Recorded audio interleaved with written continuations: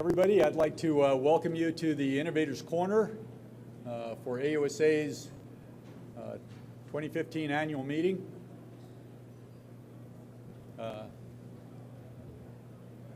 This is technically the second time we've done Innovators Corner at the annual meeting. However, this is the first time we've really laid it out in a formal manner and put all the pieces together. So I want to really thank you for coming.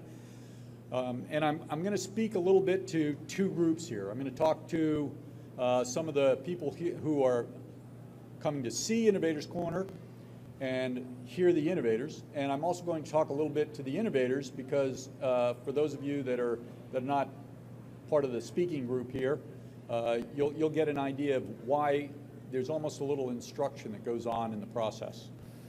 The purpose of Innovators Corner is to develop an opportunity for innovators to directly communicate with those people who have requirements. This is a two-directional communication. So we've got people who are innovative in character. They've come up with great ideas. It's not necessarily purely invention, but it's innovation, a creative way of applying technologies and services and opportunities to meet new needs. At the same time, we have requirements people out there. Well, requirements people develop the documents, for example, that the Army uses to generate RFPs, requests for proposals. And those things are developed based upon what they understand and know is possible. Generally, they don't put food replicators and things like that into the requirements document. So one of the things that's important is giving an opportunity for people who are developing the requirements documents to see some things that may not otherwise be readily obvious or available from the conventional vendors that the Army uses. That's part of what we're trying to do with the Innovators Corner. Bring in those new innovations, bring in those things where you're probably not going to see them on the rest of the floor, and get them in front of those people who might find a potential opportunity for use within the Army and develop the requirement that's necessary to get that to happen. So it is two directions. At the same time, we're going to have panels. For example, this afternoon, the Rapid Equipping Force is going to have run a panel and talk to us about rapid equipping. What does that mean? How does that work? What are their needs? That's going to be informative to the innovators because many of the innovators don't have a great deal of experience with buying and selling and doing business with the military. So by understanding better the needs of the Army, what we're hoping to do is take those innovative minds and focus them against the specific requirements to give the Army better choices in what they might apply against a problem. We know that not everybody in the Army can be here today. Certainly not everybody in TRADOC and RDECOM and the acquisition community, even not everybody at the Rapid Equipping Force. So what we've tried to do is provide a vehicle where people could log in and watch the show live, hear the speakers live. Now, what's the benefit of that? The benefit of that is if you're doing it live, either on Periscope or on the YouTube channel, then we can get the questions that might be asked of the speakers by people that are watching it online, and we can provide those questions to the speakers. If someone's got a meeting and they want to see one of the talks, but they can't be available live and online, then the other thing that they can do is by tomorrow, we will have today's talks archived on the YouTube channel so that they're readily available for review. And of course, we can facilitate getting anybody in contact with anybody if they want more data.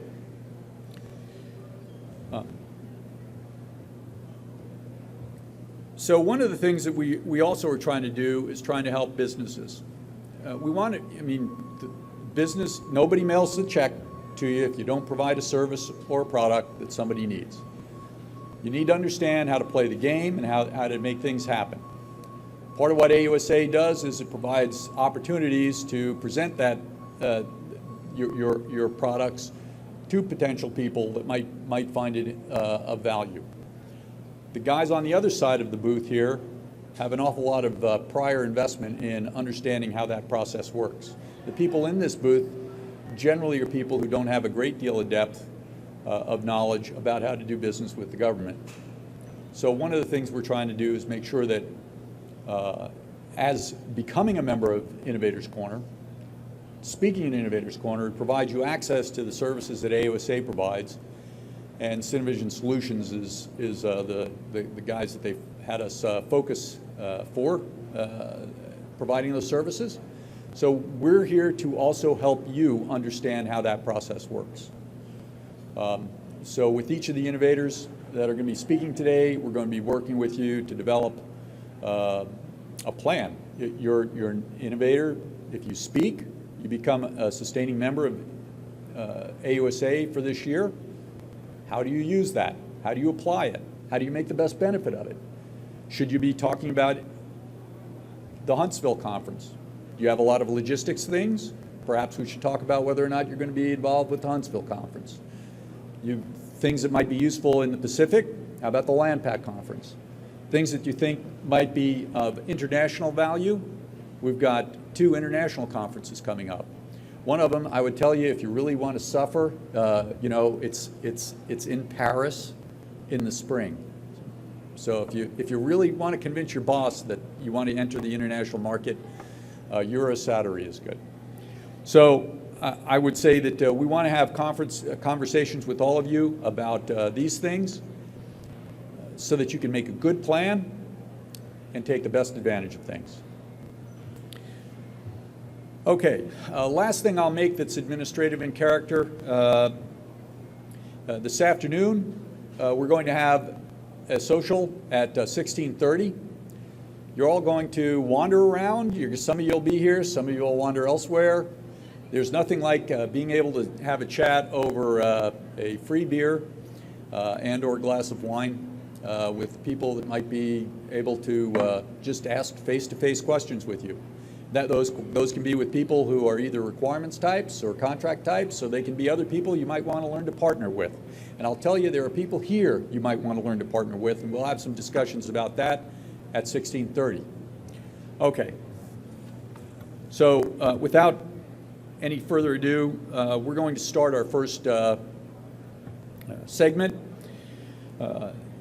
It's Army Warfighter Challenge 19, Exercise Mission Control, Army Warfighter Challenge number 20, Develop Capable Formations, and TRADOC, Technology Imperative, Conduct Expeditionary Maneuver. The objective of conducting expeditionary maneuver is to ensure that there is force projection. You can enter the theater. For those of you that are not familiar with the military terminology, grab somebody in uniform or grab one of those of us that look retired, and we'll help you understand some of these terms, but they're important to understand. Projection and sustainment in an austere environment or a denied environment. And then how do you follow on with forces so that there's not a big seam between the entry point force and the follow-on force. All of that is embedded in the type of conversations we're having today, and we're going to be presenting talks by people who have subject matter which may relate to those areas. I&I Power is Laurie Markowitz, David Thomas from Mistral, Cleve Howie from Mistral Plasan. If I butcher a name, I apologize. Matan Sturlesi from Seraphim Optronics, Joe Pimenoff from Luminec Displays, which is a derivative bank, Frank Sturek, Pratt & Miller Engineering, and Wes Inskeep from Blank Safe. Okay, so what I would like to do is start off 360-degree situational awareness and video management. David Thomas from Mistral. David? Thank you, sir.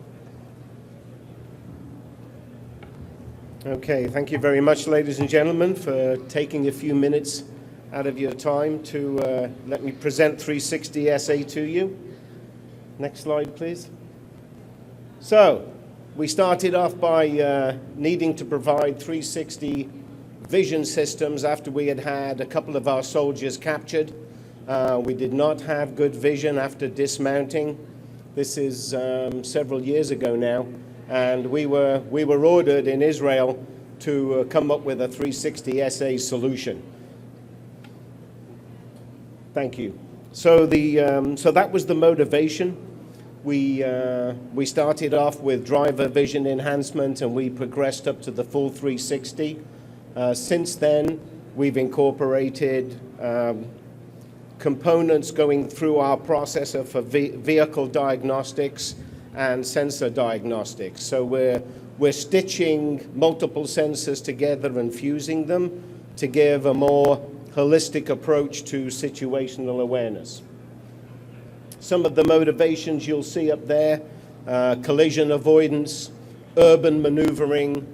In that urban maneuvering, it was identified to us that after IEDs, the rollover was probably one of the next major causes of accidents and fatalities during Iraq. So several of the services approached us to see if we could provide a solution, which we did, of course, with near-wheel vehicles, so that they could negotiate the narrow passes and so on in Iraq and Afghanistan. So here you see a good progressional growth on the bottom there, the driver vision enhancement. It could be 3 or 4 cameras giving you 120 degrees field of view. Marching up the ladder there, you've got a 360, which is typically 8 cameras. On a combat vehicle, on a tactical vehicle, you can probably do it with 6. Here we overlap the cameras, we stitch like images that each of the overlapping cameras can see, and then we give a continuous 360 panorama from which we can apply numerous algorithms, whether that's video motion detection or record and replay. Here's an example on a LAV3 upgrade. This is a Canadian vehicle where we had a PTZ in the front. So one of those features from the 360 allows you to slew the queue. Wherever you touch on that panorama, you can slew, in this case, a PTZ. In some cases, we have vehicles that slew weapon stations. I'll take this opportunity to pause and say that the technologies being discussed here, along with the unmanned ground vehicles and loitering aerial munitions, can be found in our booth 2161, just down on the left-hand side, about halfway down in Hall B here. Next slide. So we're staring at 360. We're not rotating, we're staring at it. The cameras do not rotate. That allows us, we use analog cameras at this point. We've taken a look at some digital ones, but we're not getting the kind of latency that our end user requires. We're told we have to be under 80 milliseconds, and we're around about 68, 69 glass to glass, depending upon the cameras being used. Next, go ahead. So it's real time, 360 persistent, nothing rotating. Next slide. So this is a typical view, typical display that you would see on the lower portion. You will see the 360 stitched seamlessly, and wherever you touch on there, you will see an enlarged region of interest in the upper quadrant. This particular display, which was ordered specifically for a customer, you can see bezel controls as well around the perimeter of the screen. It's very intuitive. Could you go back a slide, please? Excuse me. It's very intuitive. As you can see on the bottom there, the red reticle is around 12 o'clock. So you've got 12 o'clock, 3 o'clock, 6 o'clock, 12 o'clock, 9 o'clock, 6 o'clock. It's really easy. It's not as nauseous to the driver and the commander, and as I said, very intuitive. And come along to the booth and you can play with our screen back there if you'd like. Next slide, please. Thank you. This is the example of the urban maneuvering where the customer requested a camera towards the rear of the vehicles. Here you see in the lower portion of the screen, the left-hand side and the right-hand side of the front wheels being shown to make sure they can stay on the narrow track for either tight, close quarter maneuvering or in some cases just parking the large vehicles. Next slide. So I just wanted to identify a few of the technical aspects. We have three major component sizes, shall we say. We have a low, medium, and high. The low would be a brick. This would be still providing all the capability, but without any real ability for growth. Our medium is a scalable configuration mechanically, where we can take modules and add them one on top of the other. And our high end, which would be a VIDA 46, either a 6U or a 3U VIDA 46 size card. In this case, we can offer you space so that you can come along and bring your own card with your own algorithms and sensors on it if you wanted to introduce any of your capability into our system. It's, could you go back, please? Thank you. As you can see there, it's a Linux-based operating system. And one of the things we've come to learn quickly is that once you start to provide this capability, the end user comes along with a lot of what-ifs. And in that case, it is always typical for us in the engineering side of this to go in with a spare slot to enable us to expand, either adding communication links and going through our processor to produce it. So overlays, vehicle overlays and vehicle diagnostics, multiple CAN buses, all of that comes through our processors on various vehicles. Next slide. So to summarize, the challenge was to provide a safer vehicle. And as I said, it really stemmed very poignantly from one particular hostage that was taken several years ago that has since been returned. But this was the challenge, provide a safer vehicle, not only for situational awareness for dismounting troops, but also for maneuvering the vehicle. From that came what-ifs. Could we do the overlay, get rid of one of the displays in here, and put the vehicle diagnostics on your display?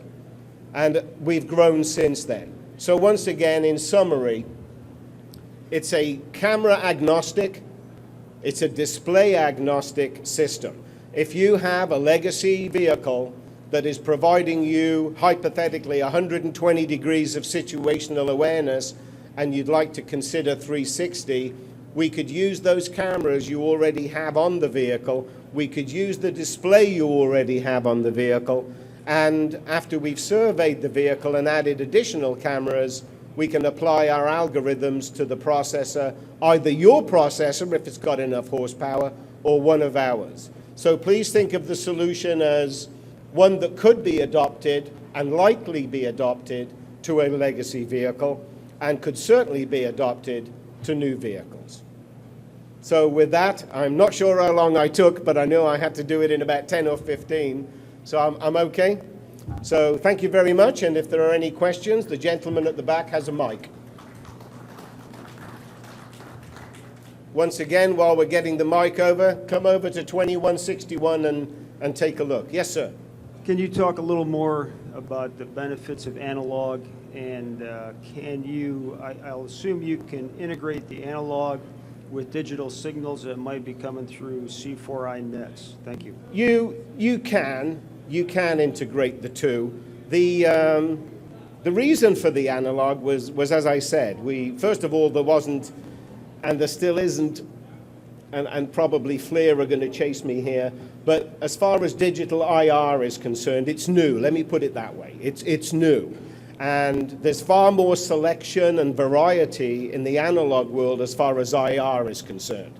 And it doesn't help when most of you here can probably go into your basement and see some super high-def digital images on your TV. High-def IR and digital high-def day cameras, color cameras are fairly new, and they typically come with a lot of overhead management, shall we say, whereas the analog, nothing is processed on the camera end, it's all done at the processor end.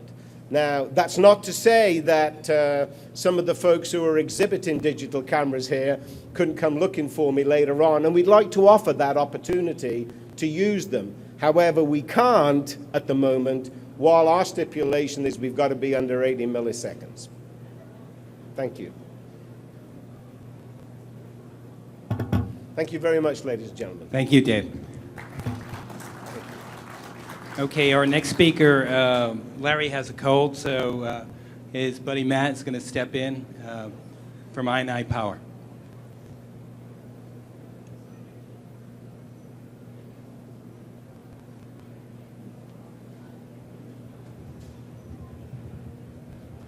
Thank you, Bill. Good morning, everybody. As Bill mentioned, my name is Matt Mendez. I'm the Vice President of Operational and Future Energy at I&I Power Systems. Primary objective I'd like to talk to you about today is how I&I is providing disruptive and innovative solutions to successfully bridge warfighter operational energy capability gaps. Next slide, please. What we'll be looking at today, for those of you unfamiliar, brief company overview. I want to take a minute to hit on what exactly are the operational energy mandates. What do we mean when we say successfully bridging operational energy capability gaps? Identifying that gap. Can you go back, please? How we look at things from an I&I perspective, an example which we have over here of our 28 VDC 500-watt rough packable flex fuel generator, and most importantly, transitioning it. It's great to have something in the lab, but at the end of the day, if we're not getting into the hands of the warfighters, we're not doing ourselves a service. Next slide. Okay, so about I&I, small business based out of Morrisville, North Carolina. What we do and why we do it, directly related. Solving operational energy pain points, solving warfighter pain points. How do we do that? Easier said than done. Well, right-size solutions, scalable solutions, and again, we have our family of small tactical electric power generators ranging from 500 watts to 5 kW, and will be available all day if you'd like to see those. Next slide. So the operational energy mandates. Anyone who's in the operational energy business is, constantly hear the phrase single fuel forward initiative, reducing JP8 consumption. That is often the first area that's looked at. Two key ways. First off, solar. Solar is great when it's available, when it's not nighttime, when it's not adverse weather conditions, when you're not operating in a jungle canopy, where solar is ineffective. In that situation, you are not accomplishing the third objective there, which is enhancing combat and mission effectiveness. The second one, batteries. Again, batteries are great. You're reducing your JP8 consumption. However, batteries are heavy. There's a logistical footprint involved, and you're not lightening the load. So I would offer that while there's a lot of good efforts to reduce JP8 consumption, there's not enough of an effort, and this is where we look at it from an I&I standpoint, from a holistic approach. It's not just reducing JP8 consumption, it's also lightening the load, it's also enhancing combat mission effectiveness. How do you do that? 100% power insurance, regardless of your AOR, regardless of your fuel available in unimproved and remote environments. Next slide. Okay, the gap itself. A lot on this slide, I just wanted to hit on the high points here. First time in FY12, renewable batteries took over primary batteries. The good news is technology and gear for the warfighter is getting more sophisticated. We're enhancing our capabilities. However, that all requires power. It all requires battery charging. The term right size in the DoD inventory, 2 kW, 3 kW, 5 kW diesel generators, big, several hundred pounds, skid mounted. Not ideal for dismounted and squad operations. So a lot of us have seen, Iraq and Afghanistan. If you're at a FOB or a forward operating base, you may or may not have power, but it's not right size. If you're charging are powering a 300-watt battery charger with a 2K, with a 3K, with a 10K, with a 15 kW TQG, you're going to have maintenance failures. You're going to be burning through a whole lot of JPA, and you're not accomplishing your DoD mission objectives. So that's where a right-size solution, if you only need 300 watts, right-size it and make sure it's compatible on JPA. And that's the innovation and solution that I&I is offering. Next slide. So I've hit a lot on innovation. Again, all this is from an I&I perspective. We look at things in two different ways. First type of innovation is what we refer to as a technology innovation. Lots of good stuff, lots of good ideas come from this. However, the investor or whoever's backing it, whether it be a lab, some type of R&D facility, if they're paying for it, they're going to dictate what they want out of it, which again is good, but it doesn't necessarily solve the warfighter pain point, that's where we look at it from a different perspective. Technology aside, what is the real pain point of the warfighter? It's dismounted operations, remote AORs, and I've got to have a reliable power source. That's the capability gap innovation, and that's what we provide. Kind of a little bit of a good background, and so we're not speaking out of school here. We're small business. We essentially lived in the proverbial valley of death, if you will, for 10 years with fuel cells. Again, that is that technology innovation. Great stuff. Quiet, however, proprietary parts, not compatible with JP8. This particular technology is called a RMSE, Reform Methanol Fuel Cell, which requires a specific 6733 methanol water blend. Great when you're here in the States. When you're operating at a remote AOR, if you don't have that blend, you don't have power for your fuel cell, you're not charging anything, you're hard down, and that power insurance is not there. Another thing, custom electronics. That's 300 watts, pictured there on the right, the fuel cell, 300 watts, about $30,000, 35 pounds, incompatible with JP8 single fuel, that proprietary methanol blend that I mentioned. We sold about 20 of them. Put things in perspective, at least we got good feedback from the government, fortunately. So we knew where to gauge ourselves from a price point standpoint. They wanted to pay about $5,000. So I'm not a math major, but $30,000 a fuel cell, government wants to pay $5,000 as a small business shipping $25,000 out the door. That wasn't a viable business move. Level reset, 2011. That gets back to that capability gap innovation.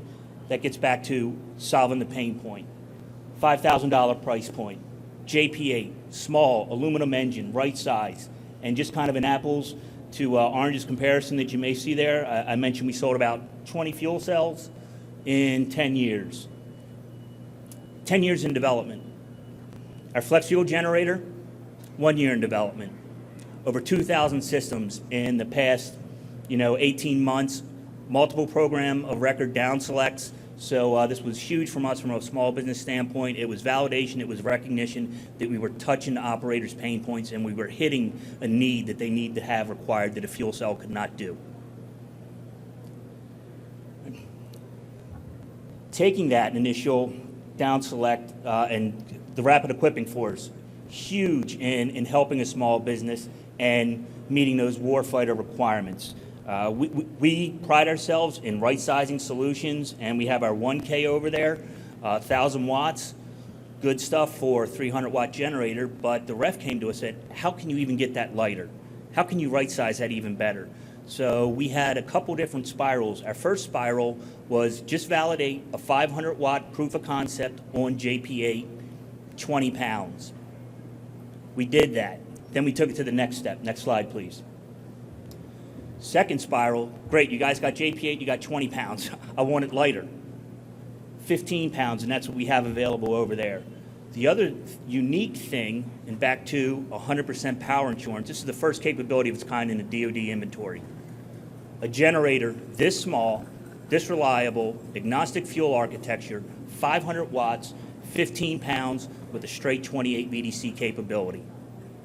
It releases and removes the constraints of solar. Next slide. All right, where we're going. Again, good on the ref. I love the 20 pounds. I love the 15 pounds. I want it even smaller. I want a ruck packable. and that's currently what we're in progress with right now, to get a 10-pound, ruck-packable, dismounted, reliable, 100% power solution into the hands of the warfighter. Next slide.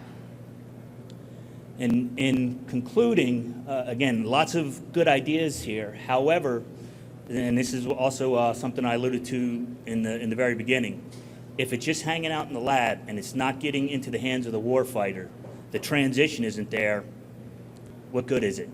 And that's where, again, even if you also refer back to the fuel cell versus the flex fuel generator slide that was up there, 20 in 10 years versus 2,000 in 18 months.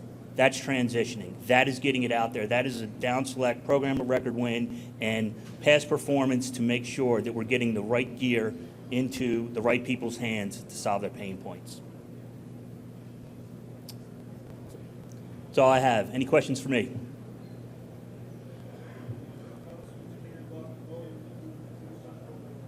Yeah, it's four-stroke internal combustion engine. The question was a little bit about the motor. That's the great thing. It's a COTS commercial off the shelf Yamaha generator. It comes into I&I, a gasoline-only four-stroke internal combustion engine. I've probably seen these at Walmart or your Home Depots. Gasoline only. Come into I&I, we get the secret sauce on them. They go out the door. Agnostic fuel architecture, JPA compatible, any fuel. Spark plug, changing your oil. So it also relieves your maintenance burden. So any Jenny mech is really going to have a much easier life.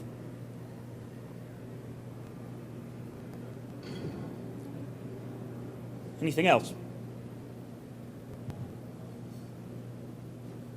All right, thank you. Thank you, Matt.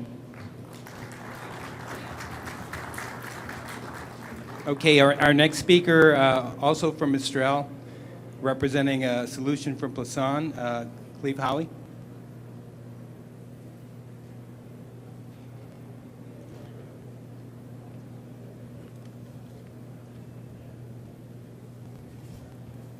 Can you plug it in?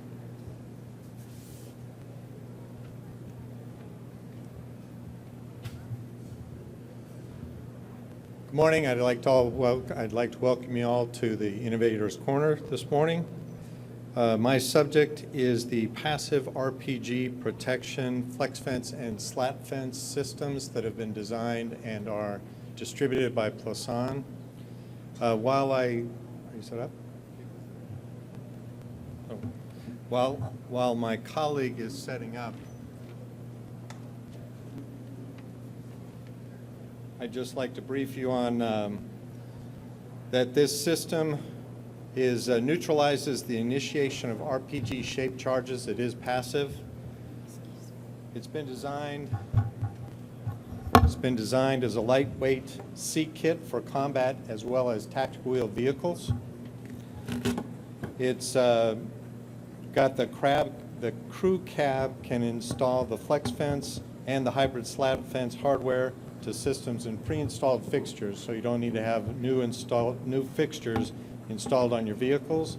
And these can be installed on Bradley, Stryker, M113, MRAP Max Pro, and the MATV. As far as prior military development and application, we've shown successful performance in hundreds of instrumental and live RPG fire tests, including ARL and RDEC. The hybrid slat fence system has been fielded on the Netherlands naval vessel. With regard to the Army technology focus areas and the Army warfighting challenges, this has shown performance where you can provide security for the force assistance, conduct entry operations, as well as combined arms maneuver. And with regard to Army technology focus area, the mobile protected precision firepower subject of interest. I'd like to turn over the presentation to my colleague, Shahar Kadem from Plasan, where he's going to go through some more details on the system, as well as demonstrate the field swap kit that is offered by Plasan.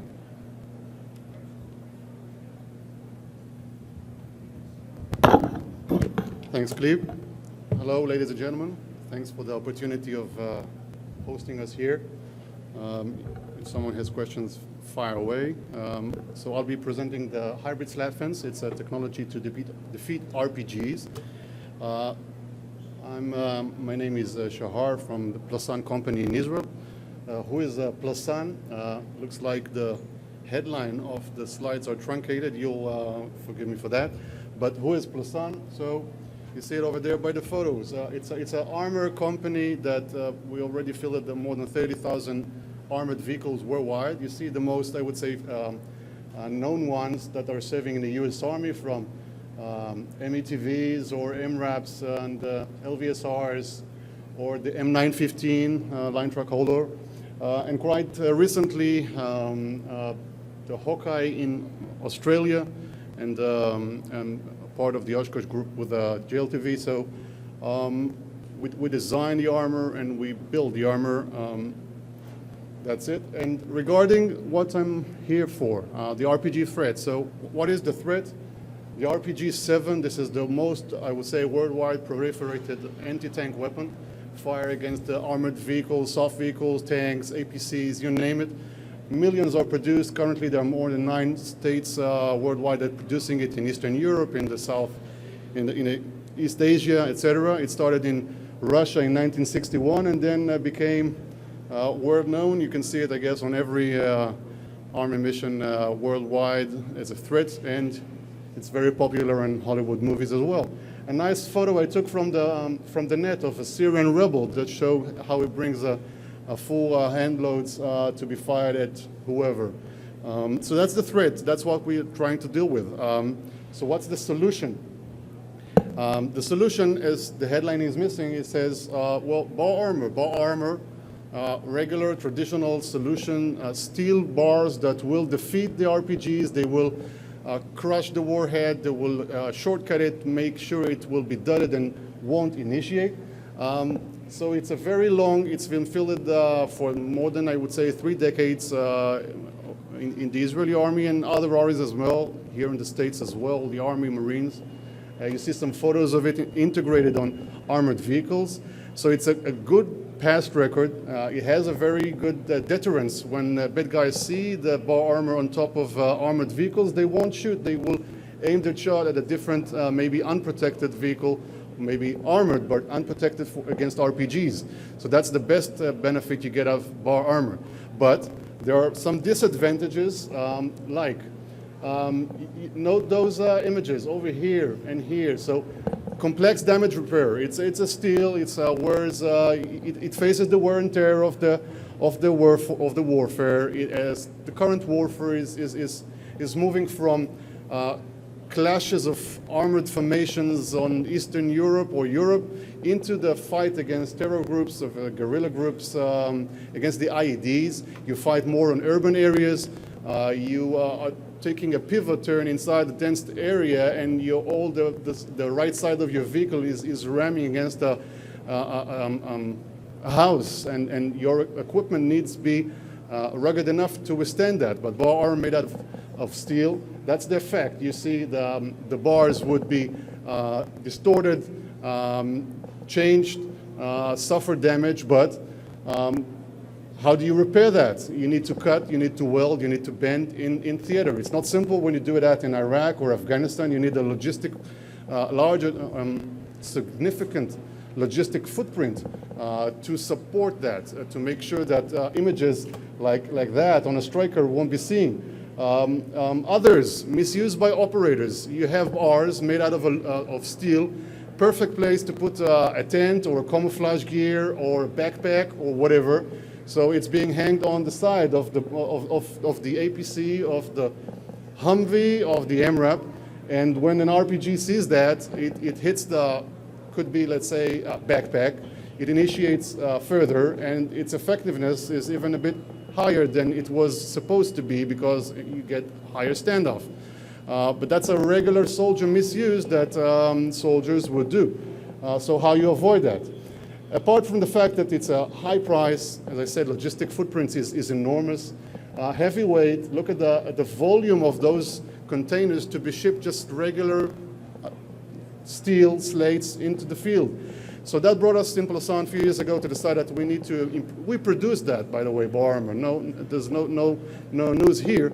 And we've integrated bar armor on various platforms. But we wanted to do it better. Better how? We moved into the composite world and make the bar out of composite materials. Leverage our knowledge of how to produce composite armor and use it in the bar armor realm. So we developed a bar armor which is made out of composite slates. Instead of steel, you have composites, namely lighter, namely flexible. You have better performance because we tweaked, I would say, in order not to get into proprietary information, but we tweaked the bar design in order to get a bit better performance than the regular bar armor.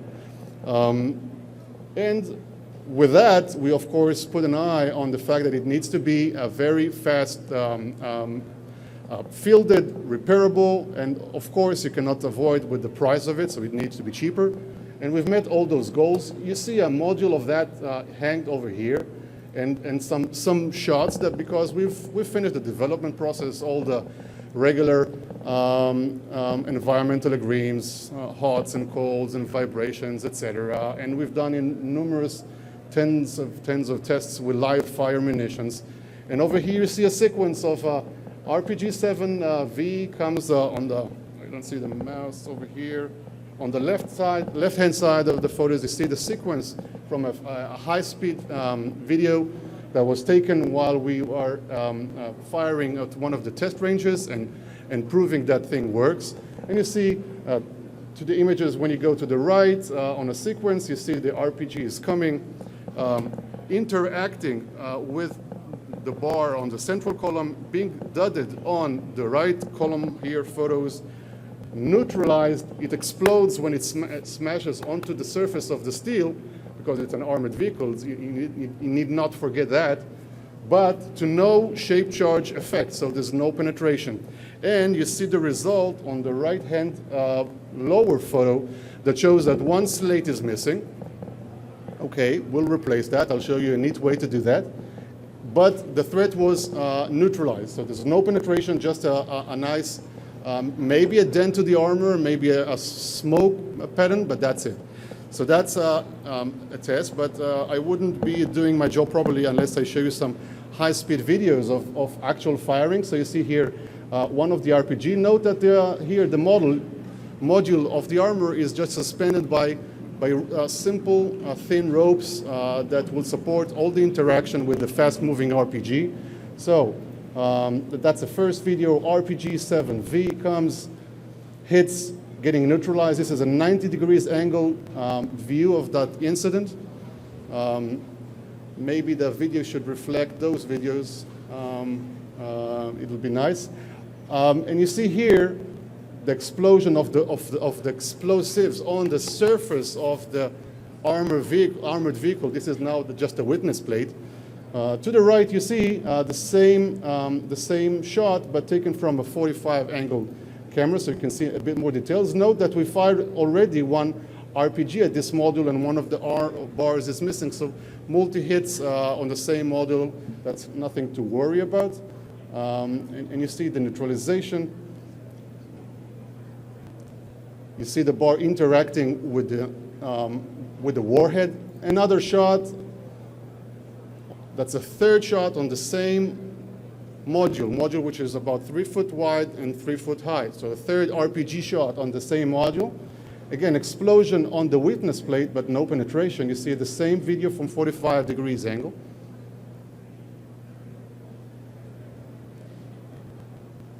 So the bar is interacting with the warhead, it duddeds it, and then we are good to go.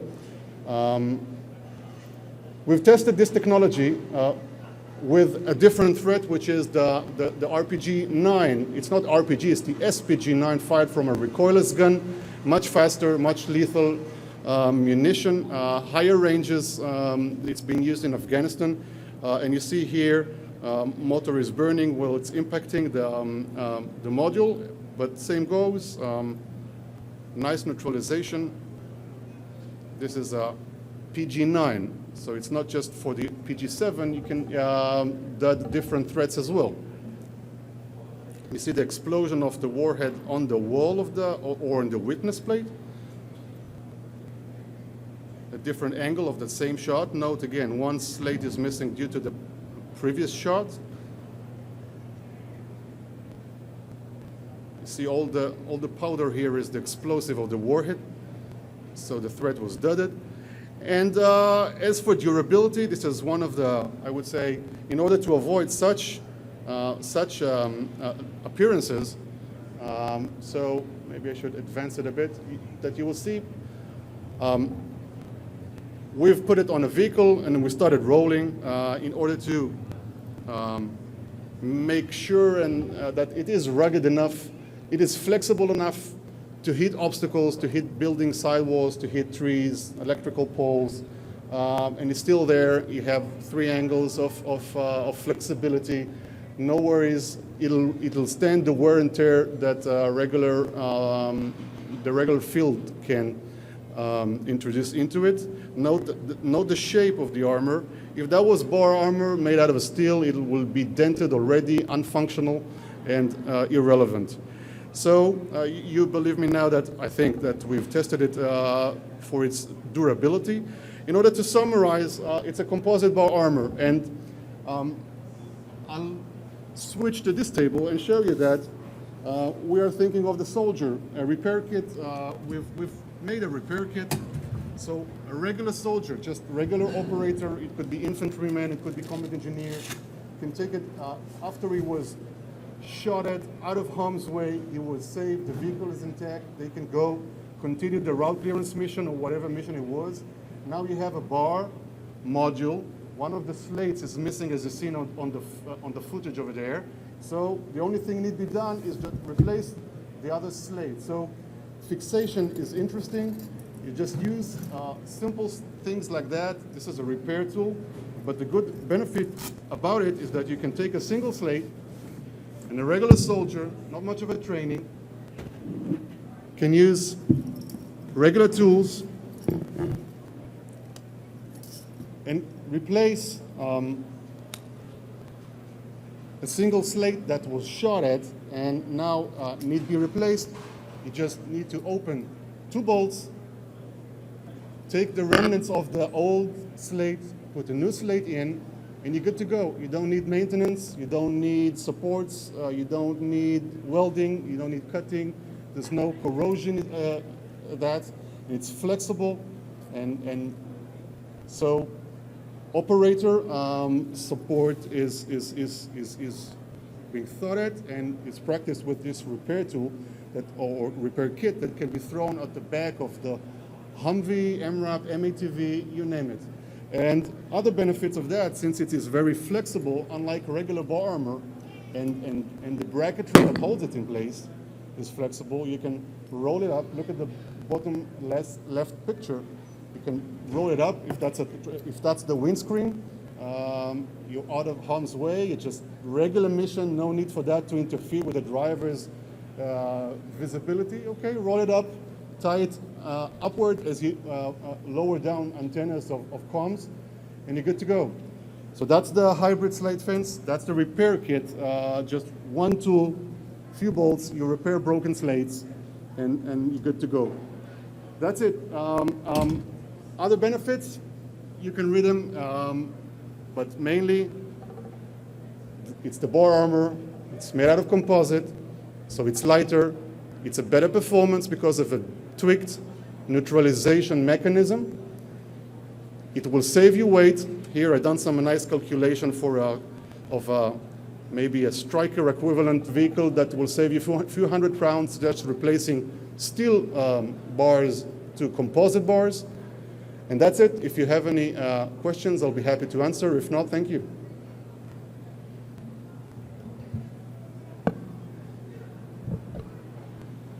None. Thank you for the opportunity. Thank you, sir. I'd like to welcome you all to come by Plasan's booth is 1853. You're more than welcome to come by and ask Shahar any questions, more detail if you come up with them later on. Thank you very much for your attention. Okay, our next group from Serapin Optronics, Matan.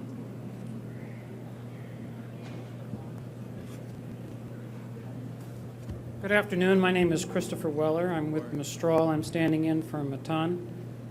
You can find us at booth 2161 over against the far back wall.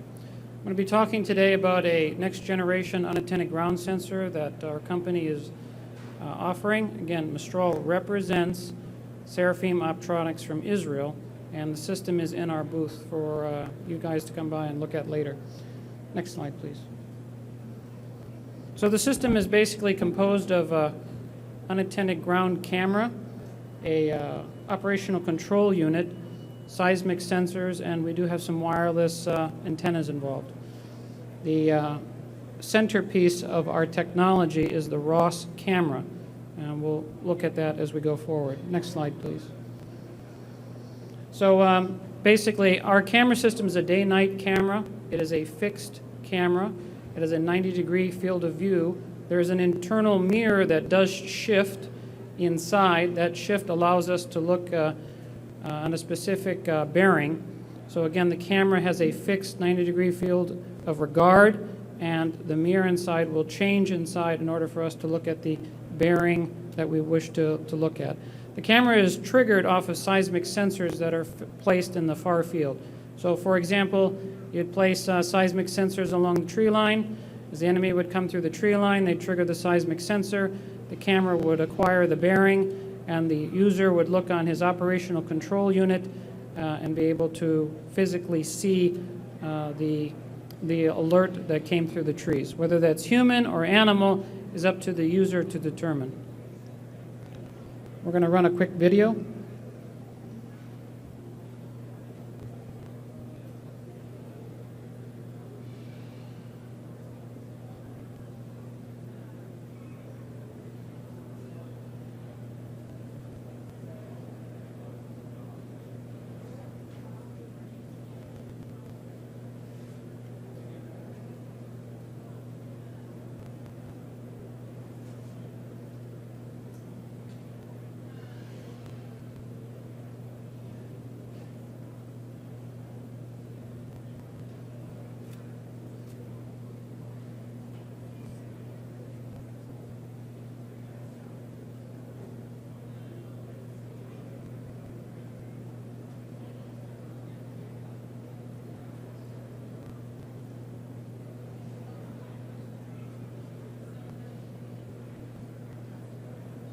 Guess we're not going to be running a quick video. It was working earlier. Go to the next slide. So basically, as an unattended ground sensor, we're looking at trying to improve what the Army and the Marine Corps currently have. What we're trying to offer is an alternate solution that might compete against the BAES system that the Army currently has with their seismic capability, and with the Marine Corps, the TRIS multimodal system. Of course, we could also be included in those systems as a easier method to get into meeting the requirement. Next slide, please. So as you could probably already assume, things like force protection, covert surveillance, terrain dominance, and urban reconnaissance. The system was born out of a requirement that came out of Israel.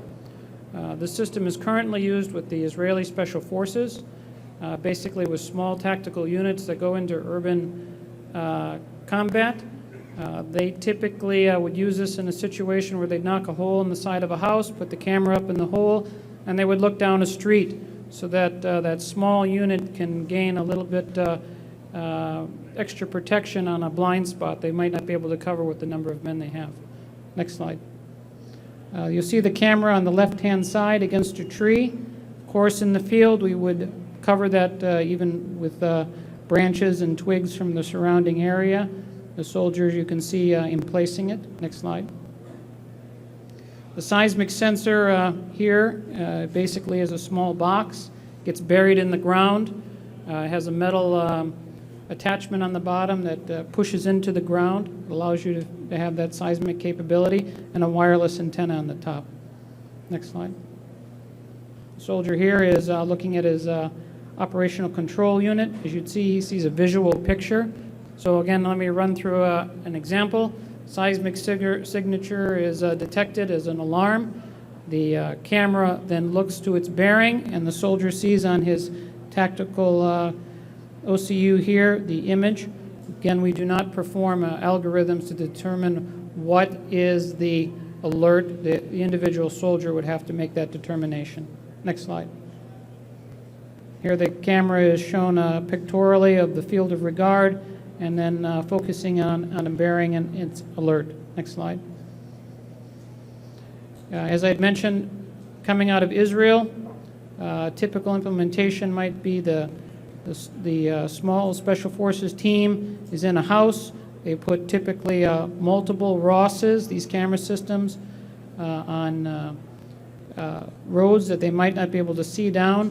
Once the enemy is detected visually, then they can take action. Next slide. We are currently integrating a small ground radar. That ground radar will be included with the camera as a single housing. It will be placed up on a tripod, and better use in a forest type environment, light forest. Next slide. We're going to skip this slide since the last one didn't work. Oh, this one's working.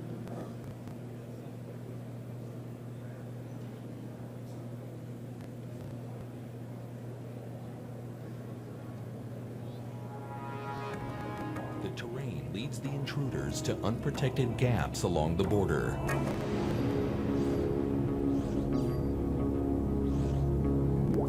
Limited coverage leaves these gaps vulnerable to intrusion.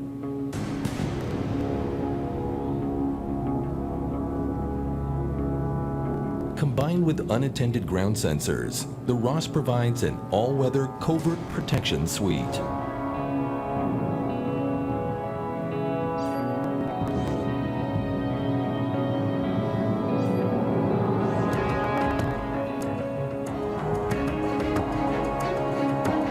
Integrated with radar, the ROS seals the gaps with no necessary infrastructure, wireless and solar powered.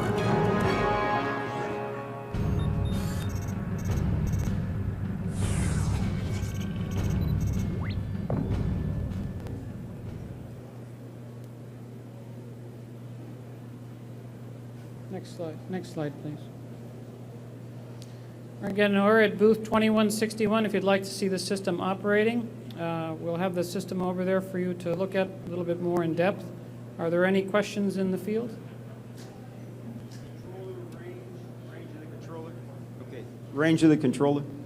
In terms of wireless, I'd like to define it as just a very long distance at the moment. With a special antenna, what we have, we can get out to tens of kilometers. We have shorter range, more tactical type as well. Again, being born out of an Israeli requirement, they have a lot of open desert, so a ground sensor isn't necessarily running into trees and shrubs in all situations. And in that case, they are able to use the longer distance antennas. Typical implementation, though, and you can imagine in the wars they have in Israel, like the Gaza Strip and that, much shorter range antenna would be used. They're looking down streets. Other questions?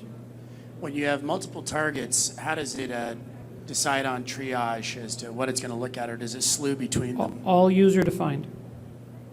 Each camera is treated individually, and the user has to address those multiple incidences in his own way. There's no algorithm that would help him address that. Thank you very much. Oh, yes, sir. Sorry to be bothersome here, sir. I'm going to have a few questions here. First thing, how is this powered?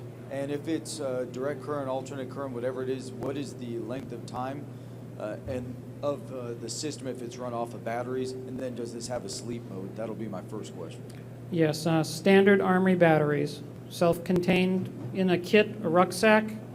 You would have to charge the batteries periodically. Typical use is 1 day of operations, 8 hours of use during the evening. And does that have a sleep mode, sir, or is this constantly awake? Yes. The sleep mode is built in where if there is no alarm occurring, it will go into a hibernation mode. That goes through the OCU as well. Once the alarm goes off, the whole system wakes up and the user can look at it. So it does try to maximize the battery. Okay, sir. Next question then is, can you tell me what the night spectrum is? What is it? Says day-night cameras. We're talking thermals, IR.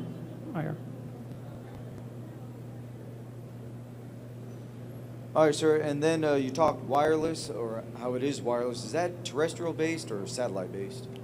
It is terrestrial based. There is an option for SATCOM. Yes. And then, sir, is it secured or non-secure? Wi-Fi. So Wi-Fi has it built in. Okay. And, sir, the false positive rate for something like this? Because you said the algorithms aren't set to Yeah, as I had mentioned, anytime there's movement, you're going to get an alarm. So there is no algorithm to try to distinguish man from animal. Okay. Thank you, sir. You bet. Thank you very much.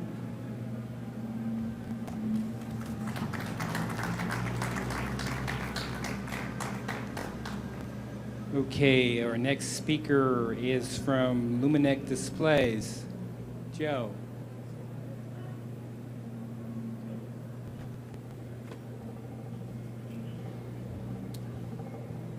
Okay, good afternoon, ladies and gentlemen. I'm Joe Pimenov from Luminec Displays. First, I'd like to thank the organizers for the opportunity to speak here today to you. I'll be talking about transparent displays in military applications. Next, please. And talking about transparent displays, there are many different types of them out there. What we're talking about today is a display more than 80% transparency. It's built on glass. It can be integrated into glass. Next slide, please. Luminec Displays has been making displays for rugged and extreme conditions for about 30 years. Non-transparent displays, matrix-based, monochrome, yellow on black, high contrast for extreme conditions going down to about 76 degrees Fahrenheit, up to plus several hundred. Vibration, humidity, and otherwise shock and other very extreme conditions. They're very durable and the technology is very proven. What we're doing now is we're taking them into a new kind of vista of applications, making them not non-transparent by keeping them the glass transparency that they inherently have. Next slide, please. Next slide, please.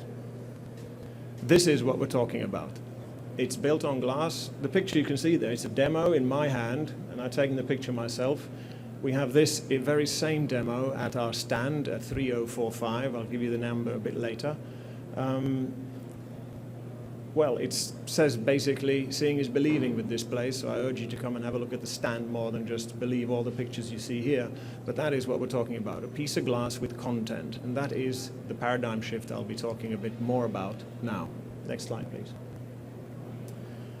When information matters, to us it's a rather important slogan. You could say it's a slogan, but it has a content that tells you that usually when a display is used, it is to give you critical information immediately, accurately, and in a very legible manner. But also, when you're looking at a display in a car dashboard, you're taking your eyes off what you should be looking at. If you're looking through a window at the road to see the speed, you look down, then you look up again. We do know that head-up displays are emerging, but there still is a need for a killer technology in types of head-up displays and glass integrated, dashboard integrated transparent displays. Next. So it calls for a visualization, the data you need immediately and accurately. Next slide, please. To make it more faster and accurate, we believe that integrating the in-line of sight visualization is the only means to do that. Because in that sense, you won't need to take your eyes off what you're looking through the window at, but you're at the same time receiving the data you need. Next, please. The biggest technical challenges when it comes to making these kind of really in the line of sight displays is the transparency. LCDs today can come up to about 15% transparent in the visual wavelengths, and that's full color, but it is not really transparent.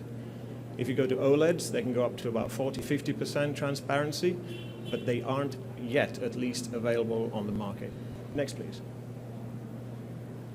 Can we integrate the display into a windshield or a glass? Well, we have done demos and we have examples of how you can do it into a double curvature windshield of a bus. Many armored cars, they don't have double curvature windows, but all the same, it can be done. Next, please. The tactical challenge, what we're actually addressing here is, can we, next please, to combine real-time vision with sensor-fed data, information, whatever, from whatever it is. In the picture, you have a forest harvester. You can see the driver sitting behind him. In front of him, he has a big, spacious, well, not too spacious, but enough glass steering cubicle. He's got displays already. He's got cameras back and front to see what he's doing or what's in front of him, behind him. Also, he has a display in front of him telling you some status of the engine, the machinery, etc., etc. Now, to make it easier on him, instead of having to take his eyes off his work all the time when he needs data, next please, how about integrating some of that data in the window? Technically, this we can do. Next, please. If you approach it from a more aesthetic, this is going further and further away from extreme military conditions, I admit, but this is the aesthetic scene you could paint. Imagine a window in a residential dwelling. That window could also have some data integrated into it. See this not as a display that's transparent. Instead, see it as a window that can have content. Next, please. You can have a weather station. The direction, humidity, temperature, etc. With the proximity switch, it turns on when you come to it, it turns off when you go away. Next, thanks. Here's a bit more critical, not extreme conditions. On the contrary, the conditions are very well controlled, but it's in incubators for a nurse or a doctor to be able to have their hands on in a situation, at the same time seeing the patient and at also at the same time receiving the data that is necessary for the care she's taking. You can see where the present display is, where the temperature and humidity it is, meaning that if a doctor has their hands in the incubator, he has to look back and bend down to see the data, which you could have in front of your face, literally. Next, please. Getting a bit more extreme conditions can be cold, windy, and vibration, and long need for high brightness. The floor of a container crane in a harbor, where the operator is looking through the floor to see the train, the container being lifted or lowered or moved. Instead of having to look to the side where he no doubt has displays also installed, he can see the weight, the distance up, the distance down, and also identification and where it should be placed.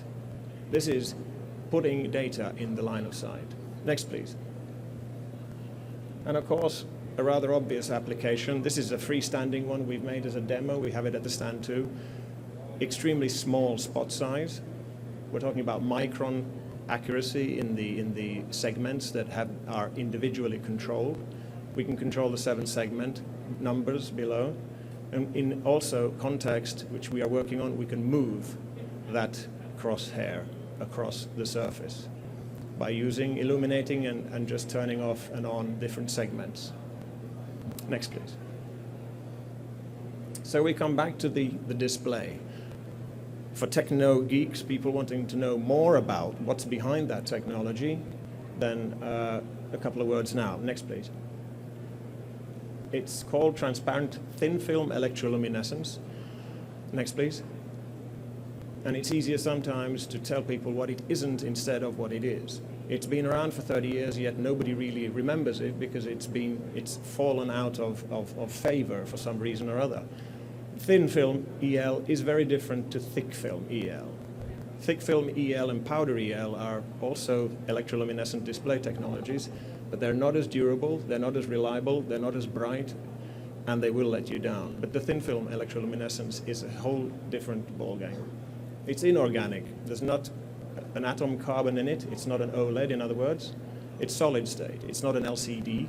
It doesn't have a bike light because it's an emissive technology. So what you see is illuminated. And it certainly isn't a projection through the glass, if you were thinking. Next, please. And next. All these not being gives you basically some unique properties. One of them is that after about 12 years, that's 100,000 hours, you still have 85% left of the brightness. 1 millisecond response time regardless of temperature. That is regardless if it's minus 76 degrees Fahrenheit or plus 200. But it also, for us, is an important opening in new business. It makes it possible to make more than 80% transparent display. And intrinsically, for the technology, humidity, shock, vibration, it's very resilient against that. Next, please. And speaking again, coming around to the term transparent displays, I can't beat around the bush. There are other technologies out there. They have found already some kind of niche business. LCDs, projection displays, they're not transparent, but they're used to give head-up displays today. Transparent OLEDs and transparent TFL. None of these displays can give you the durability and the transparency of the TFL, which is our technology, thin film electroluminescent displays. We can do them matrix and segment, and we do have both examples at the stand over there. Next, please. And with that picture, you can see, actually, I said we can do one color, yellow, well, we can do green too. And we can do, as a non-transparent version, we can do a multicolor one, but the full color doesn't exist in this technology. We usually say you can have any color you want as long as it's yellow, and that usually works pretty well. But seeing is believing. To finish off, I'd urge you to come and see us at the stand 3045, where we got lots of transparent demos and also some of the non-transparent matrices. And let us tell you more about our technology. Thank you very much.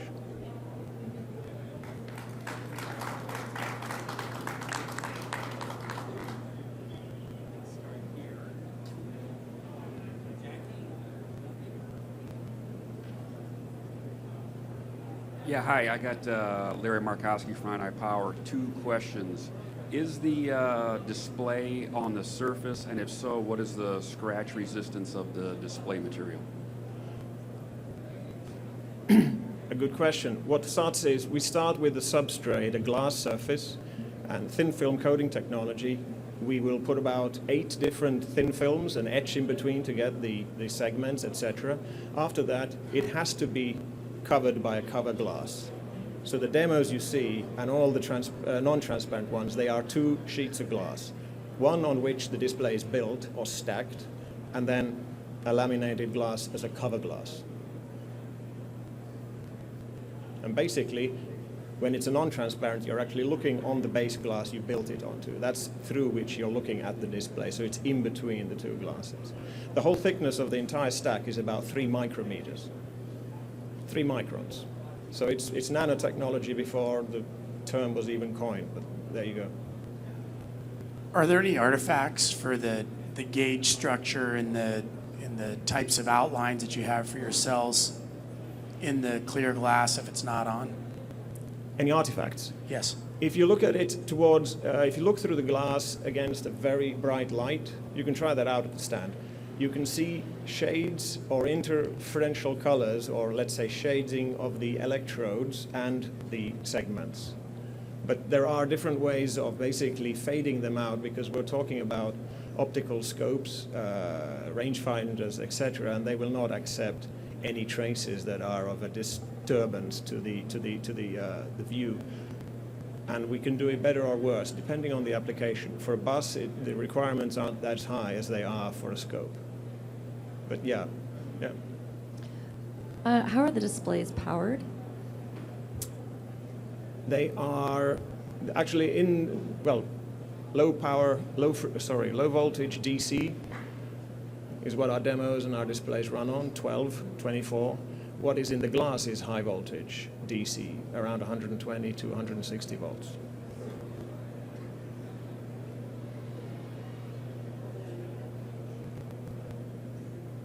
Okay, thank you. Thank you so much. Okay, our next presentation is from Pratt & Miller Engineering, Frank Sturek and his team.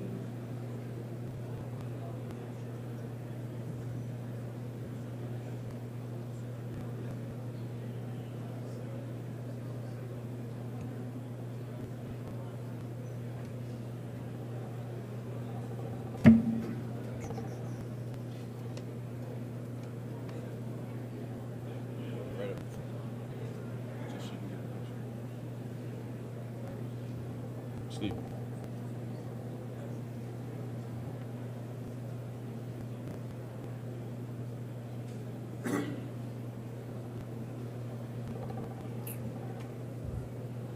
Ready?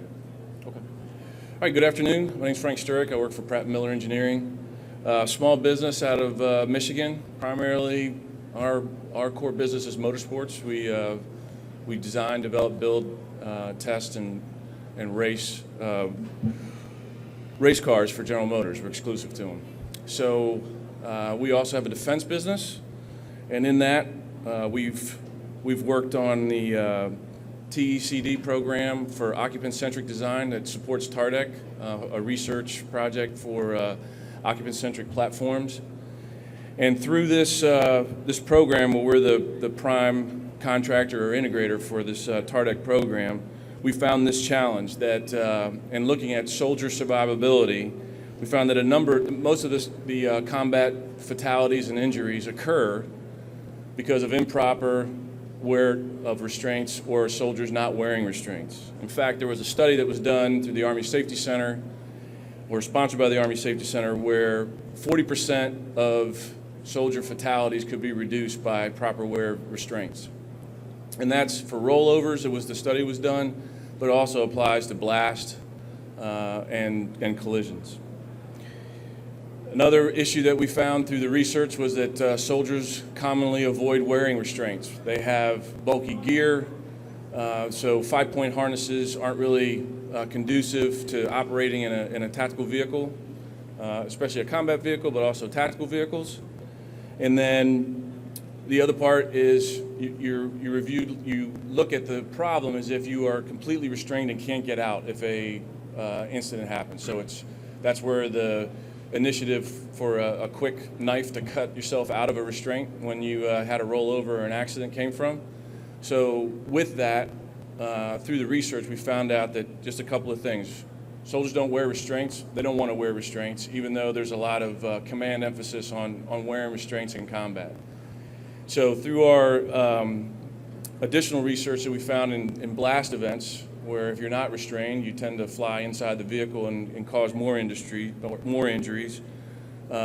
We started looking at the problem of restraints and how can you make them so soldiers want to wear them. So that's the challenge. How do you get soldiers to wear restraints? How do they want to wear them? And how are they seen as value added to their mission and also their survivability? So with that, TARDEC sponsored a small business innovative research. We're in phase 2 right now. And the articles you see in front of you is the first article that's been produced. It's called Hackers, which is the hands-free automatic coupling restraint system. Next slide. So like I said, this is really, through the research and the initial study, we found that there were 3 problems. 1, accommodation. The restraints don't fit the soldier population. The 5th percentile and the 95th percentile a restraint system is totally different, so it has to be adjustable. Most of the systems aren't that adjustable. The next one is containment. So how do you keep them from properly being seated or properly being restrained in the seat? So a 5-point can do some of the things, but for different events, they're not very effective. And then I mentioned usability. So one is the ease of putting it on. If you have gear on, so this, how do you adjust the 5 points so it accommodates the gear when you're wearing, when you got your ammo pouches, you've got all your different devices up front, wearing it on the front of your body armor. The other part is it easy to take on and off and easy to adjust? And then does it fit the different, not every soldier wears the gear the same way, so you can't, there's always an emphasis to do that, but that doesn't usually happen. So you have to have something that's flexible. So these are the 3 main reasons that soldiers don't wear their restraints or they're not effective.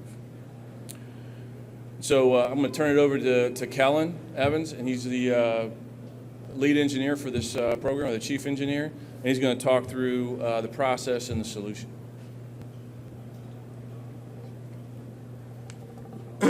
Next slide, please.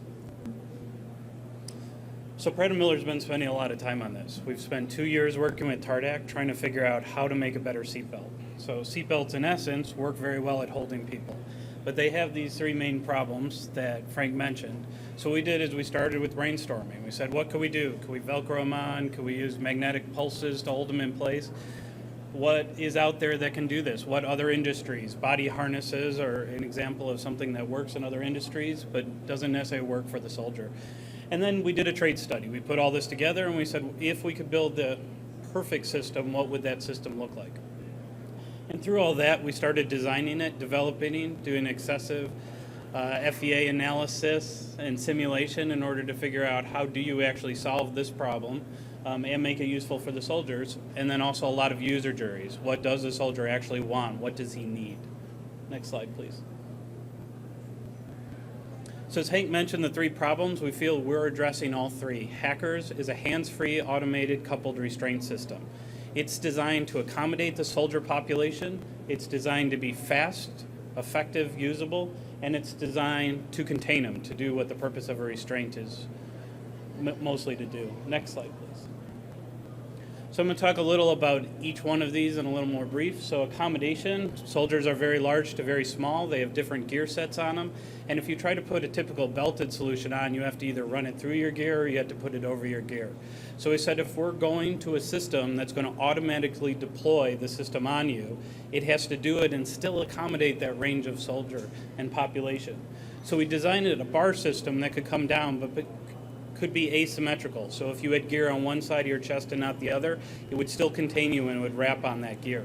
If you were very large, you'd still fit in it. It wouldn't be like an amusement park ride where it's crushing you down in there if you're tall and not holding you very well if you're small. And it would be designed to allow them to move. So like most hard systems, we needed the ability for the soldier to move while restrained and be able to lean forward and pick something up or talk to his buddy or hold his weapon. Next slide, please. And it has to do all that and still contain you. It still has to be able to hold you. So our system provides superior containability. In frontal crash, blast, underbelly, rollover, side impacts, it keeps you in that seat and it holds you in there. Because it's a combination of a hard system that acts as a load limiter stop, but it also has belts to accommodate the different size. So we can stage the pulse, we can keep you in there, and we can protect the soldier. Next slide, please. And fundamental usability. So it doesn't matter how good the system is, if the soldier is not willing to use it or forced to use it, it's not going to do its job. So this system is designed to maximize usability. It's an automated system. The commander can flip a switch and all of these systems will automatically deploy onto the different crew. He can flip another switch and he can release all of them. Or the soldier can grab the arm and he can pull it down himself. If he's injured, he can pull it down with one hand. He can use a body part. For release, he can release it manually. It can be released automatically or an emergency, because you can't cut through this very well unless you got a lot of time. It also has an emergency pin release. You can pull a pin and release the system. So if the soldier is injured, the vehicle's on its side, it's in water, and someone goes in there to get him out, he can pull a pin, the system drops away, and he can get him out quickly. And all of that while containing and protecting him. So not only is it designed for usability, and Steve will demonstrate how quick the system works, but it's in and out. There's no 20 seconds, 30 seconds, assembling a 5-point. It is on, it is off, it is done.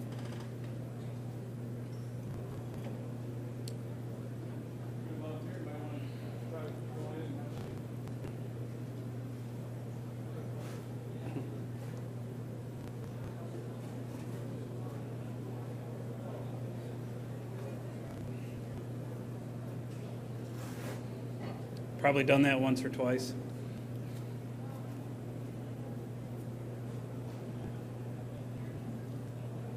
You notice it has asymmetrical bars. That's not only so that it can adjust each side independently, but also clears your helmet, any night vision goggles, or any equipment you may be wearing. So with this simple application right now, in rollover, crash, blast, frontal, side collision, he is now protected from every event. It is designed for the soldier. It's designed for someone with an IOTV. It's designed for someone with a helmet. It's designed for short people and tall people.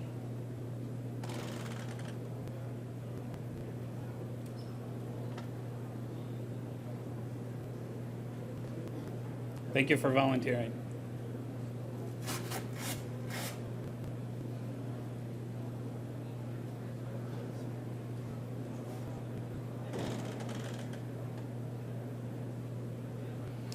It's also designed for different markets. If you flip to the next slide, please. Thank you. So it's designed for infantry carriers, combat vehicles, rotorcraft. It's designed for any vehicle in the military. It is also designed for commercial applications as well, but it's designed to fit, it's designed to be quick, it's designed to be easy, and most of all, it's designed to save their lives. So with that, I'm going to turn it back over to Frank, kind of talk about our next steps. Thanks. Okay, next slide. So right now, this is integrated into a mid-end seat, which was the seat that we were using for our occupant-centric platform demonstrator called Camel that we used and was in our program. What we're looking for is we're looking for different applications. So if I look at the current fielded systems, if you go over there and you look at the Stryker ECP, you see that they have a certain seat in there, and it has a 5-point harness in it. This, we could get a application designed specifically for the Stryker systems. And you can imagine Stryker soldiers, infantry combat soldiers would be wearing all their gear, and so just concentrate on the tusks and that integration of seating. We also have the ability to make this automatic. So once you would get in, if you could run it through the power, that's one of the other variants. You could have run it through the power of the vehicle, and the squad leader could control actuating, open them up, or making sure that they're all down. And then you could still, as an individual soldier, still activate and release.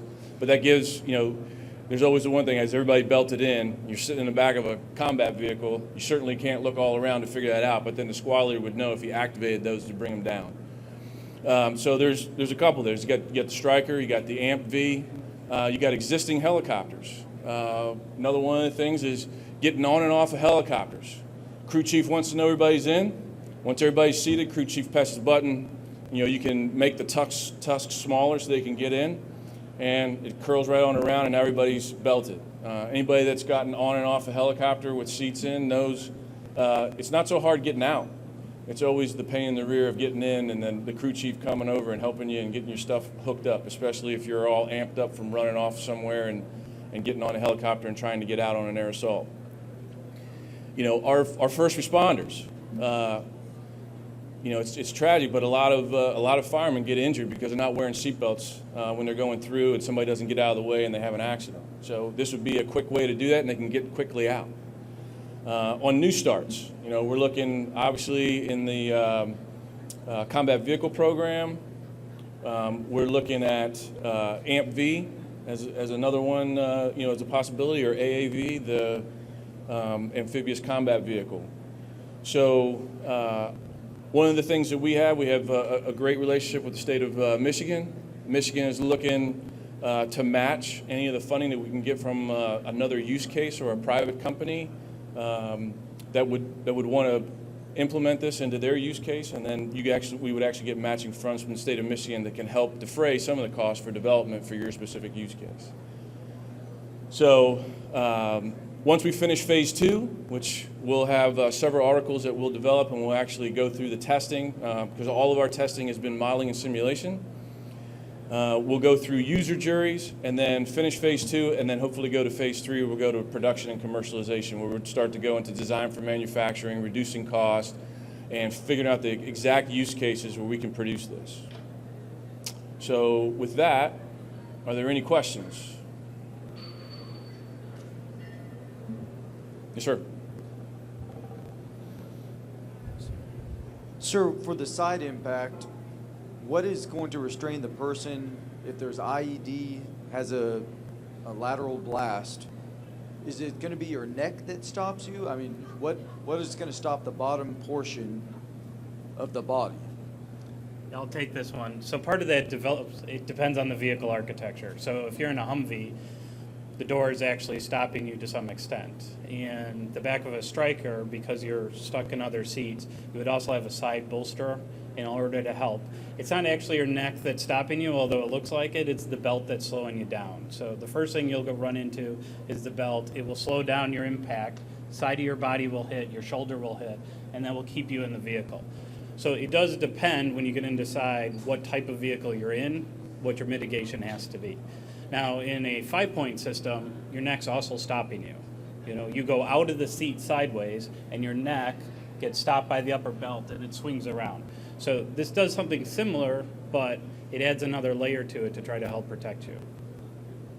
Yes, sir. In a 5-point system, of course, you've got 2 around the bottom half of your torso. And if you're in an M-wrap, which doesn't have anything onto your left and your right side, that was my concern. Yeah, so you'd have, what's not shown on this seat is you'd have a lower bolster off the side that's holding your hips from that side motion. So that's not on this particular seat, but that's really what would replace that lower hip belt. I guess the only thing I would add is use case dependent. So the concept, the technology of the hands-free automated system can be applied differently depending on what type of vehicle it is and what type of seat that you want. And that's the flexibility there. It's not designed just for this. We're not going to take this mid-end seat and try to shove it into something else. It would be modeled and simulated to maximize the protection for the soldier. Any other questions? Okay, thank you very much. Thank you, Frank. Okay, our next speaker we brought back from a previous presentation, Wes Inskeep from Blank Safe.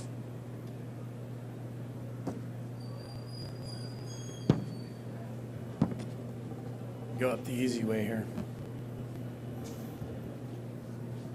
Thanks, Bill. Thanks for the opportunity to brief this again. My name is Wes Inskeep from Blank Safe. I've got a naval special warfare background, and this addresses a challenge to safety, especially as it exists with force-on-force training throughout the armed services. Next slide. One of the challenges that faces the modern trainer and the warfighter is that the weapon is still capable of firing live rounds when you're supposed to be shooting blanks, as is the case in most force-on-force type training. Next slide. These incidences are unfortunately relatively common. Most people have experience as warfighters as seeing a blank fire adapter being blown off, having incidents where they've seen live rounds mixed in with the blanks, and a lot of people are hurt or injured every year. There's worldwide lots of incidences where it meets the papers, but you can't see an awful lot of evidence of it happening in safety briefs and outcomes. It becomes a leadership issue if you run up the flagpole, so to speak. Next slide. And so the goal for Blank Safe became to prevent the weapon from firing a live round when you're supposed to be shooting blanks, add safety and confidence to a blank fire evolution. Go ahead. Now, one of the interesting things about our product, and we represent quite a few technology products, but one of the big challenges with Blank Safe is that we based it on the idea that we had a need. We knew that the need existed, the warfighter knows that the need exists, and the leadership knows that the need exists, but there wasn't a requirement, and there still isn't. As was famously coined by Henry Ford, if I'd given the people what they asked for, we'd have faster horses. That's a real challenge when it comes to innovation, and particularly from an Innovation Corner perspective. How do you develop based on the actual need of the warfighter? How do you develop things that people are going to need or need right now when there's no requirement? The answer is you got to start by building it. And for us, the essence of invention was the difference in length of a live round and a blank round. The live round is a little over a 1/4 inch longer, almost 3/8 in fact, than a blank round. This gave us an opportunity to put something in place to prevent the live round from physically being able to fit in the same place that you need the blank to fit. And we had a long go of this. This development process has not been immediate. Next slide. And in fact, our first invention was a magazine inspection device. The idea was anybody who's ever had to inspect a live round magazine or a blank fire magazine, you have to take a flashlight and look down the bottom of it to see if you've got a live round in the bottom. As is often the case, there'll be 2 or 3 live rounds left. People stack blank rounds right on top of them, not noticing the live ones in the bottom. Inspection takes a lot of time, and there's a lot of anxiety on the part of the inspectors, generally NCOs or enlisted folks, that they have to make sure that it's not in there, but you literally have to shine a flashlight into each magazine. We thought we could solve this, put a spacer into the magazine and physically prevent a live round from being in there. And unfortunately, it was relatively short-sighted. The challenge was you can still grab a live mag. And when we realized how the Army was building it, and the Army was using it, In the Navy, we would shoot blanks for weeks. We'd transition from lip gunning, as we call it, or dry fire, to blanks, and we'd stay blanks for a very long time and do most of our orders of operation as blank fire. And then at some point, you'd switch to live rounds and never really go back. So transitioning from a live mag to a blank-only mag once every couple weeks wasn't a big drama. For the Army, they're going from dry fire to blank fire to live fire in the same day, and they rinse and repeat for about 14 days straight during advanced training. And the challenge for us was that the Army, in particular national training centers, were looking at purchasing blank-only magazines. And we felt that that was going to increase the likelihood of having a blank fire incident, since you weren't removing any of the live rounds or the live magazines necessarily from the field of battle or training.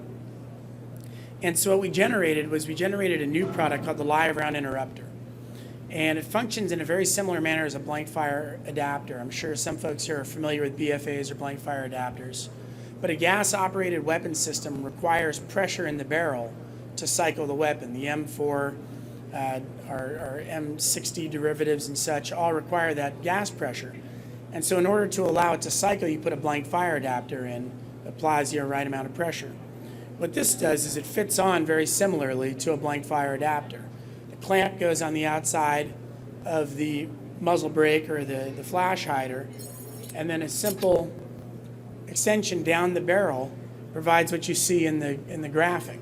It physically interrupts a live round from firing while allowing a blank round to pressurize the chamber and cycle the weapon. We've gone through about 35 different variants to try to find a tip that worked perfectly and that shunted it exactly properly and stood a high likelihood of interrupting the process, and we've certainly landed on it. This is a better view from a cutaway of how the actual invention works, if there's any question as to where it fits. But the blue part is what's represented here in the clamp, and the rest of it extends down the barrel. Now for us, since we don't have a requirement, the first job that we had to do is find some people who were interested. And we were fortunate to have the Department of the Army Explosive Safety Council express great interest in it. Everybody recognized that while the surveys might not exist for showing the safety challenges, everybody in the room recognized that it happened all the time. And so the Department of the Army Explosive Safety Council sponsored some testing at Aberdeen. Next slide. And we bench tested using a series of metrics with measurement of the bolt speed, how it slowed down and picked up, how far it got into the buffer, etc. We measured live rounds being fired and checked that as a baseline for how the system worked. And then we used a traditional blank fire adapter. We found that the blank fire adapter was sluggish and led to a lot of feed problems overall because it didn't allow it to get all the way into the buffer spring and work properly. Our device, through the miracle of luck, works perfectly. And it actually is almost a direct overlay for the live fire. Something about the way it extends down the barrel, provides increased pressure, interrupts the sonic wave going up and down the barrel. Something is occurring that works very well, and it actually has a very, very lifelike response compared to a blank fire, or compared to a live round. And it survived testing at Aberdeen, worked very well, and we're hoping for a write-up and a release from Aberdeen here shortly. Next slide. These are some of the derivatives. We went from a bronze wrap device to pure parabolic front shapes, and we've kind of landed on a chisel shape, which anybody's welcome to check out. Next slide. Next. Invention and innovation requires a partnership. It was discussed in our intro brief. The reality is now we're at the point where we have to develop that requirement. And somebody has to decide that they want to start saving lives. They want to make this safety a priority. It's also important not to overstate the amount of lives being saved.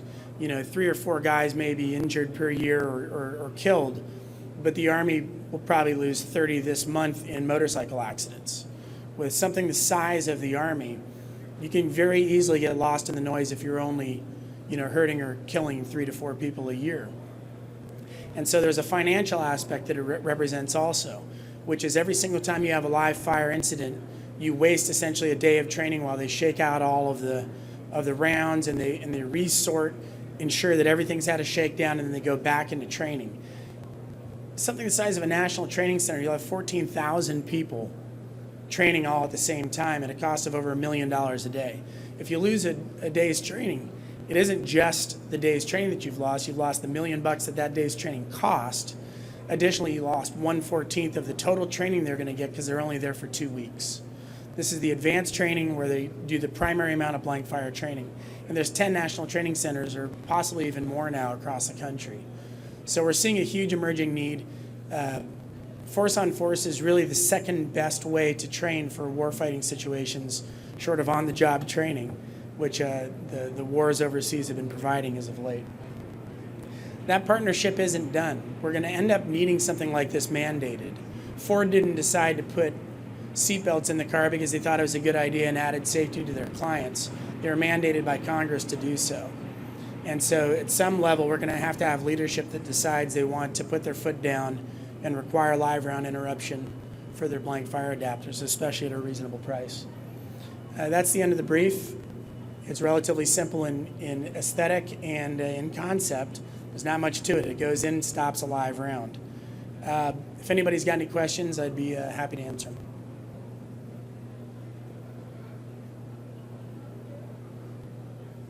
Outstanding. Thanks for the opportunity, Bill. Okay, we've got a little time, and we want to continue the momentum because we have a very heavy schedule. So we're bringing in somebody that's not on the agenda. It's a unique way of cleaning large objects with cold jet. So they flew all the way in from Hawaii. So let's. I'm not even going to try to introduce. Okay, so this is going to be out here.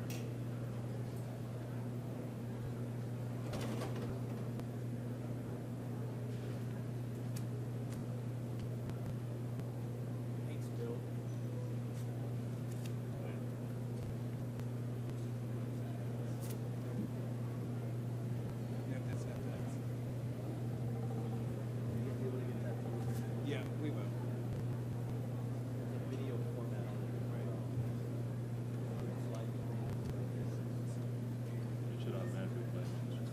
So I just open up the Aloha. file. Thank you back there. I appreciate that. I want to thank Bill Garland and Dr. Bruce Jett for the opportunity to come and speak at this year's Innovator Corner. We're really excited about the product and the manufacturer that we're representing. So my name is Keone Ford, and I represent Hui Huliao. It's a Native Hawaiian organization. It's our nonprofit vehicle. My company is Dibs Hawaii Dry Ice Blasting, and we are working with Cold Jet to introduce dry ice cleaning out into the field. So what we have is we have the incredible technology that uses CO2 reclaimed from industry to go out into the field and clean non-destructively. So we're bringing finesse out into the field. I'm going to bring up Tyson Marlowe, who represents Cold Jet, and he'll give you a brief description about the Cold Jet equipment, and then we can talk about the discussion of how we can apply that to the needs out in the field for the warfighter. Next slide, please. All right, just a little bit about dry ice blasting. You got to think of a sandblaster, except we're using dry ice as the media. So we take particles of dry ice and accelerate them with compressed air to impinge on the surface, and as it hits, it sublimates directly from a solid to a gas. There are a number of benefits from that. The most unique one is that it just disappears on impact. We were featured on Modern Marvels on the History Channel a couple years back. I have a short video that gives a pretty good explanation of the process and how it works. Go ahead with the next slide. It should automatically play. You turn up the volume.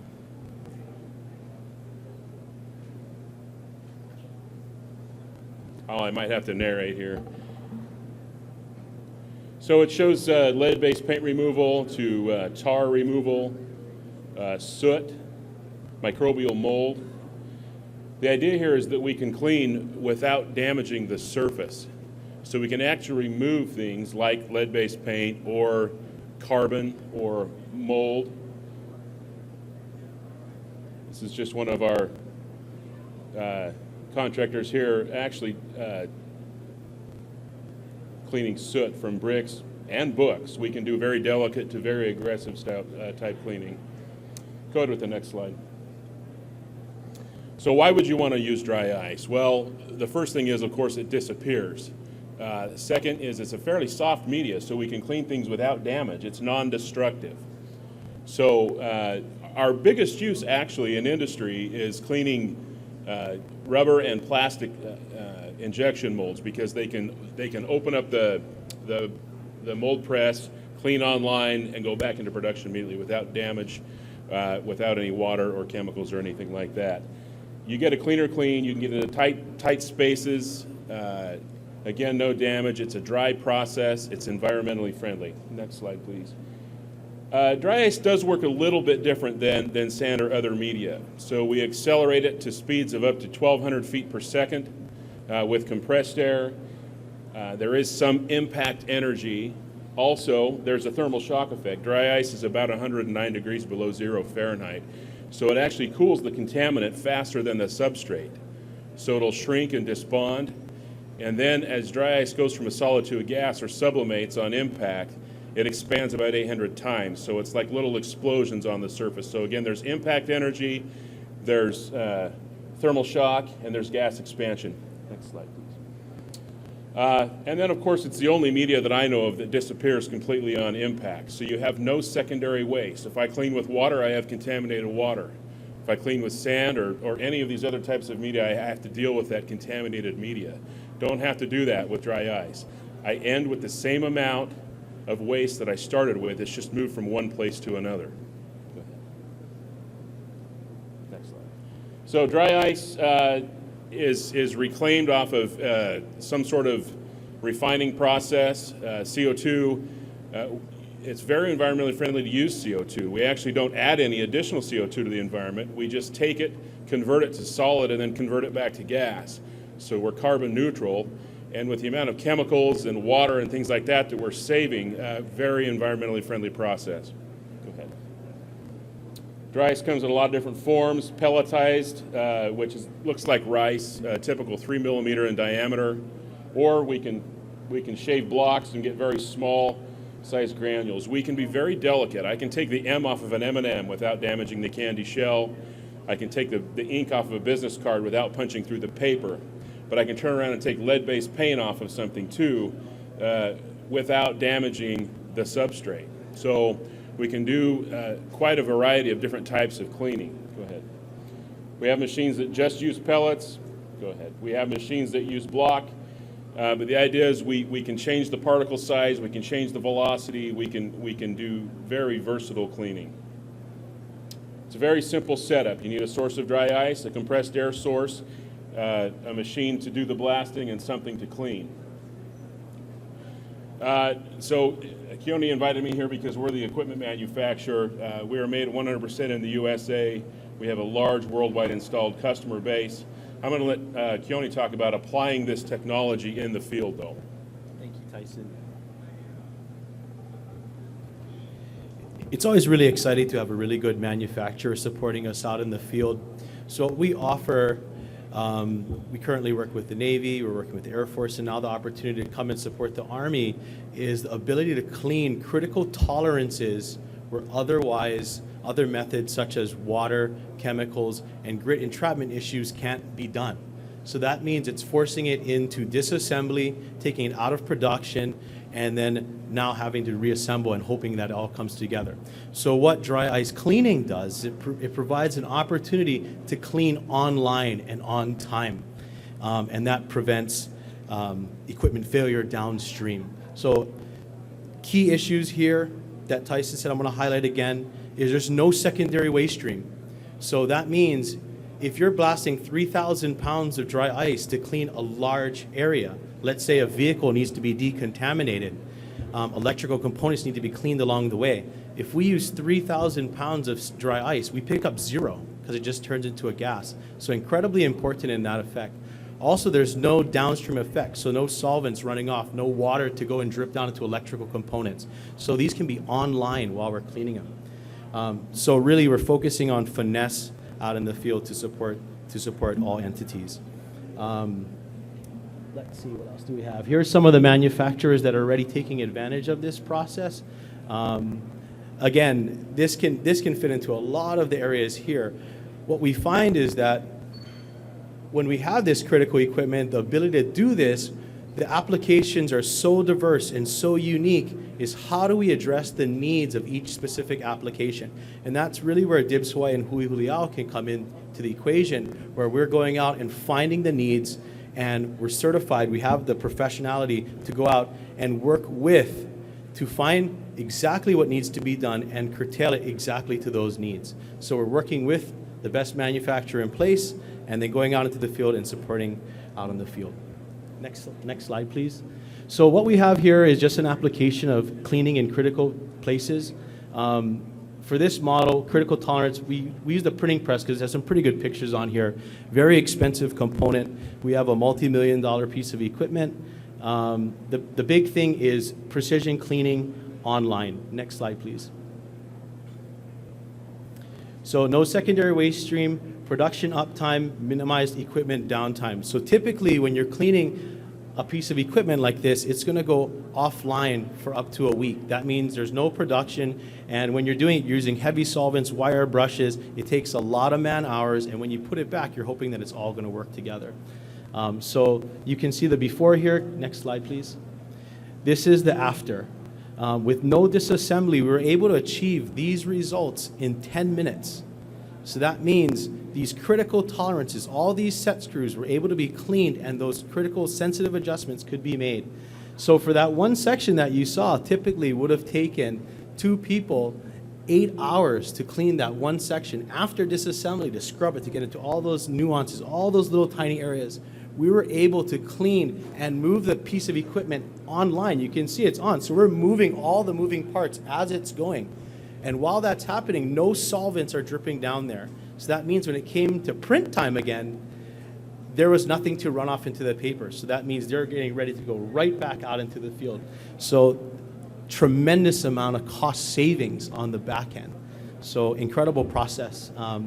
Again, there's so many applications for dry ice cleaning. It's just really dependent on the needs and getting it out into the field to support the warfighter and the facility. All right, so a lot of different industries, a lot of food and beverage applications, a lot of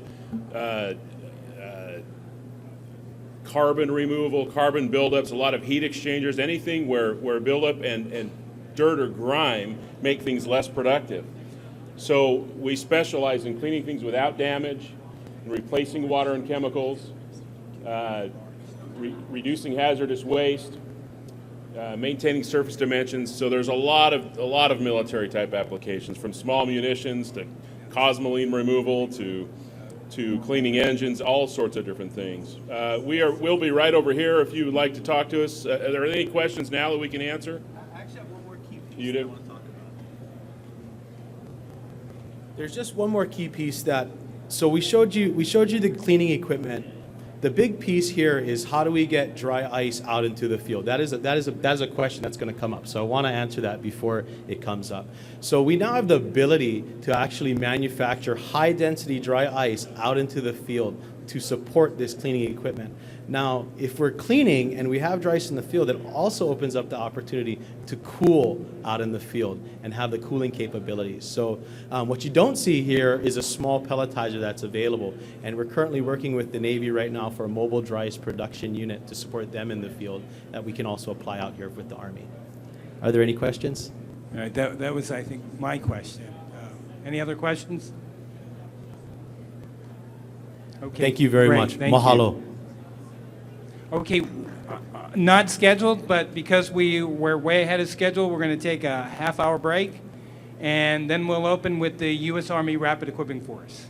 So go ahead and get a drink, go get a quick bite, and come on back.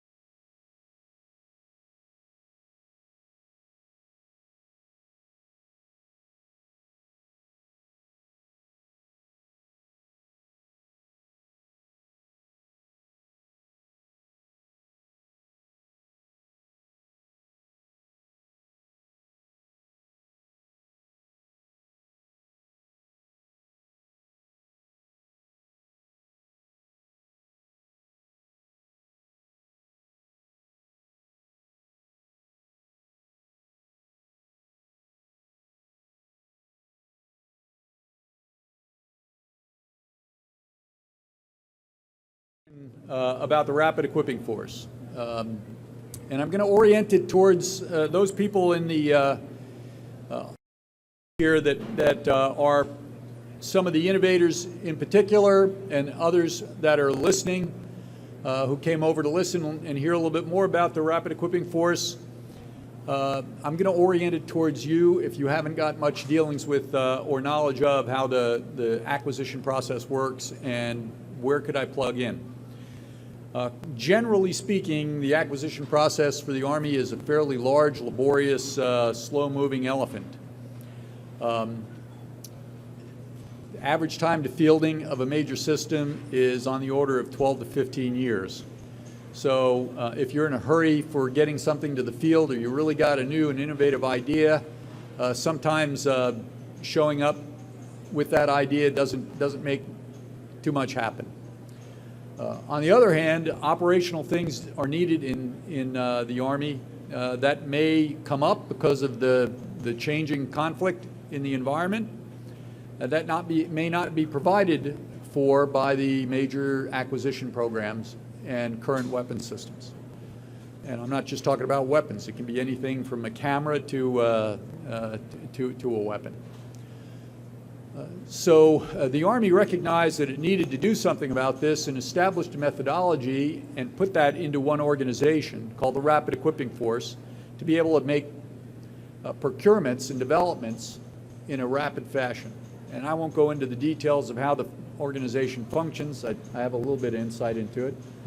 But I'll let the current team do that. We're really privileged today to have a large portion of the Rapid Equipping Force here, and there are a couple of reasons I want you to really think about this.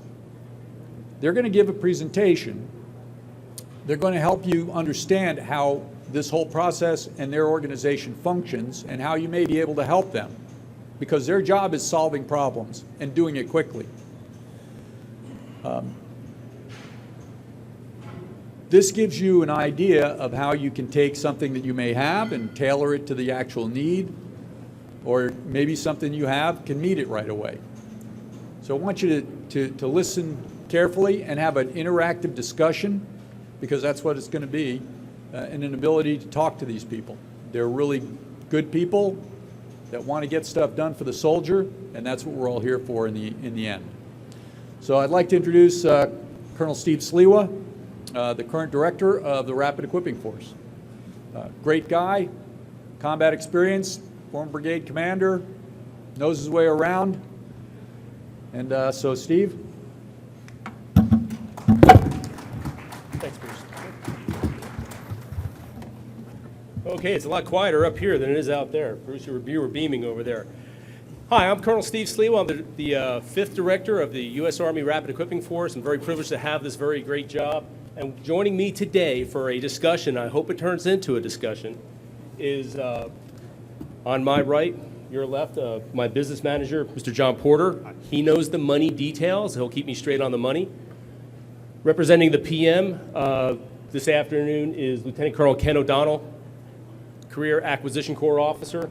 And then finally there on the end, my wonderful deputy, Mr. Kurt Frula, former Special Forces officer, former infantry officer, former Acquisition Corps officer, couldn't keep a job, and then served some time with PEO soldier, and now is the deputy of the ref. So I'm very pleased to be here today with the team. And before I get started, I just want to kind of take a sensing. Now I see a lot of ref alumni out here, and is there anybody here who is not very familiar with the ref? Because I'll gauge the briefing kind of appropriately. Okay, all important, so need to know that. How many people have done business with the ref? Now, Mr. Garland once told me, if you ask that question, a lot more hands will go up, Colonel Sliwa. I thought I'd really see a lot more hands go up. Okay, so I'm just going to go ahead and drive through the briefing. Dr. Jetty, once again, thank you for giving us this opportunity. Hopefully we can bring some people, bring the team here a little bit more knowledge about the organization. And again, I'm going to quickly go through some slides, and the goal is not so much about the slides.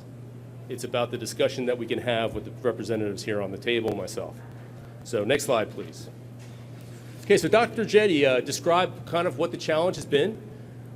The REF is a QRC, a quick reaction capability. There have been QRCs through history in the past. There have been efforts. There have been organizations.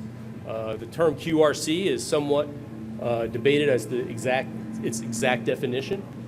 But we like to start with this, about innovation on the battlefield, innovation in the rear. And you can see the situation that we had in Normandy, where we had to deal with a unique set of conditions, and how on the battlefield there was ingenuity to be able to take that on and kind of build the hedgerow cutter. Before the end of World War II, I believe almost all the Shermans coming off the line actually had a production version of that battlefield initiative that was placed on the front of what was, back then, we didn't call it a program of record, but the item that the Army provided the soldiers to fight with. Fast forward to Afghanistan, challenges with Carezes and caves, Great Americans. Army leadership said we could do something better. We don't need to send soldiers and individuals down these caves to go hunt out something that a robot could potentially find. And Dr. Jetty was given a call. I'm sure he can correct me if I'm wrong, but he introduced, from what I understand, the first robots into Afghanistan and was the first director of the Rapid Equipping Force so that we could keep on doing these kinds of things during that effort and into the future. I want you to think of that theme, during the current effort and into the future, because it matters. Next slide, please. So here's our mission. And for those who can't see from way back there, Rapid Equipping Force harnesses current and emerging technologies to provide immediate solutions to the urgent challenges of U.S. Army forces deployed globally. U.S. Army forces deployed globally. Not just Iraq, not just Afghanistan, not just where OCO can be committed.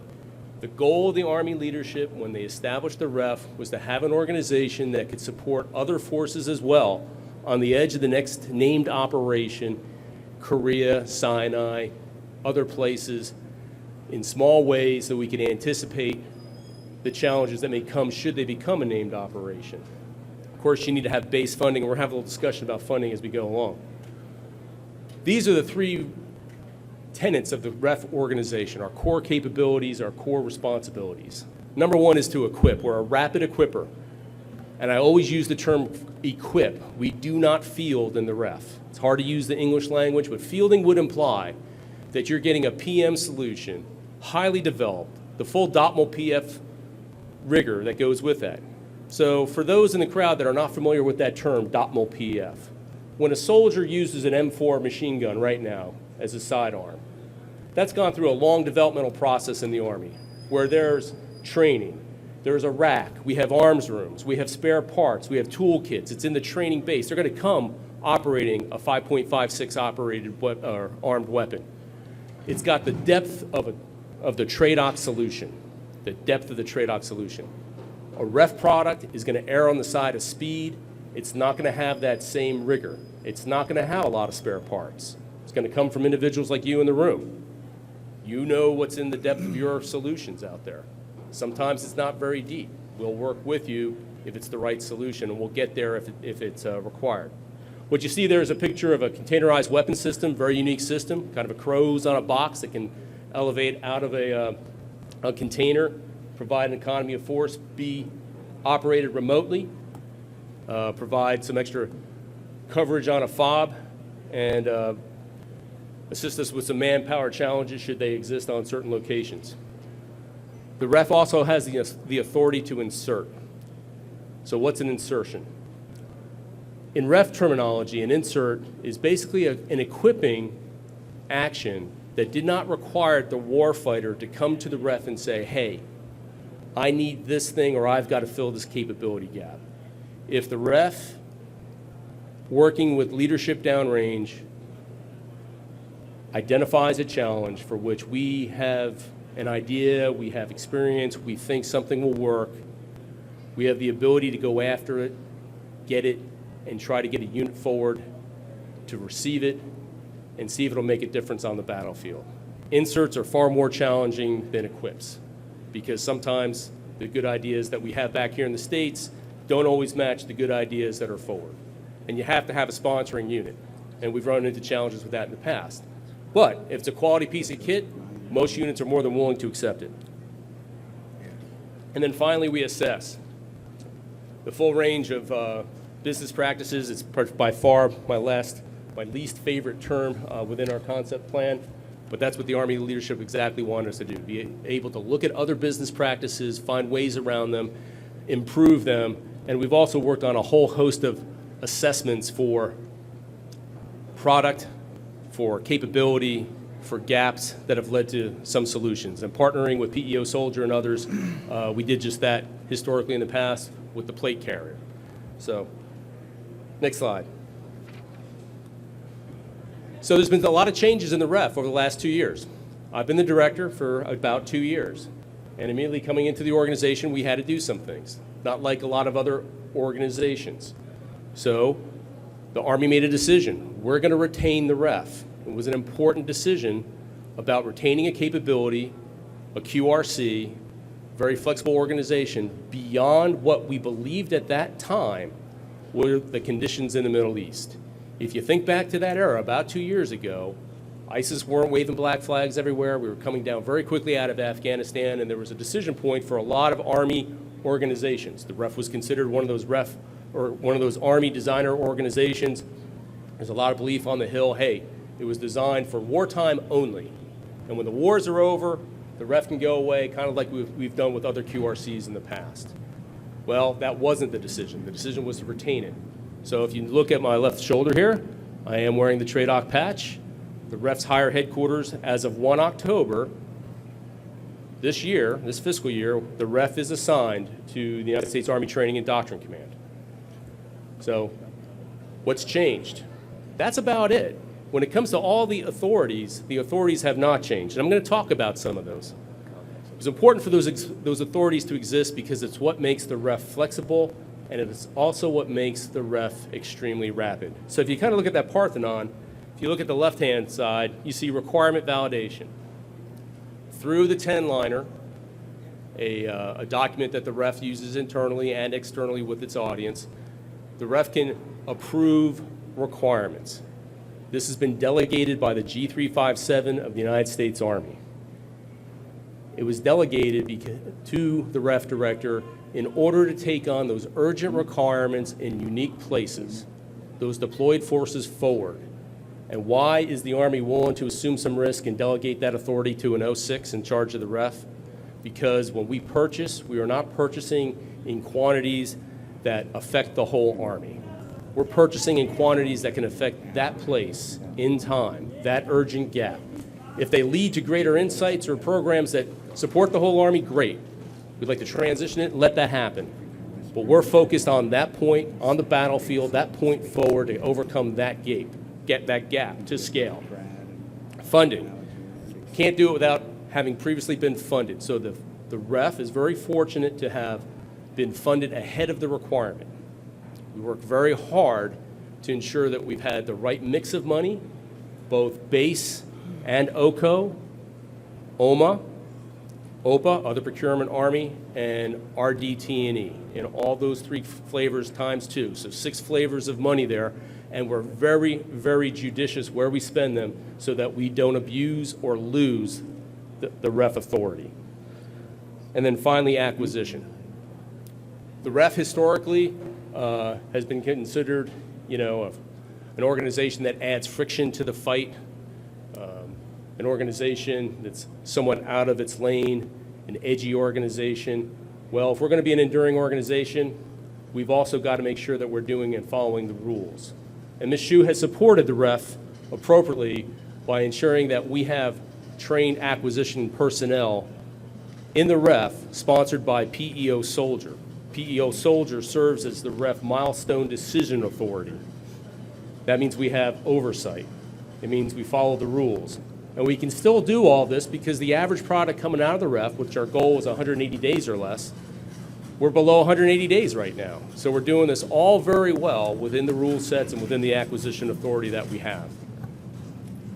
I might also add that for any of the naysayers out there that just like to study acquisition law, during the revision of the organization of the REF, we actually took the acquisition corps officers out of the REF, assigned them to ASALT, and they serve in the REF They serve in the assault with duty at the ref. They're underneath our roof. So underneath that roof, you can see you've got unique culture.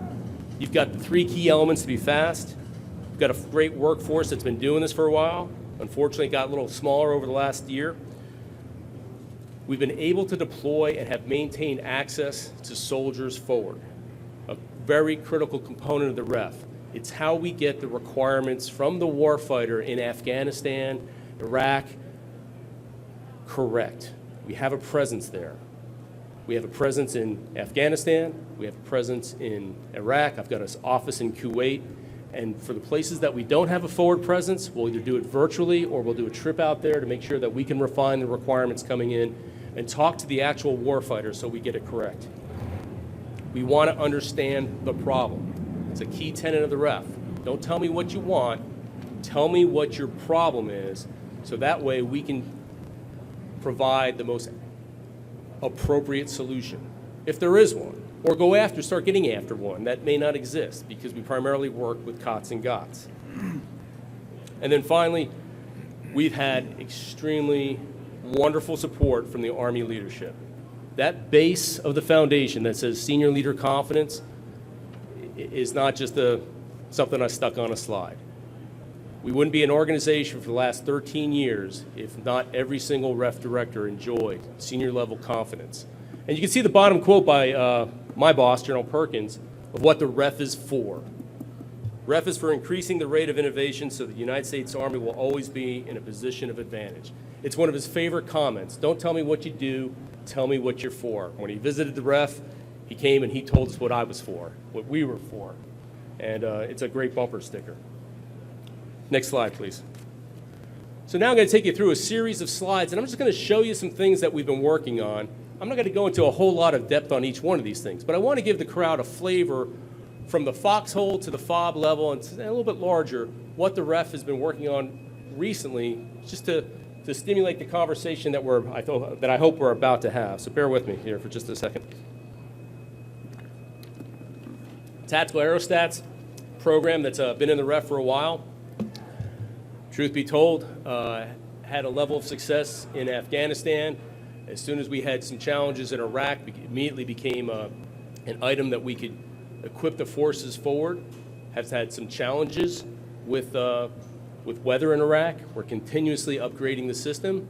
And while we're continuously upgrading the system, we're continuously looking for other systems that provide elevated ISR. Helium-based.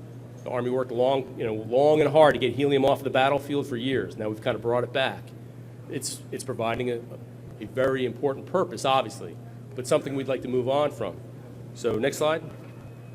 So then we've got other projects, and you see some of them around this hall and one in that back corner over there, where perhaps we can get this elevated ISR smaller, tethered. Why tethered? Because there's a lot you can do if you don't have to fly the object all the time, and if it can receive its power from the ground or bring its input down without a radio signal. There's some challenges to this. What's the sweet spot for that? How big should it be? Can it be man-portable? Vehicle, easy. Well, we think. How much power? How much payload? How much lift? Kind of uncharted territory, a lot of prototypes out there. But again, like the kind of work that we're interested in, the kind of capability we would love to insert to the warfighter, because we see the demand consistently for elevated ISR at all levels. Next slide. Small unit ISR. We've had the ability to go ahead and insert some products into some forces forward. Despite the missions that are going on forward, there's a lot of forces that still are prepared to respond in a force protection manner, and we are able to equip them with some unique kit. And this is important.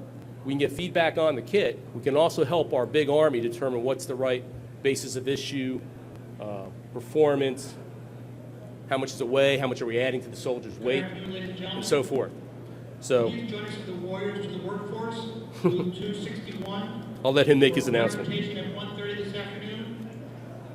Jen Edwards, Vice President of Human Resources, ADS Incorporated, will be speaking on 6 seconds to success, how to stand out in a crowd. Again, at 1:30 in the Warriors to Workforce booth, number 261. Join us for a 1:30 presentation by Jen Edwards. 6 seconds to success, how to stand out in a crowd. Thank you. Oh, okay.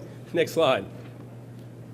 Okay, and it's not news to anybody in here that there's challenges with other people using low, slow, hobby shop UASs. The ref has just completed a rather comprehensive free play test out in Yuma to demo different technologies that may be successful in identifying, classifying, and thwarting the efforts of low, slow, hobby shop UASs. We're anticipating the results of that study to come back so that we can make potentially some investments and go down a direction where we can answer some demands from downrange right now if a product is ready to go and can be safely used. Next slide. Probably one of the more unique projects that the REF has ever had. So what I failed to mention before is the REF typically derives its requirements from the warfighter. Warfighter sends a 10-liner in, says, I've got this challenge. The REF can also receive its requirements directly from the Army leadership. So if the Army leadership at headquarters DA says, REF, we have a challenge and tag, you're it, we're going to respond to that and we're going to go execute a challenge. So the challenge in this case was there were some thoughts that perhaps the high rate of parts replacement in the Patriot radar system were due to the very hot nature of the conditions forward. Okay, so it's a mobile system, hasn't been super mobile lately based on some of the locations that it's at. REF, go get a radome and place it over this thing, and let's try to control the environment around it. And the REF said, okay, well, we're the kind of organization that can go get a radome and put it over it, okay? But that was kind of like taking the order. So what we did was we kind of went back and looked at the problem.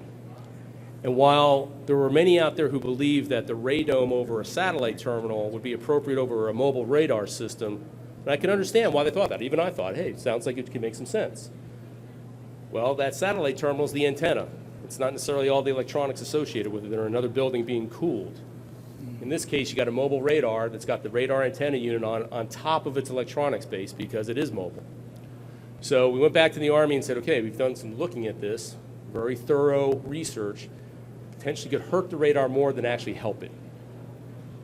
Okay, what can you do? Well, what we can do is we can hook an additional auxiliary cooling unit and filtration unit onto it, lower the temperature, because if your theory is that heat is bad, we got more heat than we need, maybe we can lower the temperature of this, and we turn this in about just under 12 months, pretty darn quick, add to a Big 5 system. I'm not so sure the refs touched a Big 5 system before. And we've been able to lower the temperature fairly significantly. What was the most recent count? 25 or 30 degrees. Might be on the slide. 25 or 30 degrees. 25 to 30 degrees in the forward environment. Interesting point. We've also found that the filtration system is a keeper because it's limiting or absolutely facilitating the maintenance that the crews have to do forward with regard to cleaning out the system. So that was a great secondary portion of the system. Will cooling the radar, make it more reliable? Will we save parts? It's not clear. This is going to be a longer-term project than we're used to. We may find a year from now that it did not. What we have found in a very short period of time is that we can integrate it onto a Big 5 system. We can lower the temperature, and we're going to look and see. And I think it's a fairly significant product, or I should say project, working with all the stakeholders in this community. And Patriot Radar, pretty important piece of kit. Next slide. What will truly be a ref insert, and that we're investing a little time and energy in, is something that we call the Cube. Cube is a device that was a power management tool, and we've taken it in a different direction. It was being developed out at NREL. Project produced a study. There were some decisions, what were we going to do with the Cube? So we kind of made the decision at the ref, looking at the challenges that are out there with dirty power, inconsistent power at echelon. Is there a way that we could produce a device that no matter where U.S. soldiers go, they can put that between them and the power source that's being provided either by a third world country, the grid, somebody else's generator, an unreliable generator to make sure that we don't lose time. We have run our equipment at the proper cycles, phase, et cetera, and it's not a small device in its current form. It's pretty darn big. If I had my way, we would have already had a cube to put between the cooling unit and the power that we could have received in countries forward, but we weren't there yet. And that's why I say at echelon, because this could be as small as potentially a company commander just worrying about a couple of radios and a couple of key systems. He's got access to power, not too sure about it, needs it to come out clean, or as large as running a major generator that's in support of a cooling unit for a much larger facility. Again, to get it at the right power that we need in the U.S. Army. Next slide. Done a lot of work in subterranean operations, working with 2ID Forward. We steal from other services. We steal good ideas from other special people. And when I say we steal, of course, we pay for our products. But, you know, we definitely want to drag technology back to the conventional Army, especially if things have been developed elsewhere or TTPs have been developed elsewhere that can be easily supported by some equipment. So the challenge for U.S. forces, having serving in Korea, I was the G3, I know the challenge very well, is that there's a lot of underground facilities in North Korea. If there's the potential for needing to enter those, and even assuming that we can enter into those fairly quickly, we will certainly have a communications and an SA challenge of where our own soldiers are. And that takes a unique set of kit. So working with 2ID, we were able to bring them a small quantity, let them continue to work the TTPs, and develop where this is going to go into the future. What it's also done for the REF is we have found a potential solution that may be able to live for a few more years, even though technology is moving out. Now, I served in Korea, and it's been 62 years since we went north. It may be another 62 years. We can recycle this, we can update this, but if something were to happen in a very short period of time in Korea, we've already done some of our homework for a potential 10-liner to come. Next slide, please.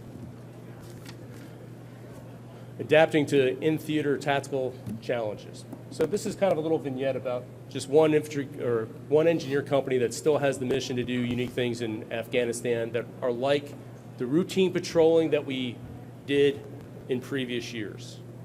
So we can tailor a whole set of COTS and GOTS that can make their operations a whole lot better, and we can do it at scale. So while we've done this for a company that's got a unique mission, if this had been 30 companies, 20 companies, it wouldn't matter. We could go ahead and get the same type of kit to them very quickly through our Afghanistan office, and we would just make the purchase. You just see some of the items that are as simple as a tow strap, as complex as unique cameras. Next slide. I talked a little bit about inserts. We've been looking at different technologies to insert based on known challenges that we have out there. I talked a little bit about the tethered UAV. We can understand what we believe would be the useful characteristics of a tethered UAV. We see the same thing with optics. We certainly see some things with the subterranean that 2ID hasn't even thought of that we've just seen in other operations that could be applied to that operation. We don't need to wait for them to ask. We can go ahead and issue a small quantity that during their next exercise, see if it makes a difference, enable the unit to order it themselves, because some things they absolutely can, and make us all more capable. Next slide. Okay, and then before we get into questions and answer and some parting thoughts, I'm going to talk a little bit about predictive requirement methodology. I talked about it a little bit when I talked about doing the SBTO stuff for Korea. This is an effort the REF has taken on. The Chief of Staff of the Army told me in his office that he wanted to see the REF funded to support the RAF. He said that. So that implied a couple things to the leadership. It implied that he had to have base funds because the RAF often operate in non-OCO areas. The RAF is looking into serving in places where we could have future operations.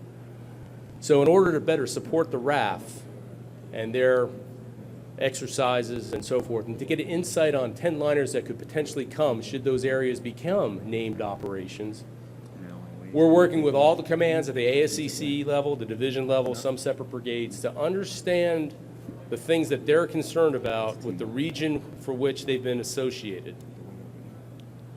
the things that are below the IPL level, potentially the things that may be keeping G3's assistant division commanders up at night, only because we haven't done certain things for a while.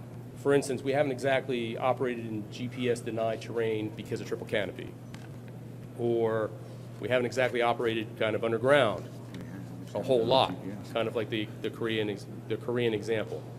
And our goal would be is to harvest all those challenges that they're concerned about and do kind of a comparison so that we can rack and stack and determine our best use of our investment dollars and say, okay, this touches several commands. Several commands have the same challenge. Of course, we're going to inform our leadership, inform the Army as the challenge, working closely with ARCIC and TRADOC. Make sure if that, down in that circle, it's kind of a confusing slide, make sure that no one else in the Army is already working this problem. And if they are, where are they at with it? So if a PM is working it, we don't need to take it on. If there's a COT solution out there that we can go get now and be ready for the next exercise, that's what we would try to do. And then we put it in the hands and get feedback from the unit. We either have found a winner, we have found a loser, we have found something that could be a lot better, or hey, you know, if it did this or if it did that, if it was a little bit more this way or hardened or et cetera, but can you get it to here? We've got feedback to go after the next version in our buy, try, decide methodology. Now again, I'm not talking large numbers, and I'm not talking about equipping the whole Army. Our base budget couldn't afford that anyways. So in this case, we would have a running estimate per those patches of what their concerns are. And then we'd also have some themes that would come out of that, because there'd be some shared concerns with regards to capability gaps. So we devoted a lot of resources to this over the last, I'd say, probably 6 months. And we're making a lot of progress in engaging those units beyond just those forward in Afghanistan and Iraq. Next slide. So some parting thoughts that I'd like to leave you with. You know, we're not the JREF, we're not the CJREF, we're the U.S. Army REF, limited to Title 10 funds. So just be aware of that. Just be aware of that. The REF does not have to answer every 10-liner that it receives. Why would I say something like that to a crowd like this? We have seen 10-liners that have been written by others than the supported unit. So again, the REF is interested in the tactical problem, not the unit's determination of a solution they have seen. It may very well end up being that solution, but in many cases it may not be. So therefore, we want to really understand the tactical problem. We're always looking for technology that will, you know, lighten the soldier load, increase overmatch. You can read the list right there. Improve situational awareness. You know, we've got a lot of allies out there. We have some very unique communication systems. Anything that can allow us to better communicate amongst ourselves, at echelon, and with our allies, when required, is always a welcome product. Powering the force, a consistent challenge. Part of it's educational, part of it's material. Again, somebody was here earlier saying thank you to the REF, or the REF did this or did that with a little generator. We're always looking at ways to power the force forward. The cube is one of those ways, how we can capitalize on somebody else's power, or we'll bring our power with us, which is what the Army's been doing for years and years and years. We are an enduring capability. You can see what level of TRL we're looking for, 6 to 9. My goal, as directed by General Perkins, is not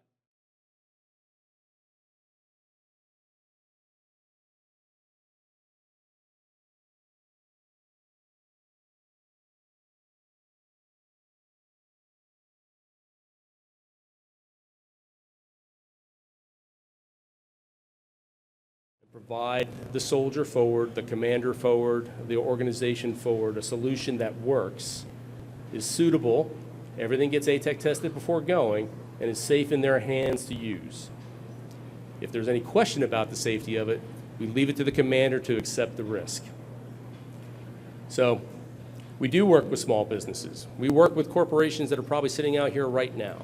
In fact, I see one of them right over there. I see the generators probably sitting on another set of my slides. So again, we'll take a product from at any level, and we're willing to work with anyone. And if someone has a good idea and says they can't get into the ref, I'd have to ask them how hard they've tried, because we've listened to an awful lot of businessmen, a whole lot of businesswomen, a whole lot of individuals. But here's the thing, a 10-liner submitted and a visit to the ref, and I just have to be very upfront about this, does not necessarily equal business. But we will always make the time to hear an organization out. Now, I can see some faces in the crowd of people who have visited me and probably want to have a word with me afterwards, and that's okay. But I'm just being upfront, honest, and above board on that.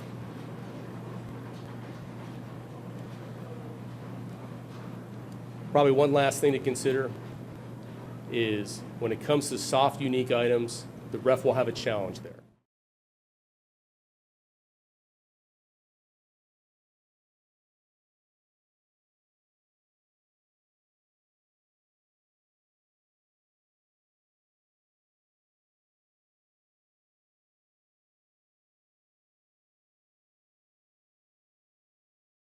Graded for abusing them where MPF 11 funds could be used. So it's a great organization. It's an enduring organization. It's an organization that General McMaster has acknowledged in a recent discussion down at the conference at MCOE when he was asked, are COTS and GOTS going to continue on the battlefield? And his answer is yes. We have a ref. We're going to use it. It's not going away. It's there for a purpose. Words to that effect. And so that's my presentation. For those who are not familiar with the ref, I hope that I've been able to give you a little bit of background. You understand the organization a little bit more. I didn't go into a bunch of org charts and things like that. For those who are alumni of the ref, and I see plenty of them out here, I hope I've clarified some things. And probably the most important thing that I could make absolutely crystal clear is that in the move to TRADOC, the ref has lost none of its authorities that it had before the move to TRADOC. And as a matter of fact, just coincidentally, not because of the move to TRADOC, but we've actually come out ahead in some other areas, particularly with funding. And that's because of the hard work of the Army staff, TRADOC, the ASALT, and some of the people sitting right here at this table. So at this time, I'm going to offer the time up for questions. I've got the panel here again. Mr. Porter, who works the dollars. Lieutenant Colonel O'Donnell, who works acquisition. Mr. Frula, who's my deputy and also the chief of solutions, much different role than the previous deputy had, and myself as the director. So I'm going to start off with the first question. Knowing nothing about how to do acquisition or the ref, but I've got all this cool technology. How do I figure out whether my technology might meet a challenge with the ref? So do you have a list someplace I can see? And if I have something that's cool but it's not on that list, you still interested in hearing what I might have? I'll let you talk a little bit. Okay, so we don't have a list that we publish out that is really clarifying of what technologies we're looking for. If you look at the parting thoughts slide, those are areas that we're always interested in. If you look at Force 2025 and issues like that our KIC is interested in, they're probably generated from downrange and they're probably aligned to gaps that are of interest to the Army. The difference between us and Force 2025 and our KIC futures and such is that we're reacting to the battlefield now.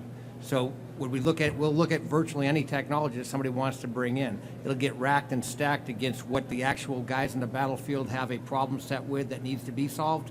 And then if it's something that truly the Army's 5 to 7 years out on, and it aligns to one of those future capabilities of interest between the TRADOC or one of the centers of excellence, it'll get a higher priority than something that actually no one is looking for. So just because you have an idea or a technology doesn't necessarily mean that it has an alignment to something that the Army's interested in or looking for in a prioritized way. I hope that answers your question. Yep, okay. Other people have questions? Right over here. What would be the preferred stage of the technology to be presented to you when we initiate contact?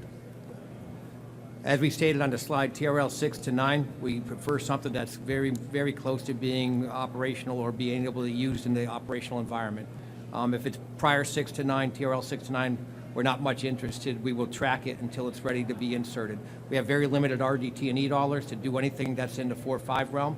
Those are where our dollars are predominant. Our dollars for RDT&E are predominantly used for safety release, safety certification. So it's got to be ready, minimum testing, and be capable of being given to soldiers in a safe manner. So ready for market darn near. Questions?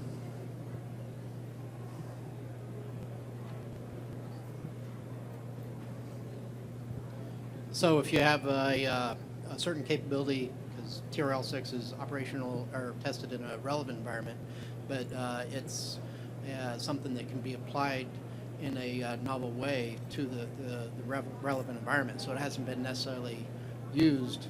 You know, it's something that, so it'd be technically TRL 5 until it's been tested toward this new application. So how would you look at that? So if it's close, we'll take a look at it, right? What we don't need is something that's in the science and technology realm, something that's very early stage. If it's close, we'll look at it. And I'm sure that there's examples right here on the floor that we've teamed with folks to get to the operational environment. But if it's truly still brass board, if it's truly a long ways out, 5 to 7 years, we will monitor, but we're not necessarily interested in trying to put a lot of energy against that to solve a problem that 5 years from now. Yeah, so to discuss that a little bit further also, you got to remember, the theme rapid equipping, we've got to get it, it's got to be at a level where we can get it out to the warfighter very quickly. It's got to get through ATEC safety confirmation, but even more importantly, it's got to kind of do what we think it's got to do in the environment for where it's going to go. So there are a lot of good ideas out there, and it's not that we're not going to ignore all of them or any of them. The challenge is going to be is when a company comes to us, one, is it just something you possess because you invented it yourself? You think it's got applicability? We can help a company to really see if it's got the applicability. If it doesn't, because it's going to have to be on a much longer developmental timeline, or we could see its application further out, but probably not for a ref product, we're more than happy to give that advice. Because again, we have not said no to industry. Where we have said no at times, though, is there have been products that have come through the door. There's been a lot of promises about them. They've got a great capability, et cetera, and what we have to do is flush that out. So most recently, we had a product that looked like something that we might want to send downrange. So we purchased a small quantity of this product, and we've got a sister organization called the Asymmetric Warfare Group, and we were able to give a small quantity of this product to them and say, okay, hey, before we do this thing, and we kind of set it on the battlefield and chase our tail trying to get answers on this, why don't you kind of vet this for us and see if it makes a difference amongst your soldiers? And they did a fantastic job, in doing that for us. So what has the ref done? It's found something that it thought could work and kind of found out that maybe it wasn't as good as we thought it was. Nothing against the company. They're working very hard and believe the product met all of their promises. The challenge is when you actually put it on a soldier in the right scenario, under the right conditions, does it make that much of a difference? So we're very diligent in trying to send something forward that's appropriate, safe, and going to make a difference on the battlefield. And again, if there's something that's really unique, we also have linkages to the Army Lab Network, and we also have linkages to other PMs.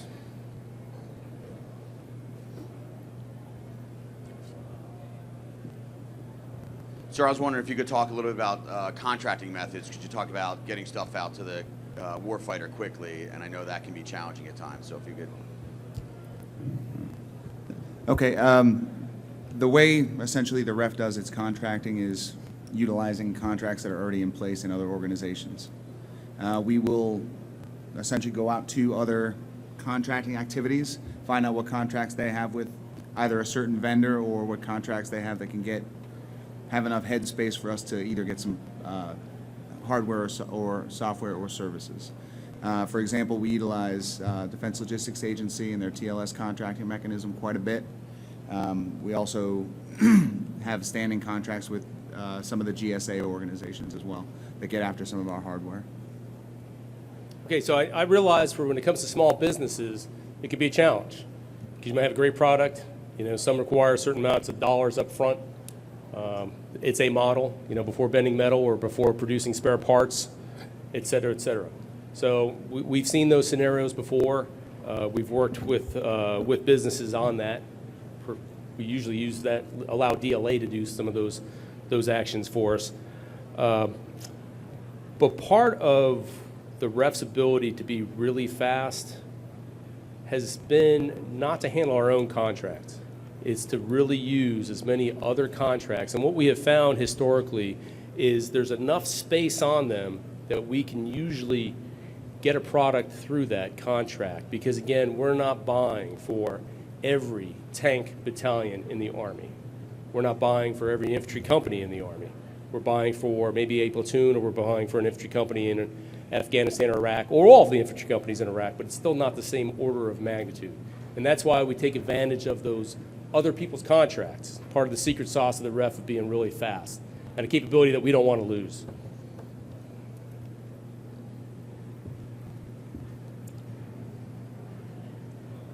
Hello, sir. Is it limited to U.S. companies only? And if not, is there a certain amount of U.S. content that's required? That's honestly going to be dependent on the product itself, and then whatever manufacturing rules go into. We're still bound by ITAR rules and restrictions, Berry Amendment, et cetera. So those contracting activities will still make sure that if we're buying from a foreign agency, or if we're buying a part through a U.S. vendor from a foreign agency, that all those blocks are checked.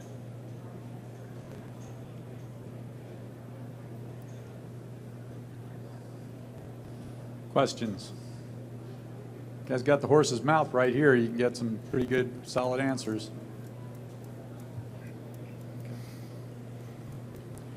Maybe I should ask a question. I'll ask it to the crowd. I suspect many out here have either served in the ref or have worked with the ref, perhaps even sold an item to the ref. Pretty thick-skinned individual. If there's something you'd like to share with me, here's an opportunity as well. And we'll certainly consider it for our operations in the future.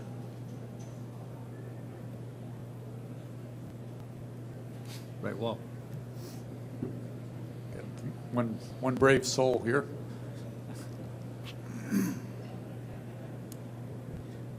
I just had a question in regards to how are you guys currently cleaning and decontaminating equipment as it goes from theater to theater? It's more a potential application. You know, that's a really good question. I've never had that question before. But you bring up a good point, because you obviously know some of our operations. So we have been very successful in harvesting equipment and transporting it elsewhere.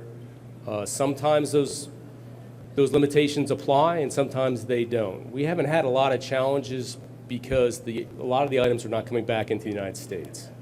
So when the mission sets have changed, and when the size of the force forward has been shaped smaller, that allows for us to do some unique things with ref equipment.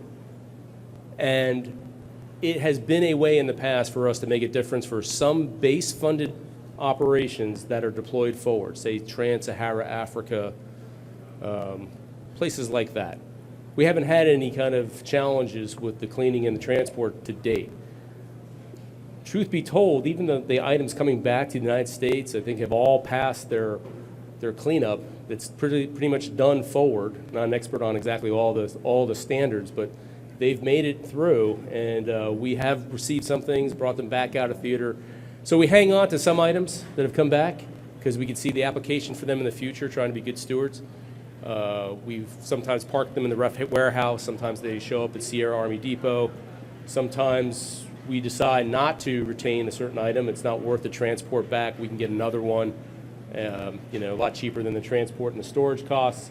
So sometimes they're not transported back at all. Unfortunately, sometimes they meet their demise at the chopper forward at DRMO.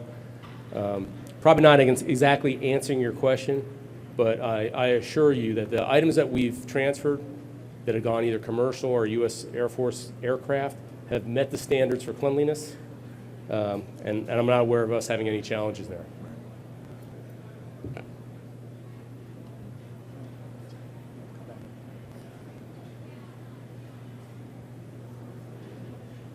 Hi, Rich Capusta with Alta Devices.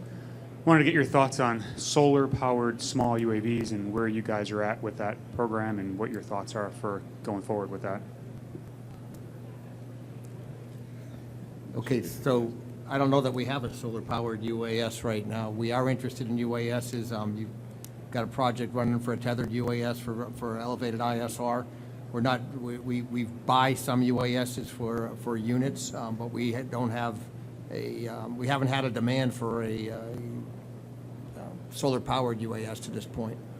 I mean, I don't know what else someone else can. Well, the chime REF in. previously had an initiative to put some solar panels on some wings. It wasn't to fully power the aircraft, but to extend the battery life that was already in there. And if I remember correctly, most recently we did have a demand for that, and We haven't equipped it yet downrange. yeah, we haven't equipped it. So Yeah, you're familiar with the system. I'd be happy to talk offline. But you bring up a good point. So the other challenge that we often have, and I just got to be really frank to this crowd, again, is it's not the ref's mission to make something a program of record. It's to get it in the hands of the warfighter.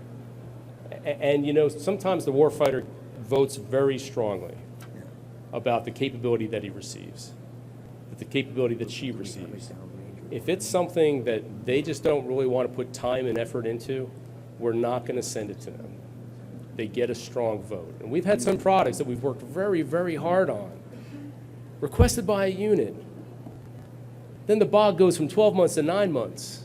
We didn't get it there in time for that first unit that said, hey, I want this thing. You know, because not everything's 180 days. We'd like everything to be 180 days or less. Unit leaves. They don't necessarily have the ownership, or they have the, you know, when that other unit left, the battle space changed, the mission changed, and sometimes we get a piece of kit. It's gone forward. We'll hold that piece of kit forward, anticipating demand, because okay, if it didn't show up here, it'll probably show up over there. And we'll maintain it, and we'll sustain it, and we'll try to get every drop of juice out of that piece of kit that we can. But it doesn't always happen. So we had a dilemma with some UAVs, some very large UAVs. Quite frankly, it was kind of a discipline problem. There was a lack of interest in using some things if you're going to have to go get it and return with it.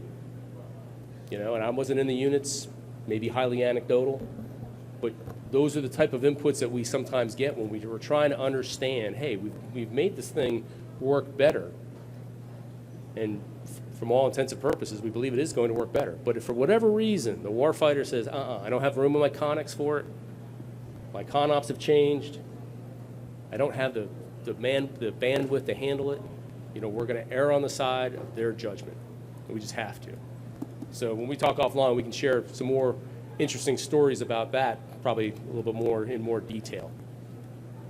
But trust me, when it comes to hybrid power, anytime we can get anything working off of alternate fuel sources, hybrid, renewable, the REF has a natural interest there. And as a matter of fact, kind of from bragging rights, you know, the Gray Eagle lands at Bagram because of devices the REF put there with regard to hybrid power. It could be powered differently, but because of where the device sits, it's more efficient and it's easier for the command at BAF to make it a REF hybrid solution than to try to hook it up to the grid. So, I mean, we're always interested in unique powering solutions at all levels. Hi, Steve Friedlander from Focus Research Group out of San Diego. How frequently can you submit ideas? Over 2 years ago, I'm glad that you're here only 2 years, we submitted an idea. We thought it was a great idea. We got an email back saying not interested, probably stacked and racked somewhere. In those 2 years, we've evolved the product. Other departments have adopted it. I don't want to bother you guys, but how frequently can we engage? You're allowed to bother us. In fact, I want you to bother us. So please come bother us, particularly if you've gotten a no previously because of maturity level or because of a rationale or because of some challenge, and you think that you've clearly overcome that challenge and you know that it's working elsewhere and so forth. But what we just have to kind of keep in mind is is, has the requirement changed? Is the requirement still there? Again, the ref has purchased items in the past in rather large quantities where they didn't go downrange because the mission went away. And then we've been successfully in repurposing them for other things. So again, part of it is that demand signal, and part of it also is how far can we stretch dollars. So, and dollars are important. Okay, so the ref budget has not been getting bigger, and I'm sure no one here is surprised about that, with the exception of perhaps our trajectory or our slight ramp when it comes to base funding, for which we've been successful in obtaining, you know, in FY15 and FY16. So we're on a trajectory to eventually, like everybody else, deal with wherever the nation's going to go with OCO and so forth. But the overall ref budget is not what it used to be. So as far as we'd be very selective in where we're going to place investment dollars, particularly if something's not ready to go. And even if it is ready to go, got to be really, really clear that we've got to have the demand signal, because if it's not supported, it'll just go in the Connex. Yeah, so to emphasize what I stated at the very start, if it's not tied to a downrange requirement, it's going to get racked and stacked a lot lower. We're going to look at it. We have to have a demand signal, even with the hybrid wings. If we don't have a current demand signal, then it's going to be of less, when we're prioritizing our budget, it's going to be of less reaction time than other items might be that are getting a direct demand from either the theater of operation, soldiers deployed around the world, or an Army Service Component Command. So that's where we've got to rack and stack our priority. If it stacks back into a futures effort that our kick's working or something along that line, that's fantastic. But priority goes first to the guys on the ground, and then other good ideas, we keep track of them.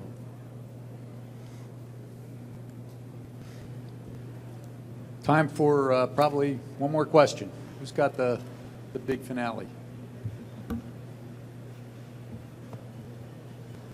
on. Nobody?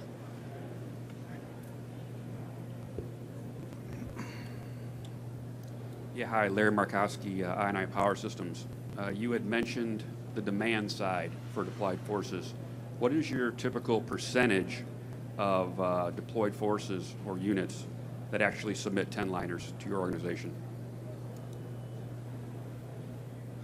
I have no idea. You know, that's a great question. I don't think we've ever looked at demand from that kind of unique tracking. We did, sir. That's a great question. Actually, we did some analysis a few years ago, and what we found is when a brigade deploys for a 12-month period, we received approximately between 19 and 20 requirements per brigade. Now that was a few years ago, so it's changed slightly, but that's really the only time we've actually looked at some type of analysis like that. Now, you know, some organizations, they must be big fans, or they've gotten what they've liked, because they keep hitting us and hitting us and hitting us. And you know, what we do is a very earnest effort for all the forces deploying forward to Afghanistan and Iraq, is to engage them ahead of their deployment to make sure that they're aware of the capability. And then the offices that are stationed forward in Afghanistan and Iraq also reinforce that, and typically sit in on the battle rhythm events of those higher headquarters, so that way they're listening if there's a challenge. And that collaboration has led to some awesome capabilities that have been put in place forward. So being part of the team, I can't express enough how important it is to have that forward presence. And then, of course, with our own visits forward or their visits around the battlefield. Sorry, I'm probably not answering your question, but the demand has changed over time. Some of the projects are not as complex. That's helped with the speed. We've had a consistent demand signal. We've had a consistent demand signal from the forces forward. And what we're seeing now is a consistent demand signal from the base force. So when I call the base force, those are the forces that are operating in areas that are not supported with OCO funds. They're not shy. We've been very judicious with our messaging to those organizations because we don't have a ton of base dollars, and we've got to use those very carefully. It's not that we're not going to keep the ref a secret, but what we've got to do is really take a very tough look at where those are going to have the biggest payoff, either for that organization or if we do it for that organization, Does it have payoff across multiple organizations that could be in the same situation or in other places around the globe? So probably a longer answer than you were looking for. Well, Dr. Jetty, before you kick us off the stand, I just want to say thank you for this opportunity. I appreciate everyone's attention and questions today, and I want to leave you with a final thought as well. It wasn't necessarily on the slide. There are other services that have some QRC activities, and they're probably pretty good, and they're probably good for their service. I think it says an awful lot of the Army leadership in a time when the Army was not getting bigger, in a time when we have tough decisions about force sizes, the number of brigades in the Army, to retain the United States Army Rapid Equipping Force, the REF, as an enduring organization, and to put it under TRADOC and to kind of make it a permanent part of the Army structure. So we have an approved TDA. As of 1 October, we're assigned to TRADOC. And no matter how anybody wants to view that move or opine on their own level, the big decision is that the Army decided to retain the REF and its capability because they realize that it is an uncertain future. And I think that's something that for those who are in the United States Army or fans of the United States Army, or just fans of soldiers in the Army, ought to be really, really proud of. So thanks for your time today. Thanks, Colonel Sweeter.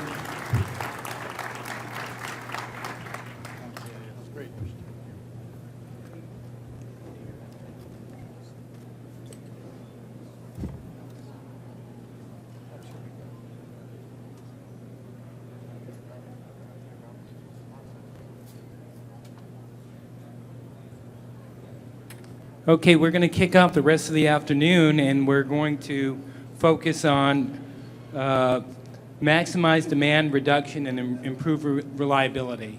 And so that has everything to do with resiliency, reducing logistics footprints, reducing the human resources required to do the mission. And we have a very packed schedule for the rest of the afternoon. And I have not seen Dr. Pollier. Is he here right now? Because he is the opening act.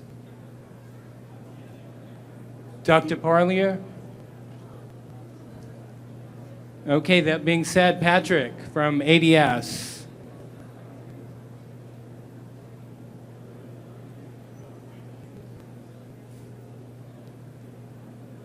ADS, I know you're here.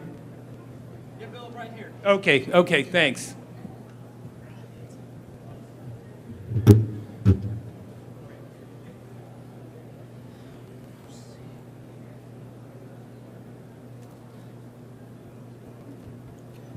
All right, good afternoon, everybody. Thanks for coming. I know it's right after lunch. Thanks to the ref for that great presentation. As I look around out there, I'm glad I sent out all those Facebook invites to all my friends to come out and see me. Thank you, both of you. It's really great. All right, so I'm Patrick Shipp. I'm from ADS. I'm the Energy Category Manager. I'm going to talk a little bit about hybrid power today and intelligent power management. Just go to the next slide. So there are a lot of ways to manage power. You can turn off the lights when leaving a room. You can power down your equipment at the end of the day. You can use energy efficient equipment. Next slide. So for you and I working in an office or working in our homes, it's real easy for us to take the fact that power is always there and take that for granted. At the end of the day, poor power management or lights left on all night or those Arctic temperatures we set our thermostats at, raising our power bills. So next slide. But what about this guy? The soldier brings his power to the battlefield. Generators and their POL requirements are now just as critical as food, transportation, and ammunition. So next slide. These are two of the most popular generators in the Army's inventory right now. The 3 kilowatt tactical generator, also called the TQG, and also that's been in service for about 2 decades. The other is the 5 kilowatt advanced mobile power source, and this first saw service in Afghanistan as a fuel-efficient response to growing logistical safety concerns. Next slide. So the TQG is an effective design. It provides power to the company-level tactical operations center. The 5 kilowatt amps and its larger variants provide enough power to maintain a forward operating base or a combat outpost, but the power requirements are always changing for the soldier. So it's radios, it's the systems they have. There's more equipment now than ever before that needs recharging. Next slide. So as forward operating bases get larger and combat outposts challenge the logistics network for resupply, generator fuel efficiency is only part of the power solution. Next slide. So I think, we ask ourselves, wouldn't it be great if there were hybrid power systems which utilize renewable power, power management units, and intelligent power? And that would allow us to reduce fuel consumption and still maintain operational readiness. So, next slide. So that's why ADS is here today to talk about hybrid power and intelligent power management. We're not an R&D company and we're not a manufacturer. What we are is a solutions provider. So we have access to hundreds of manufacturers, and we use those relationships to bring you access to thousands of products, which can be integrated into your complete solution. Next slide. So renewable energy from the sun can be generated using solar panels that are manufactured right here in the United States. A variety of sizes that are available, from foldable units to larger arrays that can be constructed in semi-permanent power generation. And that durability, as you can see from this picture, has been tested in both permissive and battlefield environments. Next slide, please. So the power management units are available in a variety of sizes, ready to ship in 12 to 26 weeks.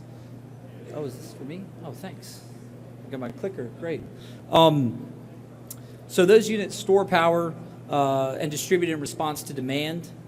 The power management unit communicates with the generators, turning them on only when needed, so that the generator operates at its peak power efficiency. There's no more wasted power and no more wasted fuel. This also reduces the generator runtime. An important thing about that is it increases the time between scheduled maintenance, overhauls, and end of life. Together with already fielded generator sets, the solar panel arrays and power management units enable a lighter, more efficient, and more effective response to warfighter needs.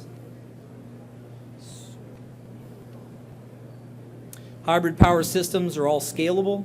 Several 1 and 2 kW power management units can be linked together, providing more power or longer runtime between charges. And some of these systems can deliver up to 100 kilowatts of power that's ready to go out of the box. So nothing I've mentioned today is untested or uncertified technology. This equipment is being fielded by the Army, the Marines, and the Navy. It's survived OEF and NTC rotations, and it's available today through existing contract vehicles. So the easy solution right now for us is the TLS SOE TENS contract, where these systems have been vetted and approved for scope. Hybrid power systems or their individual equipment can also be found on the GSA schedule. If you're preparing for deployments, OCONUS or rotations, these systems are available to the CENTCOM, European Command, and AFRICOM MRO contracts. So everybody's doing it. Since 2010, through ADS to the DoD and law enforcement, we've sold $30 million worth of hybrid power equipment. That's generators, solar panels, power management units. Fuel is the Army's largest budget item, and right now spending on hybrid systems is just a drop in that bucket. So thanks everybody for listening to my brief. There are a lot of really good presentations to follow, so I don't want to take any more time, but I did want to let you know that we're doing a social at 16:30, so after the last presentation. And if you'll stick around, we'll have some of our partners available to answer some of your hybrid power questions if you have any. Does anyone have any questions? All right, thanks a lot.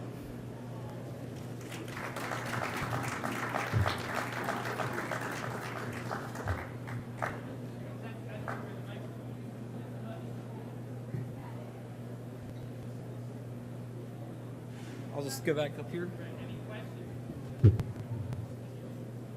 All right. Dodge the bullet.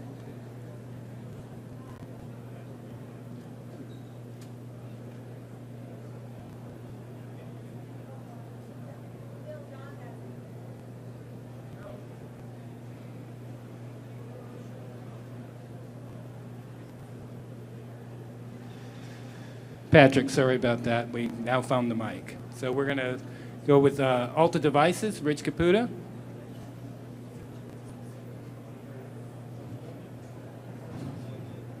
And it's going to start out with a video.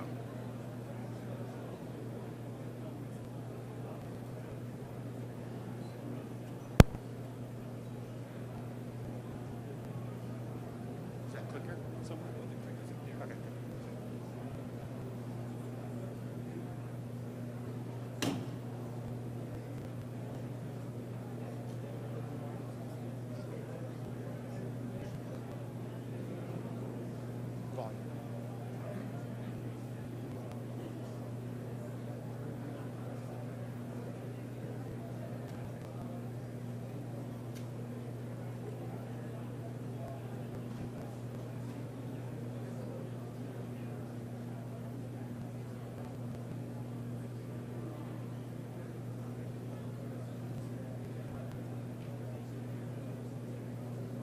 There is, but it looks like we're not getting audio here.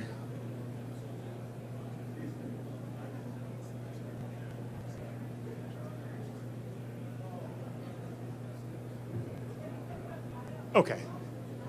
We won't show the video. Let me grab my samples here.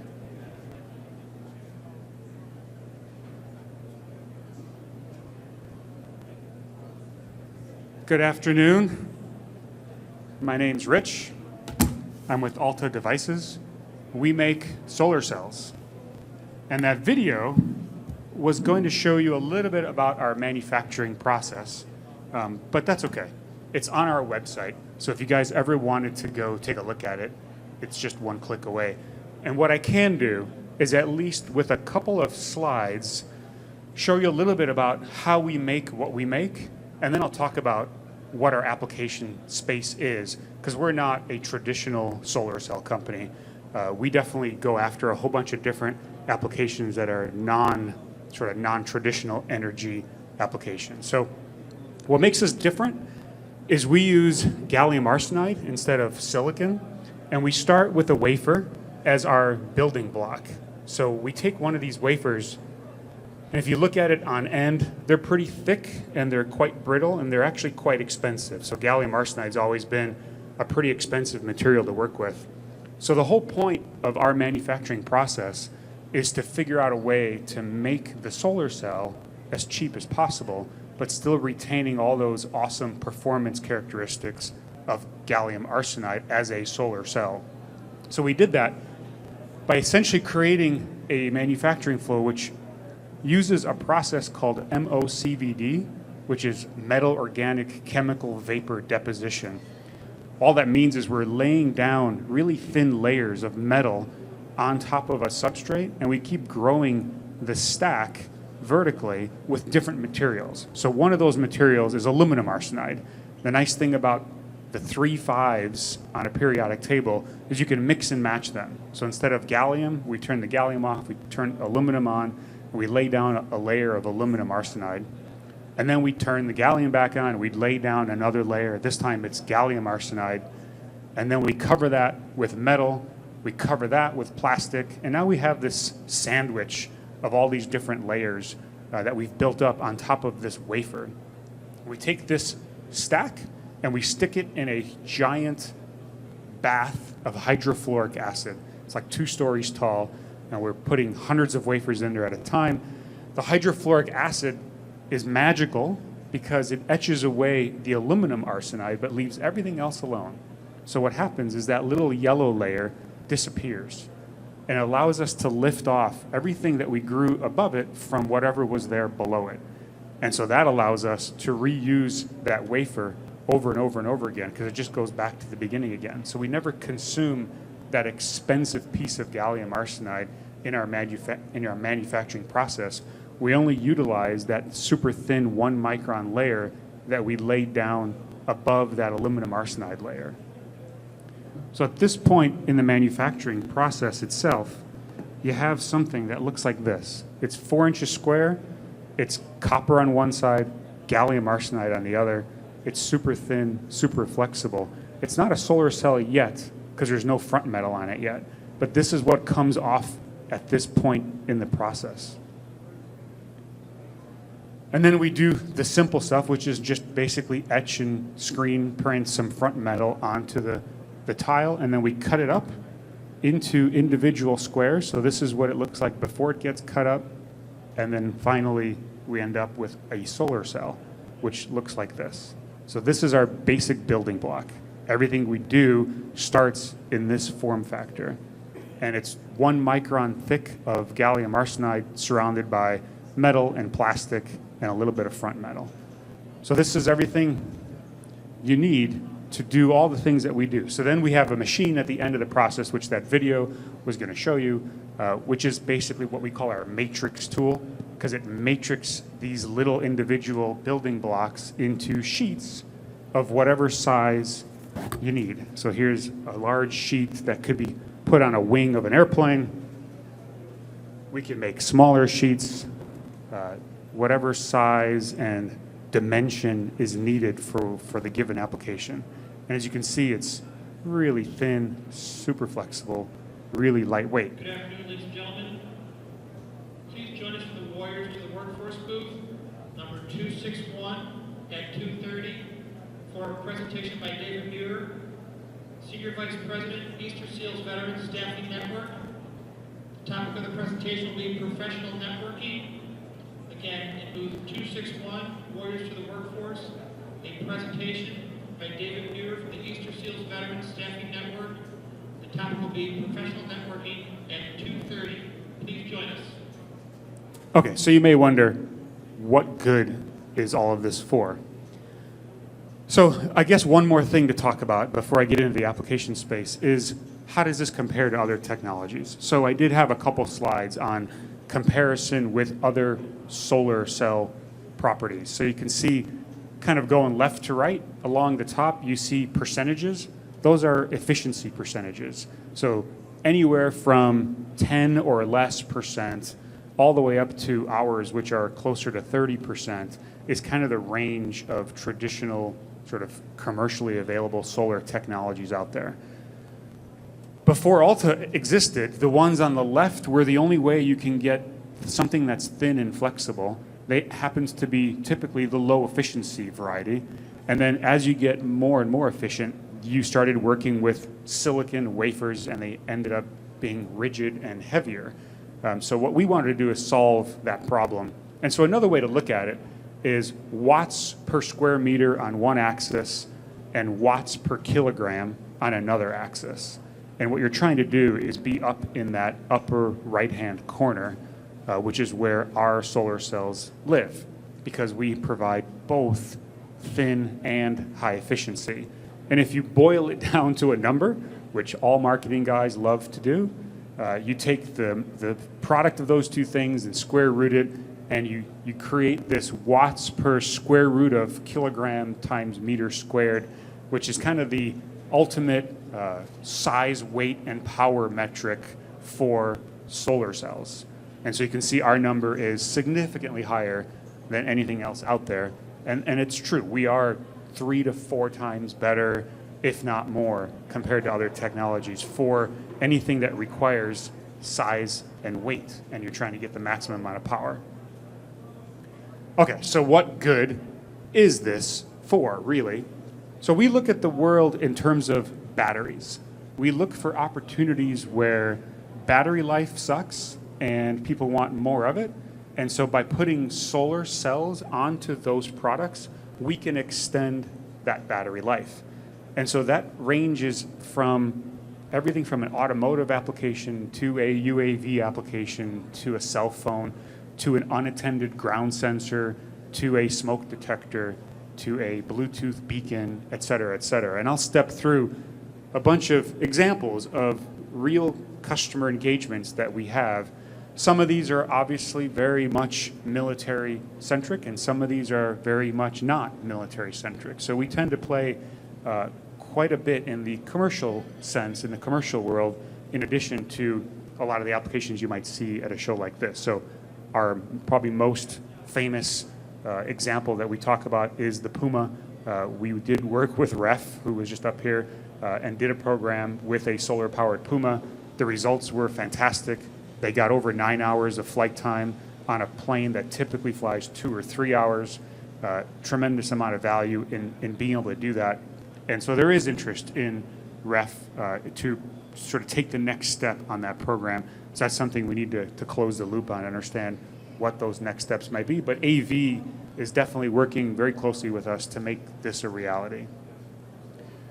And so there's a whole commercial world to the fixed wing UAV market. There's a lot of interest in agriculture, a lot of interest in border patrol, things like pipeline management, any kind of infrastructure management, search and rescue, fire safety, you name it.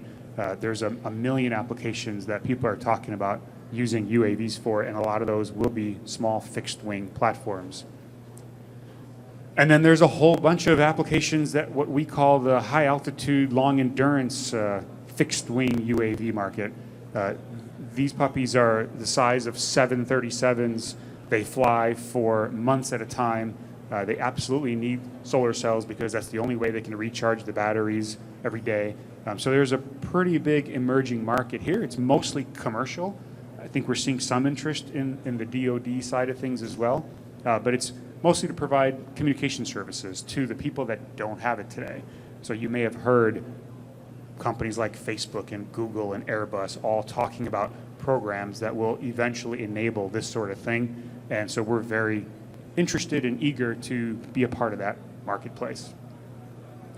And then there's always been talk of airships. There's lots of interesting ways to get goods and other things to places that you can't necessarily fly an airplane into or wouldn't necessarily want to fly an airplane into. So package delivery, medical services, those kinds of things.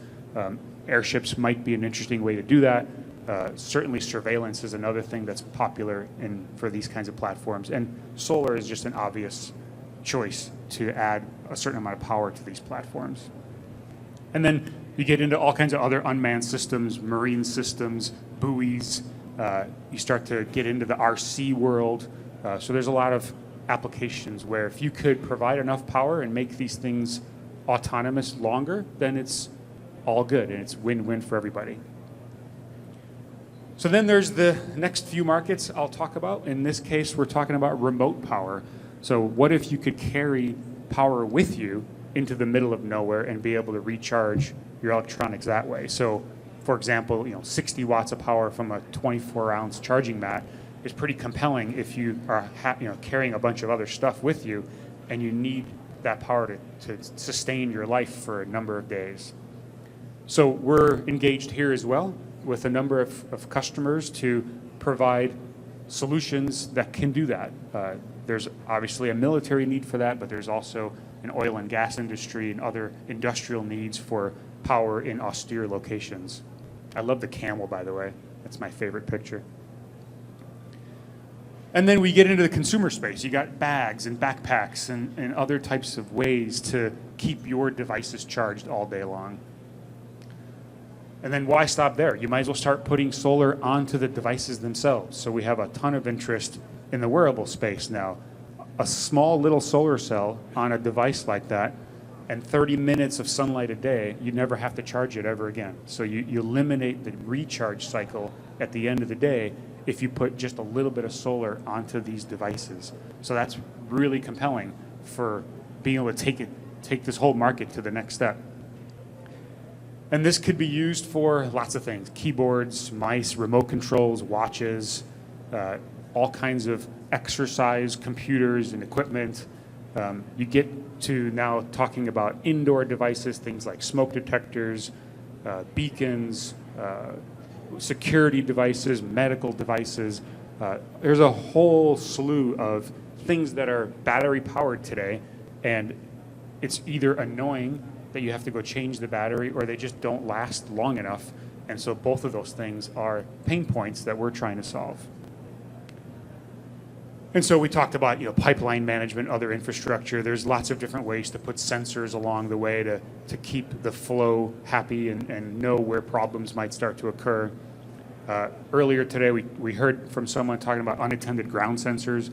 Boy, wouldn't it be nice if they worked longer, or if you never had to worry about running out of power and they just kind of recharge themselves every day.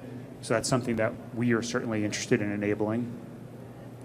And then you get into the big markets, things like cell phones, tablets, laptops. A little bit of solar goes a long way on these types of devices. All kinds of communications equipment. There's ones that are specifically designed for police and fire and campers and outdoor people and construction workers, where they do need all-day battery life or multiple-day battery life to be useful. And then last but not least, you get into the whole transportation world where putting solar on roofs of cars. We're not that far away from seeing this as a very common thing to do. And there's government incentives that are going to be put in place to help incentivize manufacturers to do this. But it does provide useful benefits. Today, you already see small little solar panels on Priuses and Leafs and cars like that, where they produce a comfort feature where it just runs a fan or keeps the car cooler during the day. It won't be long where if you have enough power, you can start to provide meaningful range extension into these types of vehicles. And so why stop there? You have the whole transportation industry with trucking and buses. Everything's going electric, and everything's going to ultimately need more access to power off the grid. So these are all different places that we're looking at putting our technology onto, because it is so thin and lightweight, it doesn't really impact the vehicle itself. So it becomes a really good match for our form factor. Okay, so how big is this market? This sounds niche to me. So let's do some math. So let's just say sometime in the future there'll be 10,000 UAVs flying, which I don't think is that far-fetched. I think we're certainly gearing up for a world where there's a lot of unmanned airplanes out there. 100 million wearable devices is a number that I think we may have already crossed with the Apple Watch, but that's a number that people were throwing around as far as the future was concerned. Automobiles, we're very close to producing 100 million cars every year in the world. So that's a number that we're a few years away from. And 1 billion mobile devices is something that I believe we're already crossed today, and we're very close to producing 1 billion smart devices every year. And then the world of sensors, a lot of experts are throwing around that trillion number for the Internet of Things and everything else that's ultimately going to be connected to the Internet. So if you take all of those things, and I know this is not how most marketeers calculate total available market, but if you were to literally cover every single one of these things with our solar material and do the appropriate math on how much you can fit on a car and how much you can fit on a plane, that translates into over 200 gigawatts of annual demand for something like this. So, that's a huge number for us. We're obviously not there yet in terms of production capacity, but we're working on it. We have plans in place now to scale our factory to get to price points that will enable all these markets. So we're starting with markets that really need the power density, and we're working our way. As our price comes down, we start to go after more and more of these markets. And it won't be long, 5-6 years from now, that will be in the single-digit dollars per watt price point, which makes this very compelling for all those things that we just talked about. So our vision is to empower the unplugged world and put solar cells on everything. And anywhere you can see, they'll be covered with solar cells. So that's what Alta Devices is all about, and I'd be happy to take questions if anybody has any. And I have the mic. Catch.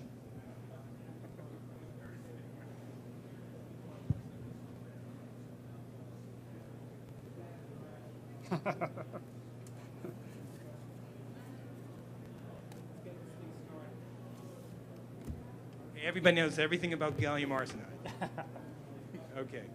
Okay. You're mentioning solar. What about other types of light? Yeah, it's a good point. You know, we have, in some of our literature, we talk about solar not just for sunlight anymore.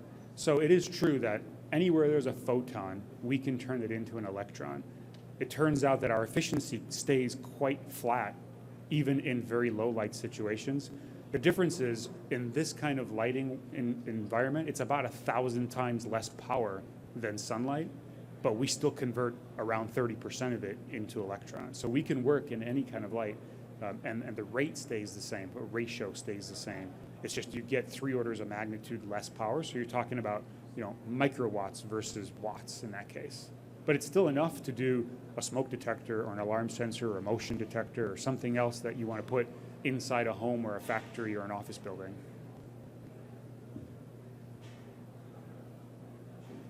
Got a question? Okay, 2 questions.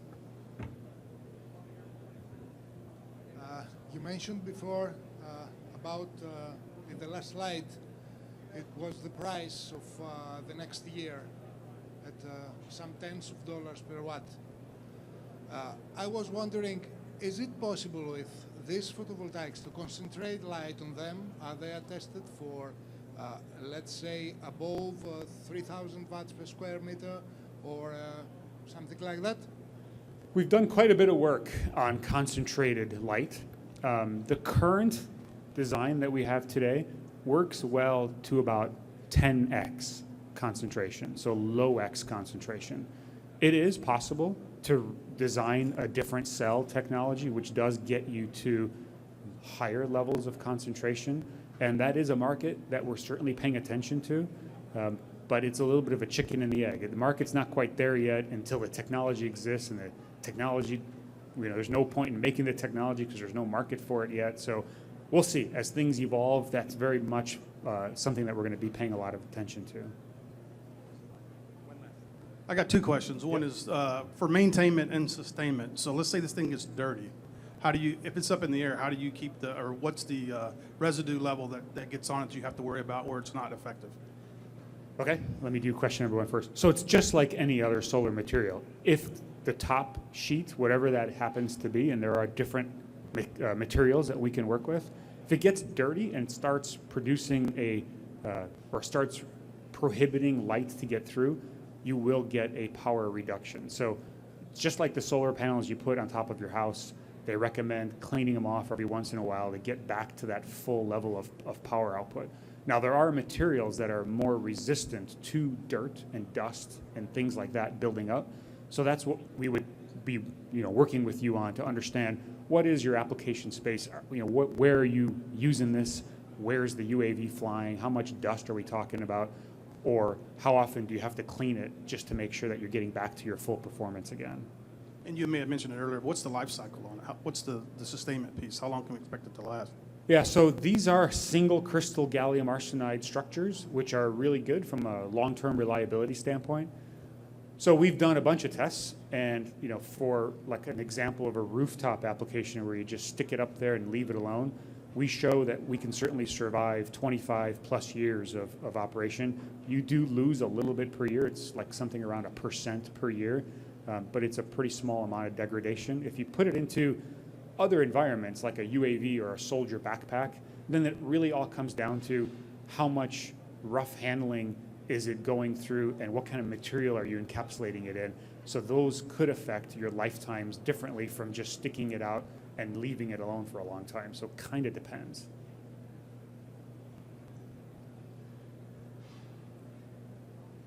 Okay, thank you, Rich. Thanks, guys.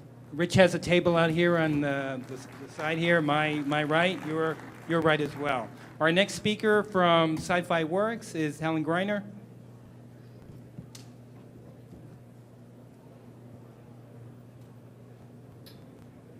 I think this is working.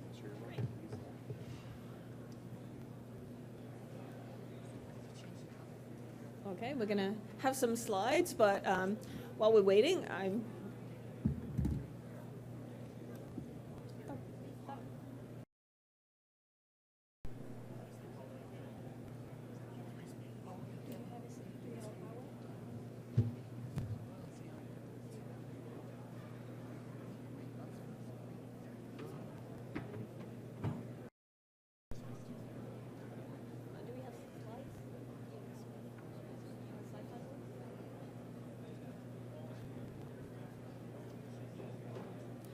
So we're still waiting for slides, but I was set up really well by Colonel Silver from the Rapid Equipping Force earlier, because he talked about the project SOTA using the Tethered drones, and that's what I'm here to talk about today, the Tethered drone. We have one back there, and here we go.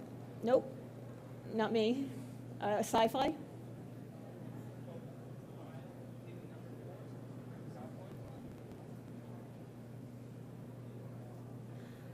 So I'm really excited to get those drones deployed with the Rapid Equipping Force.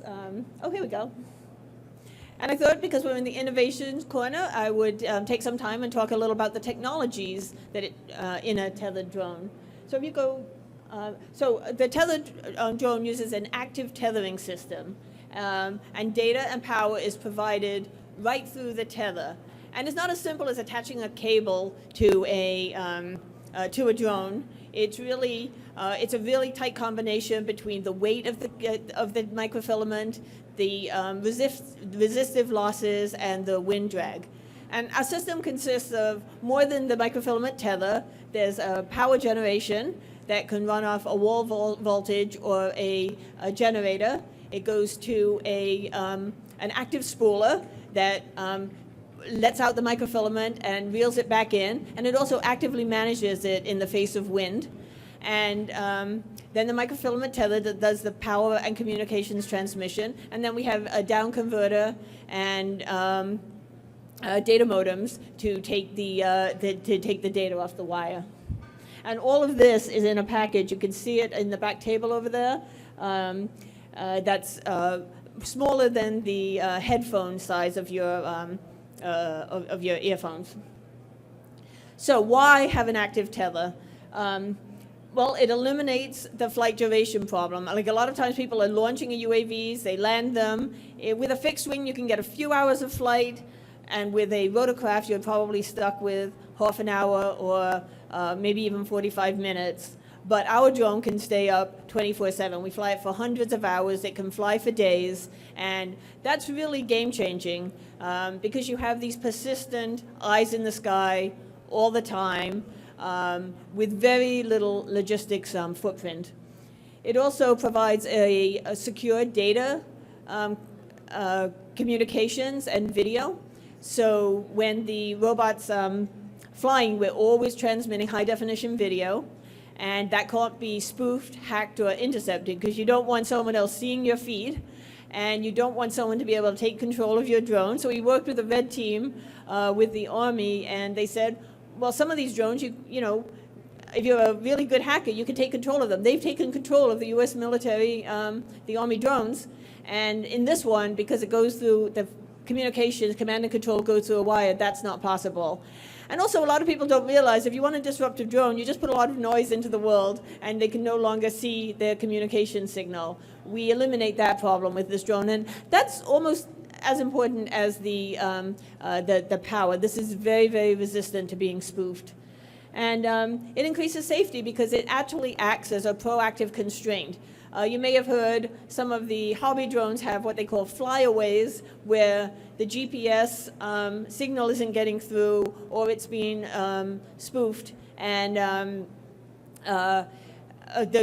because we're on a constraining tether as well, you know the robot's going to be in pretty much the same location that you send it up. This vehicle is designed to go up and stay up. So it acts kind of like a near-Earth satellite system. It's not designed to go out over the next hill. It's not designed to go over a building. But from a vantage point of a few hundred feet, you'd be amazed at what you can see. So this is the PORC system. It's on the microfilament tether, unlimited time on station, unbroken HD video, and really reliable command and control. And here's a video of it in operation. Whoops, can you play the video?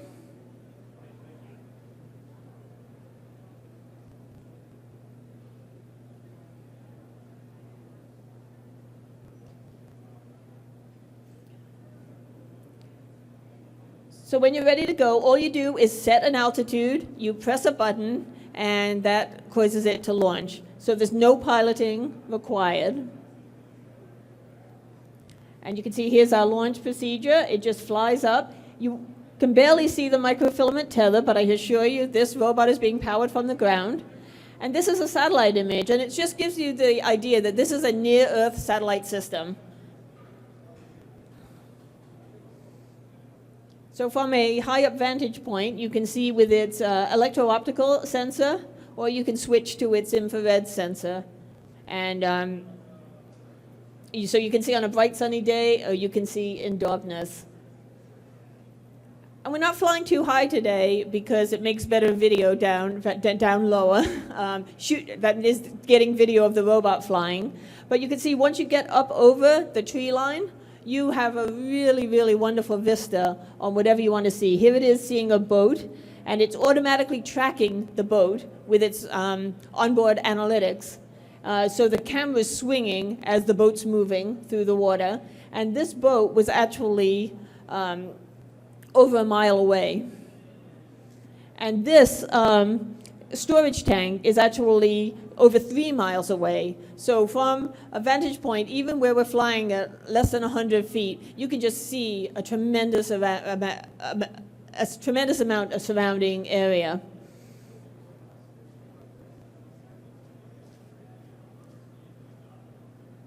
And this is showing our recovery. All you do is push another button to land. Again, no piloting required, and the vehicle ends up exactly where you launched from.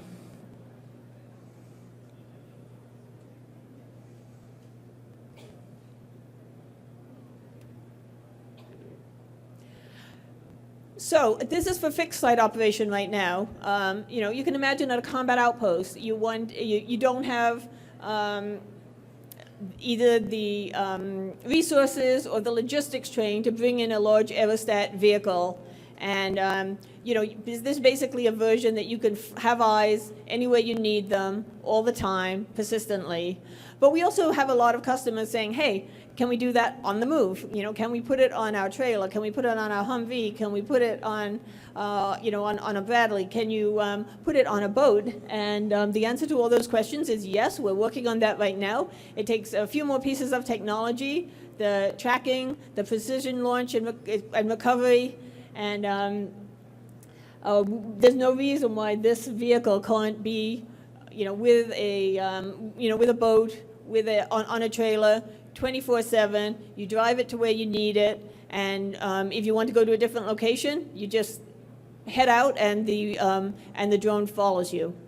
So a very, very different kind of a drone system from what's available today.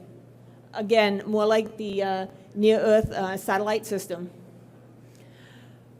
So all this was based on this new, really innovative tether technology.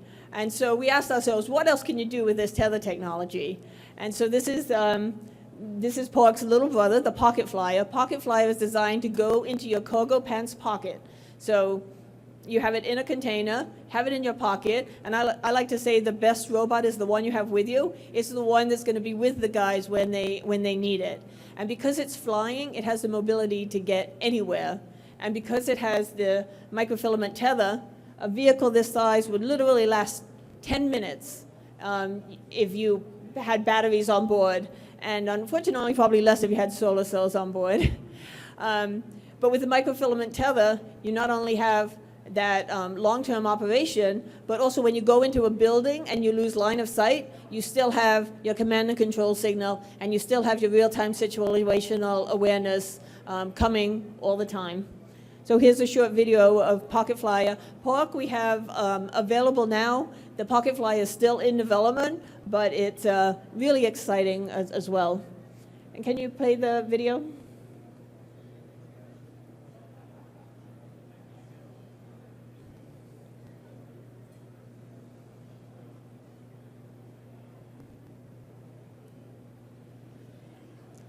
So you can see it has a microfilament tether, which you can barely see, and it's spooling that microfilament from the vehicle. So the first question I always get asked is, will it snag? Will it break? And the answer is no, because you never put any tension on the microfilament. It's always spooling out. It's like laying down a track, like a spider spinning a web. And it is disposable. It's very cheap. It's just magnet wire. But with our communications technology and with our power technology, you're powering the vehicle from it, and you're doing full HD communications. In fact, this robot's going to have 10 cameras around it, and we stitch all those together to give it, like a bug, eyes in the back of its head. Okay, that's it, but I'm happy to take any questions about the tethered drone technologies. The question is, what about birds? And the answer is, birds seem to be attracted to UAVs, and we've had them circling, but so far they've always had the intelligence not to get near these high-speed spinning blades. And I think they, maybe something evolutionary in that. I'm sorry? With the tether? We haven't seen that happen. I think they, we just haven't seen it happen, and we've been flying, days at a time. Helen, was there obstacle avoidance technology in the one you just showed, or That the obstacle avoidance technology in the first generation will be done with infrareds that are part of the camera system, but we have a design for a small scanning LiDAR system that's still in research, but we'd like to see that on a future generation, so you can make not just avoid things, but make a full three-dimensional model of the environment. Now, in that case, it was tethered, unmanned, but it could be remote controlled. Yes, it can be remote controlled, so you control it with your cell phone and have it go wherever you want it to go. It's designed to go into a building, like into a search and rescue operation, or if someone's taken a hostage. It's kind of what the ground vehicles are doing now, but instead of worrying about rough terrain, worrying about a fence, worrying about a stream, you can just get anywhere with a small flying vehicle, and then when they're also able to go indoors and not lose command and control and imagery when they, when they lose line of sight, that's really powerful. So it's kind of like the holy grail to me of mobility, getting a robot that can get and see anywhere. Any other questions? Well, thank you for your time, and come see us at the booth back in the left. Thank you. Okay, our next group are our friends from Mistral. And is this just Yoav and Dave, or just Yoav? Yoav. Okay, Yoav Hirsch from Genius Unmanned Systems.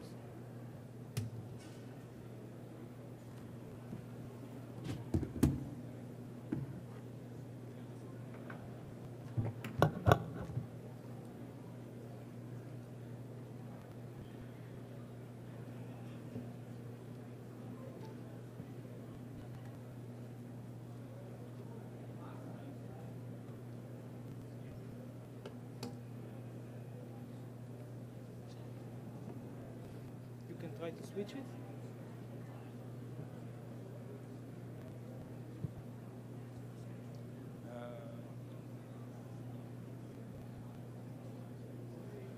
Okay, good afternoon. My name is Yoav, and please forgive me for my bad English. If it's going to be too difficult for you, I can move back to Hebrew, but I will try to stick with the English. I will try to be short, like the nice lady before me. I will try to speak a little bit about how UGVs can help us to solve a tactical problem today. My short presentation will be focused on the defense market and not on all the other markets. Some words about Genius. Genius established 2005, and since 2007, the Israeli Defense Forces is using our system on the field. The IDF since 2007 using the Mark I. The Mark I is in the field for almost 8 years, and it's now replaced by the Mark III. The Mark III based on regular Ford F-350, include weapon station. You will see it later on. Today the IDF in parallel using the Mark III on the Ford and the Mark IV on the old American M113 APC. And as you can see here, we have more than 8 years of operational hours and more than 70,000 of operationals. Some words about how our system is built of. It's basically built from 4 different main areas. The first one is the low-level control, or in other words, drive-by-wire, fly-by-wire. So the first one is the low-level control. The other area, and the most important one, what we call the core unit, it's a main one box that include all the high-level control, mission control, and navigation. A separate computer for the safety area, and the last area between the 4 is the advanced off-road capability. And I will mention 3 of our biggest strengths, our experience, our ability to integrate the weapon stations that I will show to you later on, and our ability to put our system on any kind of platform. What I would like to address is speak about the challenge that we have today. And I choose 3 main challenges, and I'm not speaking about tactical challenges. I'm speaking about budget reduce, meaning less unit and less manpower, less budget and sustainment, less budget for training. And no doubt, the other biggest problem is save life of soldier and try to reduce the amount of mistakes and accidents that basically influence the first 2, because with too many mistakes and accidents, we are losing life and we are losing money. How UGVs can help us to do it? And I will try to explain it later on in a video clip, what I'm speaking about here. The first one, with UGVs, we can do more with less manpower. We can be more effective and less maintenance. We can allocate budget for UGVs from armor. Why we are putting so much armor on platform? Because we would like to save soldiers. But if soldiers is not there, we can take the money, take the armor, and build more UGVs. And no doubt we can provide effective training with UGV. No doubt we can save life, because if soldier is not inside the battle, and the only things that can be damaged in the UGV, we are saving life of soldier. And because at the end of the day, the UGV is a stupid computer, and he's done exactly what we are telling them to do. And because of it, we have less, almost 0. In 8 years of operational, we have less than 3 accidents, with thousands of operational hours, and all the 3 accidents that we had is because of human being fails and not because of the systems. To achieve all this, we need to have some capabilities. And the first one, if you would like to use the UGV in the real life, we need to have the ability to operate weapon stations.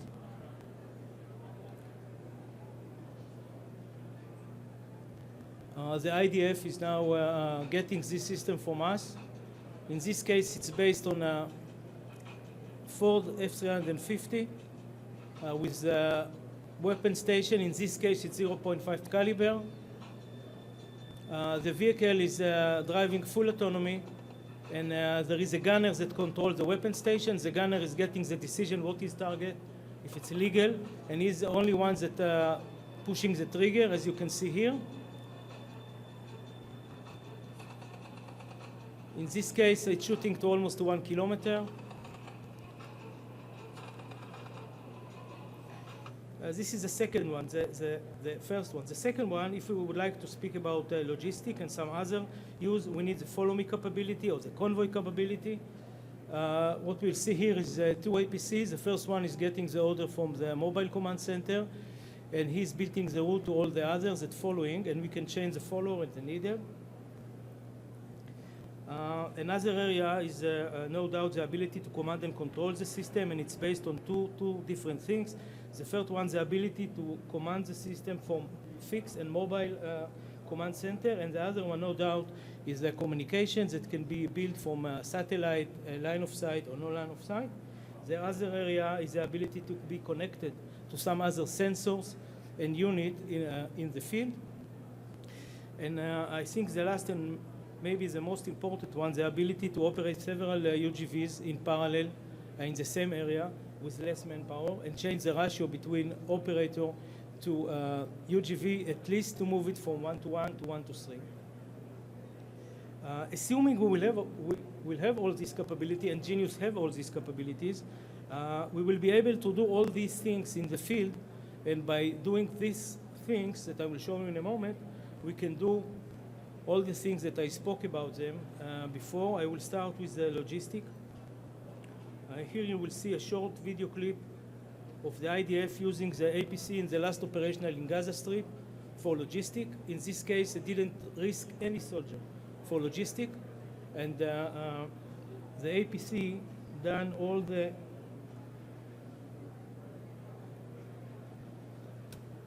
logistic mission without any risk. It's command from the mobile vehicles that you can see here. The upper side is Gaza Strip, the lower side is Israel.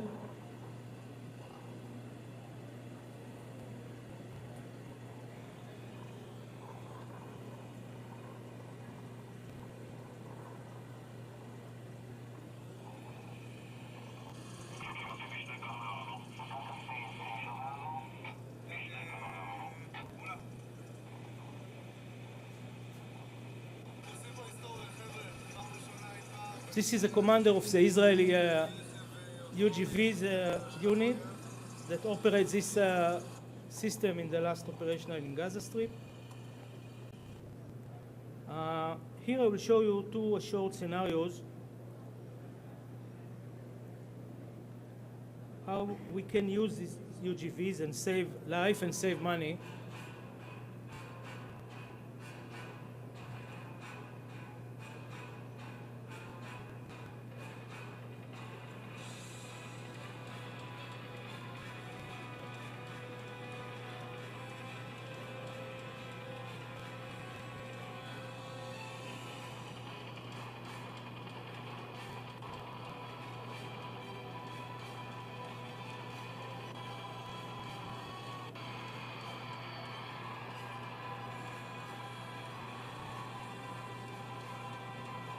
The idea here is that the regular forces will secure the landing zone.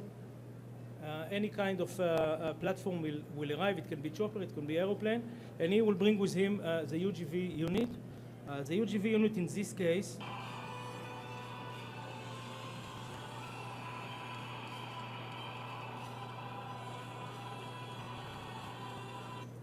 is built from 3 UGVs, 1 mobile command center and 1 logistic.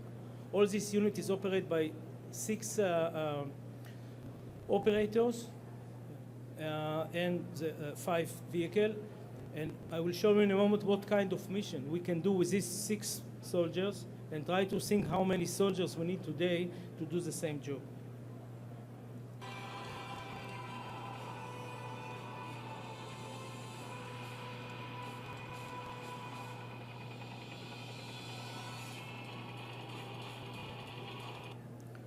One UGV went to secure one of the flags of the landing zone. In this case, is 1 UGV. The operator is inside the base without any risk. Think how many soldiers you need to send to secure this junction. At least something between 6 to 12. It depends on the unit and it depends on the mission. So we can replace a mission of something between 10 guys with 1 guy without any risk. He is able to define the target, send the information to the headquarters, call for fire,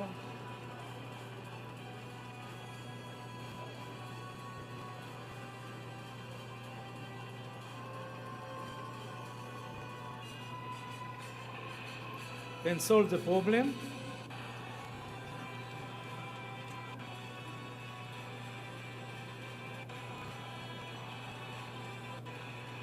On the other flag, again, the same UGV. Think about another 10 soldiers that you need. In this case, it's a short meeting with the enemy, and the vehicle is solving the problem by himself. So think about unit of 6 operators instead of almost 1 company or small companies that are doing the same job. The second scenario,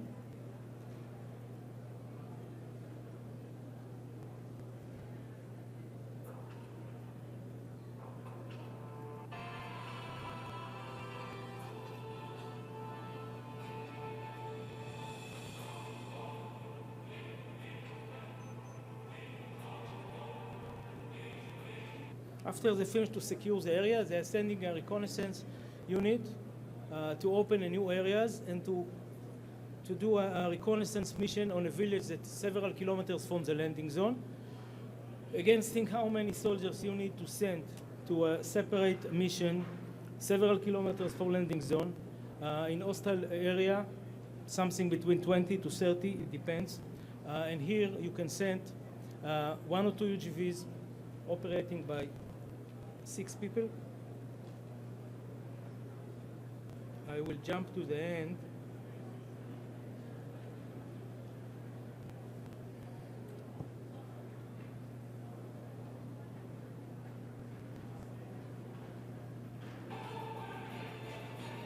One of the UGV arrived to his position here.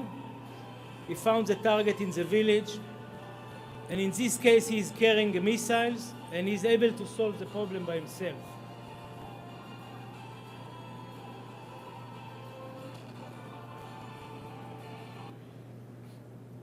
And this is my last slide. I think that Genius technology is ready and proven today. I think the only question, I'm not going to answer it, is the user really ready to use it? Everyone can have his thought. And this is basically my presentation. Thank you. If you have any questions. Sir, just to catch up, you say of all the different scenarios that you showed, how many of those scenarios were being utilized by the IDF? Not all of them. Something between 60%.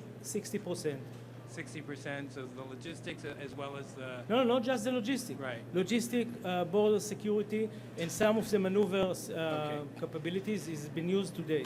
Okay, thank you. Any more questions? Thank you, sir. Okay, our next presentation, so we're going to go back to the energy piece, and we're going to go back to energy savings through smart controls. Proof energy, Mr. Sadler. Okay, there you are.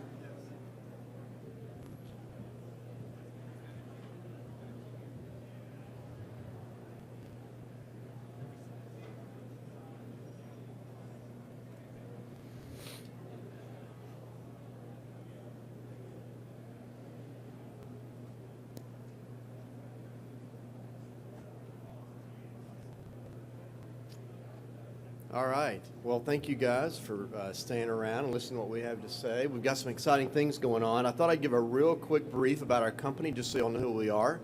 We're very vertically integrated, which I think is a key strategy to what we're trying to do. Proof Energy Solutions is the parent company, but we do have 5 divisions. We have our own R&D division. We do our own manufacturing as well here in the U.S., which gives us a lot of ability to do quick prototyping, also to do extensive quality control, being able to do our own manufacturing, and then being able to be nimble and get the latest technology to the market. We also have LED lighting. We do design and develop and manufacture our own LED lighting fixtures. We also have energy controls, a proprietary system, and that's what I'm going to spend my time talking about mostly today.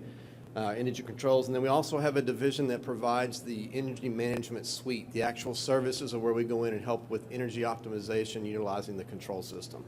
Next slide. This is the LED technology division. Just shows you some of the things that we can do there. Next slide.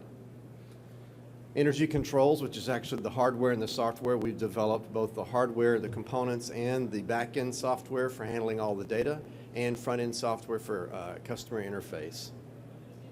Manufacturing, as I spoke of, we actually have our own manufacturing facility in Waco, Texas, based there. We have our own surface-mounted technology. We actually populate our own boards, circuit boards for the LED lighting, and also the circuit boards for the controls themselves. And then the energy management suite, key here in that we do actionable data analysis, prognostic systems monitoring, energy optimization, and facility occupant enhancements as well. So quickly get through that. I want to talk about what we actually do. On the R&D, yes, we do our own performance testing. We make sure we meet all certifications. This is where we do all of our patent technology for the patents that we have filed. And then obviously we have industry expertise as well. This is what I'd like for you guys to really pay attention to. This is where we feel like we are very different in how we have approached utilizing and making the most out of energy efficiency within a smart building. And I'll talk about quickly the components of this. Maybe hard for you guys to see. The biggest difference in ours, LED lighting does allow for a lot of programming of the lighting itself. Our system, though, not only interacts with the LED lighting, it also interacts with the plug load. Most systems that are out there today and the way that they interact with the individual is through motion sensors. We actually utilize an active RFID tag. We call it a proximity tag, whether that's a badge or a key fob or any other component that can actually house our circuit board. It allows us to be able to have the individual's tag and ID number interacting with the lighting and the plug load, which it gives us a lot of different capabilities. Once the LED lighting has been put into a facility, whether that's in a facility here in the States or out in the field, you end up with a digital grid. And with that digital grid, we're able to do a lot of things in regards to collecting very granular data at the fixture level, but also being able to send commands to each fixture and to each plug load as well. So if you'll notice down at the bottom left, there's the individual with the proximity tag. That signal is going to both the plug load and it's also going to the LED fixture itself. That information is then being collected by a receiver and it's sent back to a database, and all this is done over a very secure connection. That data is then analyzed, which allows us to do a lot of things. We analyze that data. We then calculate where we can see the most in energy savings. We optimize that over a period of time based on human behavior, not based on scheduling, but actually human behavior. And then we're able to do that to allow us to do not only global commands at a facility level or facilities level, but all the way down to an individual fixture or something plugged into an individual plug. All of that information we collect, and as you can imagine, we're collecting millions of data points because we're getting something from every fixture, from every plug, not only in regards to energy usage, but also we're monitoring activity and behavior of individuals and pieces of equipment. So this allows us to literally watch behavior over a period of time and then be able to go back and optimize a facility based on that data information we've collected. Very, very informative. We are collecting amazing information in regards to just how things are being used, temperature in certain rooms, because each fixture has its own temperature probe. We're able to interact with any particular sensor, but what begins to get very interesting is the behavior of individuals and being able to have hierarchies. So I give you an example to where maybe even in the field you could have certain individuals who come in, the light levels go to a certain level for them, and then you have another person who comes in and maybe that light level is either going higher or lower or it's changing. This is all done automatically. There's nothing that the individual's having to do. So all of that data is collected, monitored. It allows us to also go back and affect demand response. You guys may not know, but the typical facility utilizes, in regards, about 50% of that energy pie is utilized by HVAC, heating and air conditioning. The other 50%, or 40 to 45% of that, is light fixtures and plug load. The difficulty in past has been being able to control those at a cost-effective way, because obviously you've moved from a few huge pieces of equipment with HVAC to literally hundreds or thousands of fixtures and plug loads. Very difficult in the past to be able to control. We've come up with a wireless technology that allows us to do that and to collect that data at a very granular level. Allows us to be able to watch, control, monitor, and optimize energy at a facility level, a floor level, a division level, a room level. It gets very, very good. Next slide, please. This will give you another little example. If you'll notice that the lady sitting here, basically what we've done is we're building individual clouds. And that cloud is reacting to that individual's fob or badge or proximity tag.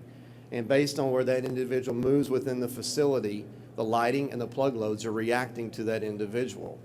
So to give you some examples, you may have common areas where you've got hallways or areas where everybody is throughout the day. You have those lighting and plug loads reacting to what's going on within those areas. But then as people move to their individual offices, their individual divisions, you're able to then have lighting and plug loads react to those individuals as well. Really, really hard to see, but I wanted to give you an example. This is just an individual office. There's two fixtures. This is just a small sampling. There are two actual light fixtures, and then there is a power strip. And if you can see, you'll notice that the blue line is the power strip. So if the individual has left, and everything that's non-critical that's been plugged into that power strip is now turning off. And this, again, is based on distance away from the office or away from the area, not motion. So by the time that individual walks back into the room, that power strip and all the things that were plugged into it automatically are back on. So by the time the individual sits back down at their desk, everything is back the way it was before they left. And so you'll notice that the blue actually pops up there to the top, and that is the activity. You can see that the individual, while they were in the office, you'll notice again the blue drops, the person left, the blue goes back up, they were in their office, the blue drops, the person left. To give you an example, the red and the yellow, which again are probably hard to see, are the fixtures. And why I point those out as being different, they actually go to on when the person's coming close to the room. This particular individual wanted their lighting at 60% of capacity. I wanted it at 60%. And so what's happening is we're dimming the lighting over a 15-minute period of time, so the eyes are adjusting. This has gotten down to 60%, and that's why you see the graph gradually dropping down, because it's going to 15-minute intervals. What's unique about this is now you've got an individual, and we've gone and done this in situations where, let's just say we take a floor or a division, there's 40 people. As we are commissioning these systems, we're able to go to each individual and say, what do you want your light level to be at? And we're finding that it's anywhere between 40 and 60% off of LED. So what's significant about this is that once you go from traditional lighting to LED, you're gaining about 45% reduction.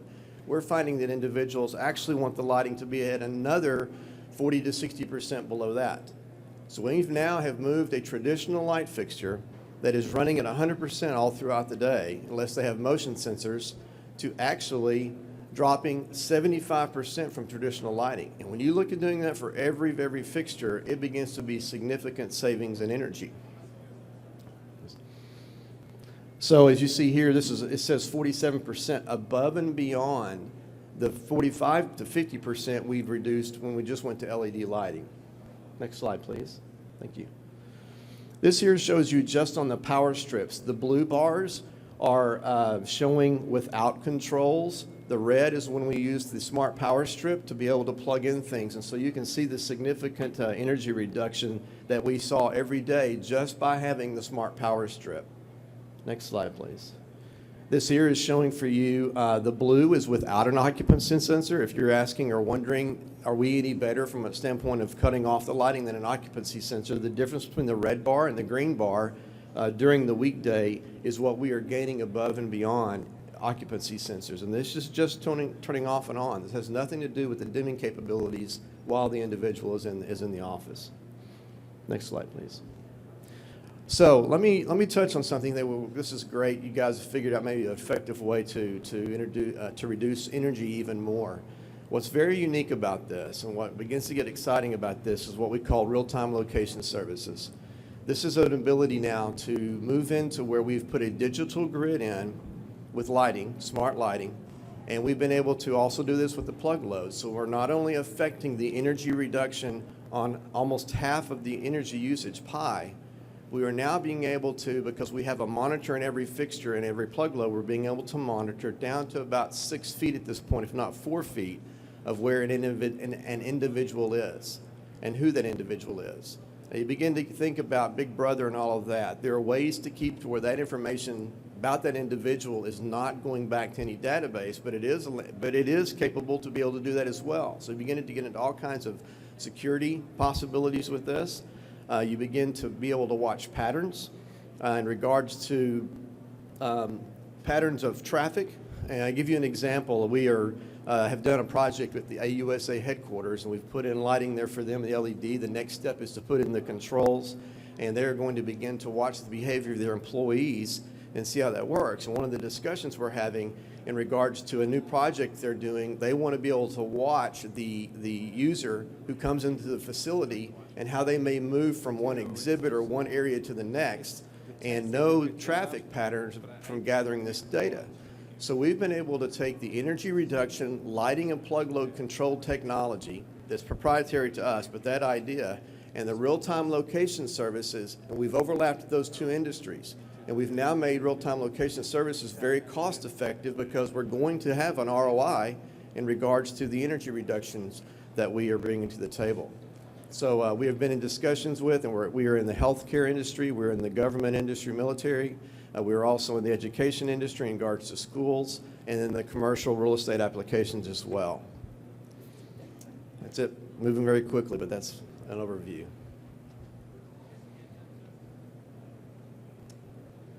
Any questions at all?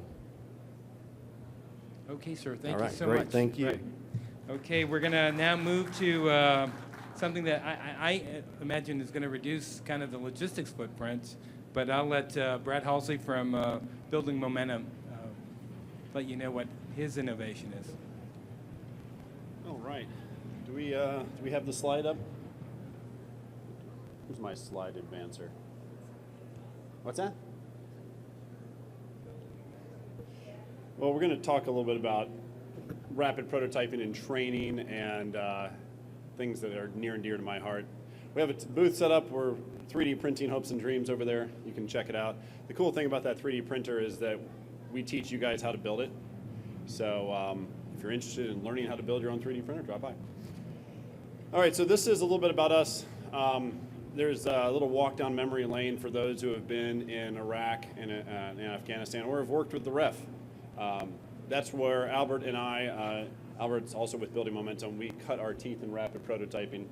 So next slide, you're going to see a lot of pictures and not much text because I don't like lots of small text on a screen. So essentially, we cut our teeth in rapid prototyping by being deployed for the REF, doing this in situ on the ground with the warfighter. A lot of us come from technical backgrounds, PhDs in electrical or mechanical engineering, or in my case, I'm a chemist, which means I don't fit in anywhere. But we did a lot of this on the ground, making products, making prototypes for the warfighter, and that has spawned this company that we have now. Next slide. There's Albert on a satellite system there, tweaking it in Afghanistan. We also worked with the REF's mobile labs, which you'll hear more about tomorrow from Veteran Corps. They are going to be talking a little bit about the mobile labs that they help the REF employ and deploy. Next slide. So I'll get to the training in a second, but one of the things that actually, just to plug us for a moment, what we do really well is product development when it needs to be done rapid and quick. So again, we did a lot of this for the military, and we know how to make products fast. The prototypes fast, the reason that makes sense is, let's say you needed to get something fielded really quickly, or you're risk mitigating some technology that you're trying to decide whether you want to build internally or not. We're probably not great at making a refined permanent product if you want to take that through the cycles, but we're good at making stuff pretty quickly. But I'm just going to throw some pictures of things that we did while we were overseas and deployed. We can talk more about this offline if you see something that piques your interest. Yes, we didn't make the MRAP, but we did make the poles that go over the MRAP. Another thing that we do in consulting is we consult with people on how to make maker spaces and mobile laboratories and things like that. We've lived in these labs for so long that we know how to make and design them, so we also consult with people on how to do that. Right now, our clients are pretty much schools and public places like libraries that are looking for help in making maker spaces there. So here's what we do best: training and education. And I know the talk talks about 3D printing. We use 3D printing a lot. Albert and I have had our hands in just about every 3D printer out there, or at least most of the ones you've heard about as well. And what we realized is, for one, we probably need a 3D printer to make some of the things that we want to make, and that it also serves as a great textbook for teaching. So we run workshops on how to make 3D printers, all the way through to our technology boot camp, which you'll see a bunch of pictures here shortly on what that looks like. It truly is what I think we do better than just about anybody. After being downrange, after taking time with the warfighter, seeing what they need to have built, and then coming back, and then I ran the program that trained all the engineers and scientists that were going downrange to the REF at the time. And Albert and I enjoyed that part of it so much that that's where we focused the meat of the company, was on training and helping people develop these things themselves. So all of our training is project-centric or scenario-centric training. So why is that any different than anything else? Well, I don't like slides with lots of text on it. I actually don't like when people sit in front of slides in classrooms and learn things that way. I'm very hands-on. So all of our training that we do with anybody is completely hands-on, getting dirty, making things. The 3D printing workshop that we teach, we go to Home Depot and get the wood, and we laser cut the wood with you and start putting that thing together, and within a week you have a 3D printer that you can put on your kitchen table and print whatever you want. everything in our training is challenge and event centric too. So we try really hard to use competition. Everything from, in this case, these were engineers getting ready to deploy for the Rapid Equipping Force. They had PhDs and advanced degrees. They really get into the competition. In this case, it was a 3D printing competition, catapults and bridges, who can make the best, who can shoot the ball the farthest type thing. It's unbelievable how people turn on their A game when you have a competition. And on the flip side, Albert and I do work with inner city youth and at-risk youth, and in those situations, competition works just the same. These kids want to learn robotics, not if you force feed it to them, but if you tell them, let's go beat the other guy, they ingest this stuff like crazy. So all of our training is that way as well. It's competition centric or challenge centric. Sometimes the challenge is we have to set up a surveillance system on a faux Afghan village that we've contrived. And when we've done that in the past, we've had airsoft mines and OP4 and all sorts of things to help the situation seem more realistic for the engineers. To just who can build a bridge that holds the most weight at the center line. All these things get people to consume the information really quickly, and they learn really, really fast. So in our training, a lot of these training events are week long. We have done shorter vignettes of 2 and 3 days, but we really like the 6-day, 7-day training event. We have sent, maybe 80 people through this that have gone downrange total, and we've trained everything from soft to and sort of team operators to teachers to staff to green suiters, you name it. And this is, like I said, a small vignette of what that training covers in a course of a week. We like the intensity because it also bonds everybody together when you're doing something that's this intense, this long, and over the course of a week or so. For anyone who's been through some of the special teams, it's sort of like that Hell Week or Pool Week or something like that, where it's just intense all day, all night. So why is tech training so important? So you guys might say, hey, I got a software team. Why do they need to learn how to MIG weld? And the answer is they're probably coding for a reason. They're probably going to attach this code to something that is hardware oriented at the end, or they are going to interface with another team that thinks differently than they do. And so we've taken people through training that are orthogonal in the things that we're teaching them. So they are coders, or maybe they have no science experience or engineering experience whatsoever. But I think it really helps, especially downrange, but I think in any industry where everyone on the team has an appreciation for all facets of what you're working on. So yes, do coders need to learn how to TIG weld? Well, maybe not on their everyday, every day when they go to work, they're going to TIG weld, but it does give them an appreciation for what the hardware team might have to interface with. And as you go down that list that we saw earlier, things like microcontroller programming and open source coding and things like that, it helps the hardware guys to appreciate what coding is like and what goes into it. And really, at the end of the day, if you've gone through this training, you come away with a swagger. If you build a 3D printer, and by the way, I just recently, Albert and I took a 14-year-old girl through the 3D printer workshop, and in the same class, a 40-year-old librarian, they came away learning how to not only 3D print, but they have a confidence and a swagger about them that you just can't get from doing regular online training or looking at textbooks or things like that. So everything we do, it looks like a bunch of toys over here if you guys get a chance to take a look, but everything applies to things that can be either made downrange or rapidly, even within your own companies. The robotics that we teach, we have built many devices in theater, in Afghanistan and Iraq, based on the Arduino platforms that we use for robotics. It's just fun to make a robot, but the technology that you learn transfers. You can go to the next slide. So this is a very interesting point, and if you guys remember back in the day when like Commodore 64s were coming out and things like that, this is a really interesting point in technology, because when I learned to program, it was a VIC-20 or Commodore 64, I don't know what you programmed on, but it was pretty rudimentary computers. and then it came this phase where it seemed like technology was getting more and more inaccessible. I look at the iPhone now, and it's like, none of us are making that in our free time. But there's been an inflection point that has happened where technology is now accessible.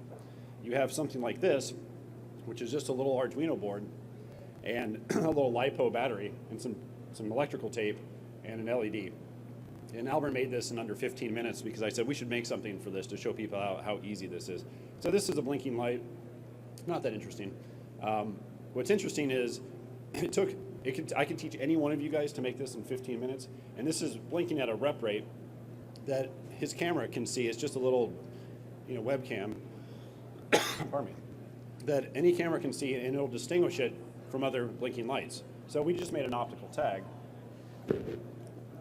in no time. And we did stuff like this all day in Iraq and Afghanistan when we were there. Now, I have a little packet of IR LEDs. If I put an IR LED on here, you guys would just think I'm crazy because it wouldn't do anything in your eyes. But it's easy just to swap those things out. What's really cool is when you empower a warfighter, a soldier, to make this. Now they don't have to order it. Now they don't have to come to you or come to somebody and say, I need some little tag made. You can just say, you can sit on the computer and program, this Arduino board. If you have it with you, you can order these on Amazon and get it. Actually, we got them to Afghanistan in 5 days. You can make this really fast. Now, is this a finished product? It's absolutely not. All you guys are showing, time machines and sharks with laser beams and things like that are pretty awesome. This is not that. This is not a finished product. It is something that you can teach someone how to make really quickly, especially in a moment of duress. They can get them off and running and then decide whether they need to make something later. Again, Albert made this under 15 minutes. I swear I can teach all you guys how to make 1,000 devices just like this by giving you the building blocks and some of the training. So why is training important? Why us? We've been doing this for a long time, about 5 years of this type of intense, immersive sort of get your feet wet immediately training. And what you're going to see next as I sort of talk a little bit more about the training is just people that have gone through it and tons of testimonials. Go ahead. Sorry. I think I picked the wrong mint. You can go to the next slide. So 3D printers, if you guys haven't had a chance to understand or work with a 3D printer, they're a pretty useful piece of gear. They allow change to happen sort of forward, so you don't necessarily need to make everything now. But there's more than that. There's more than 3D printers that allow you to do that. There's microcontrollers, there's software, there's different types of hardware. There's a million sensors that you can, this board is one of hundreds and hundreds of sensors that are available to anybody on the open source market where code is already pre-written. And we just show people how to leverage that. So if you go to the next slide, you'll see more of the training where we teach this type of stuff, where we teach how to leverage what's already out there, how to put this stuff together really quickly, and then at least have something that you can go do your mission. Again, this has been a force multiplier we've seen, not just in 3D printing and not just in having gadgets and widgets, but now you don't have to order that thing. The soldier can go make it, the contractor can go make it, or anyone else in their corporations can now think a little bit differently and figure out how to go get to product faster. Go to the next one. So this training actually that you see right here was done at REF. We were training the next round of deployers, and they were learning, I think in this video, or in this picture, just how to build a robot that ran after a line, that followed a line. Is that relevant for downrange engineering? Maybe, probably not. But what's relevant is all the sensors that went into that. Now they used ranging and audio ranging. They did reflectance sensors. Now you can imagine all the insidious things that you can make with the sensors they built just in using this robot, and it all translates. Again, these guys they're all engineers. They're all either degreed, masters, or PhD level guys. But this was all new to them. And these are people supporting the Army. It's such a powerful thing, the open source community, such a powerful thing to understand how a 3D printer actually takes a file and converts it into something. But what's even more important is the training behind how to leverage all that stuff. I mean, this is $11 worth of stuff. You can make all sorts of fun tags with this, especially using an IR LED. You're off to the race. I mean, if you guys know the Firefly, how many thousands and millions of Fireflies have been made with just, all you do is you swap this with the IR LED, then now you have a Firefly. Now someone can make this, you don't have to buy them. Next slide. So we've, actually in this picture it's great, one of the guys there is a scientist and one of the guys there is a former SOFT team member. Not sure which one it is. Actually the guy on the right is the nerd. But we like to pair these teams up too. When we do a lot of our training, we try to pair the operators with the scientists. When we train teachers and when we train some of these other groups, corporate groups, you don't obviously get that chance, but it's really great to have that dynamic, especially when you contrive the missions to be outside, to be a little bit more fantastical. Go ahead. So, a couple of these slides here are just, again, reiterative of the same thing, but I just can't stress enough how important it is to train your staff, to train the people going down range on all these other options that are out there. If you don't know what this microcontroller can do or what a 3D printer can do, or I have a little vision sensor over there that's tracking my pink Millennium Falcon, which we also 3D printed, which is another cool way, another reason to make 3D printers, by the way. You can print Star Wars stuff, but it's using vision sensor to track the Millennium Falcon. That has 1,000 applications and tagging that I can only dream up a dozen of them, and you guys could probably go with the rest. But that stuff is all open source. I can show you all how to build that in a matter of a few hours. This was a good one because we did a lot of training with non-commissioned officers with our scientists, and these were teams that deployed downrange. But it was also, again, this juxtaposition of non-tech and high-tech, and it produces these great teams. And the solutions are always better than all tech or no tech. So again, if you're thinking, Brad, what is this, you're talking about downrange stuff, I'm making a radar, I have a company that makes a radar, or I have a company that does electroluminescence. Think about what it's like to cross-train those teams in areas that are maybe even orthogonal to what you're looking at, because it truly increases, just look at the testimonials here, it truly increases the productivity of your team. So again, this was another one of these events where we had them take a bunch of steel and get over a 10-foot wall with some contraption they had to make in under a few hours, and then it had to fit back down into a box. And so people came up with ladders of different sizes and different shapes, and then in this one we made a twist. We had to have them put an antenna on the top of it for another project that dovetailed into the final big project at the end of the week. A lot of our training is that way. It's small projects that dovetail into a larger multi-day project at the end. And so people are exhausted, they're fighting, we're working out conflict resolution issues, and I love that stuff. So we look to see how to optimize that type of communication across those people. Go ahead. Just two more slides, I think, on just groups that we work with. It's not just military, it's not even always just professional. Sometimes we run workshops and training events for kids, for parents that are interested. The guy with the kid is actually a NASA rocket scientist who wanted to bring his kid in to learn robotics with us. We train teachers. In this case, we did a big week-long teacher training event where they came in and did the same thing, actually, that most of our military and defense training went through. This was an urban canoe they had to build, so we taught them how to MIG weld and TIG weld in the morning. They had never seen a welder, didn't even know what welding really was.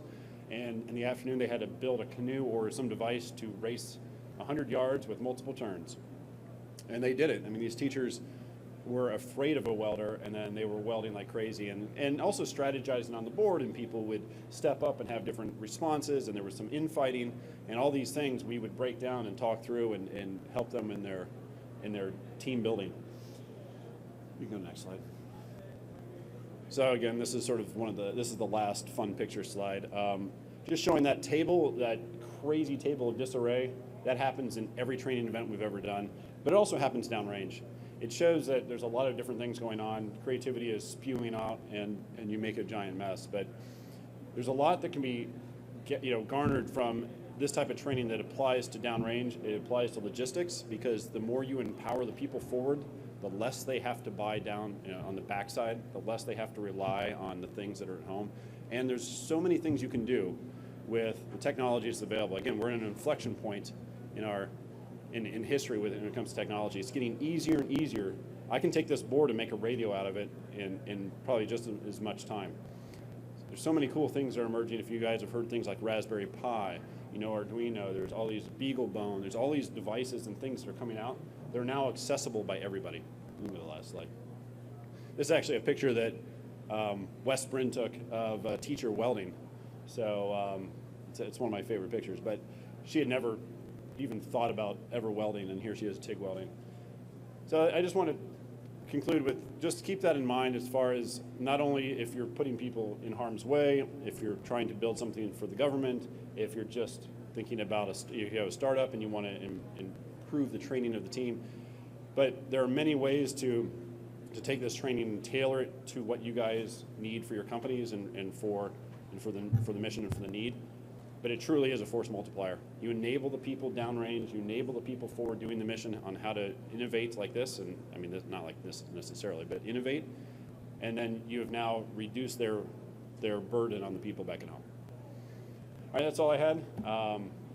I can take questions or get back to 3D printing.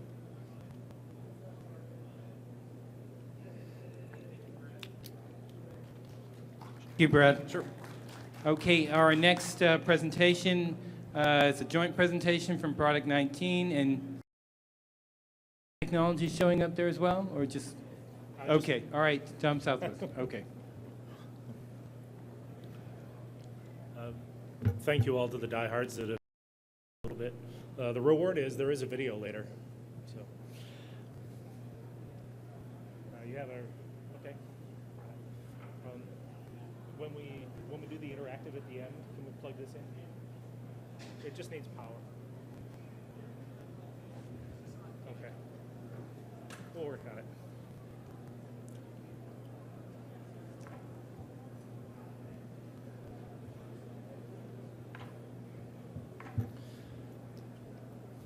Okay. Sorry? Yeah. Oh, it seems to have gone missing. Okay. We'll get through this short PowerPoint with the promised video. And at the end of the presentation, I'd like to do a short interactive to show you exactly what it is we're talking about. So to start off, next slide. So training comes in many forms. You've seen some examples of some highly interactive training on a small scale. This is directed toward a bit of a larger scale for not only training, but troubleshooting, assembly, and everybody understands what a technical publication is. If you've read the instructions in your laundering machine, then you understand how everybody just skips over everything and reads looks at the pictures, regardless of what you're looking at. Technical publishing hasn't changed or the way we assimilate technical publishing hasn't changed in a number of decades.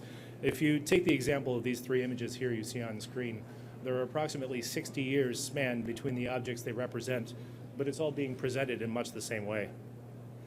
Next.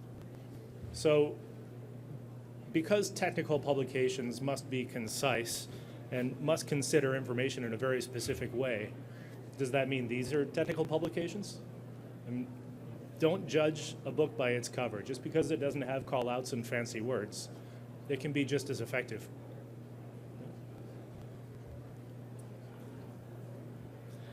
So the creation of technical publications has evolved as well,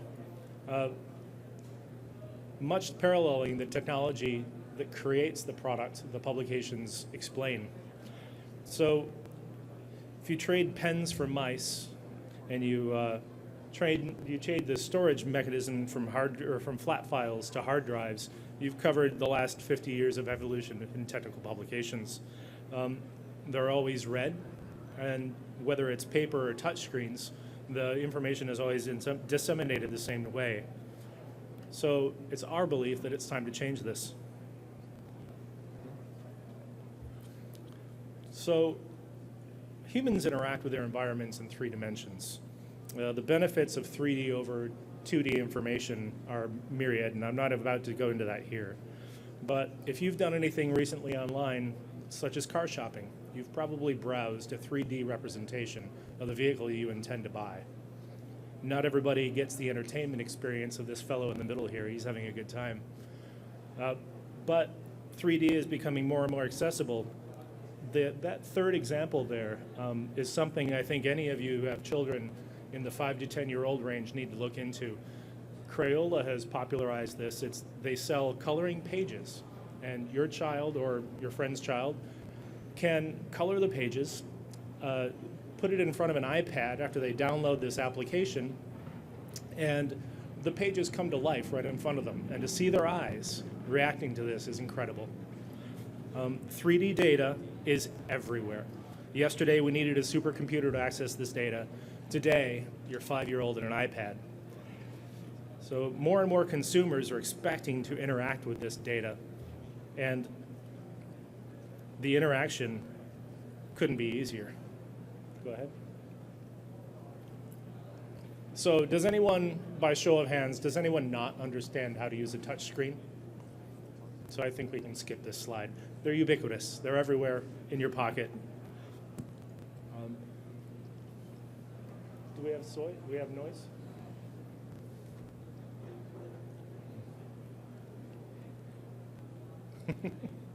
That's fine.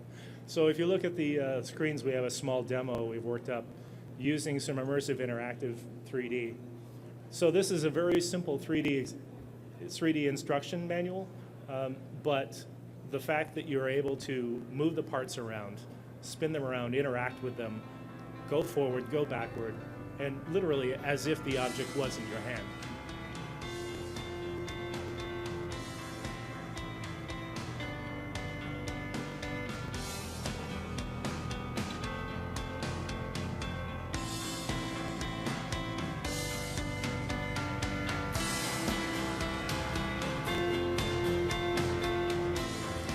So special thanks to our partner UBT for the allowance of that video.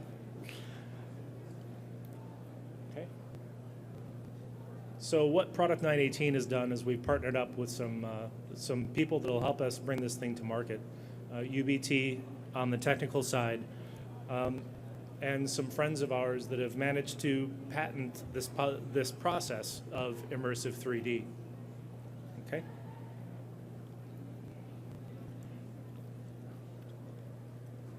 So apologies, this is a little out of order. The evolution of parts to support 3D is the similar story, but what we've done is we've gone from wooden first prototypes that you could maybe hold in your hand after a few months to these guys over here printing parts in a few days. But would it be nice if during the design phase of your part, your system, your assembly, if before you even went to prototype, you got it in the hand of the user in order to test and understand their feedback from the back end. That feedback loop is important and one that's commonly not used effectively in today's engineering. Okay. So basically, the 3D data you already have, everything supporting all the objects you currently train on, can be imported and used for this secondary purpose. Whether it's an introduction of a new product, introduction of a new process, or situational training. All right. So the virtual 3D representations can be from any source. We'll accept your traditional CAD. We can create CAD. Next slide. And because the user can interact with this, they can turn it around and look at it from their own point of view and watch as these assemblies occur. So I think here I'm going to take a moment and fire up our interactive demo, and just hang with us for 30 seconds.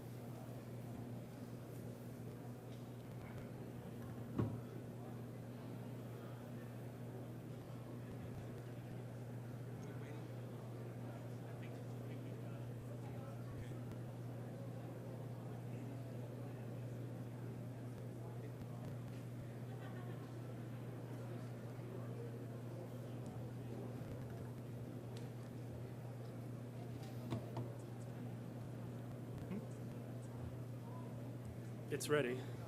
Have we got? It sees the monitor.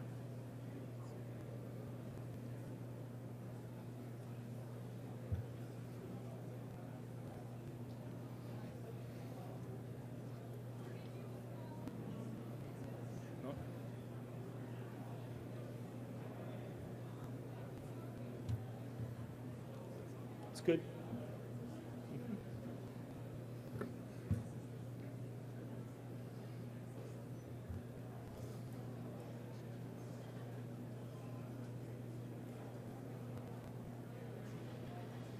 Ah, that's a good sign.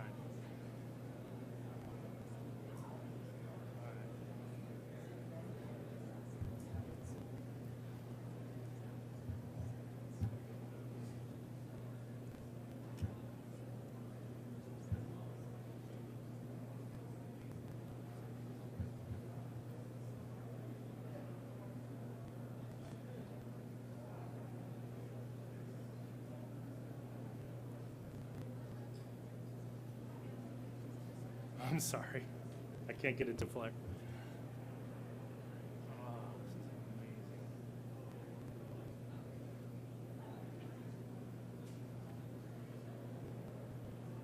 No, I'm sorry. We'll have to pick up the interactive another time. Thank you very much.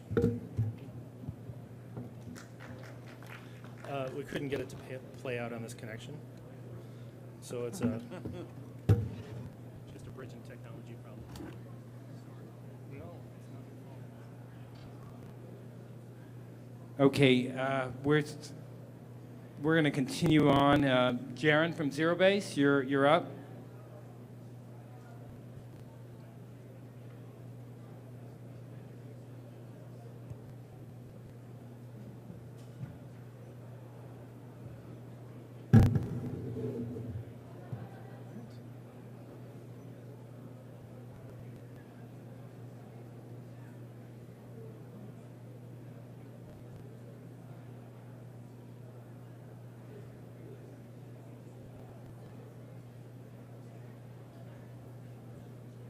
Yep. That one. Full screen. Put it up full screen.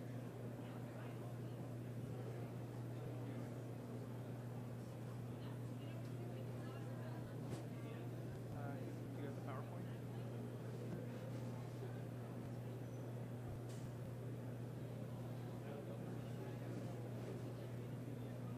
That's fine. And you blow it up so it takes up the whole screen.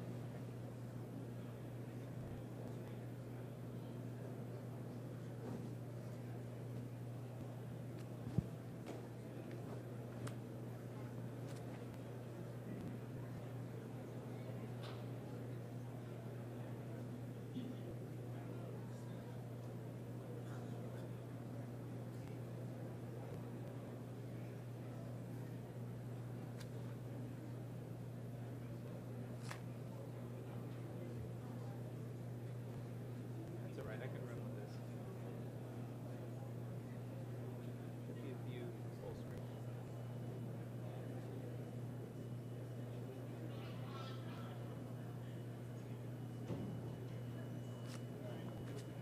I'll run with it.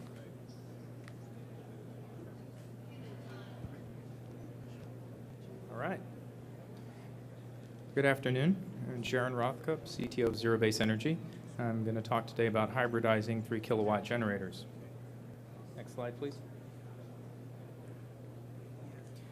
So on the left is a system that the U.S. Marine Corps deployed as part of XFOB in 2010.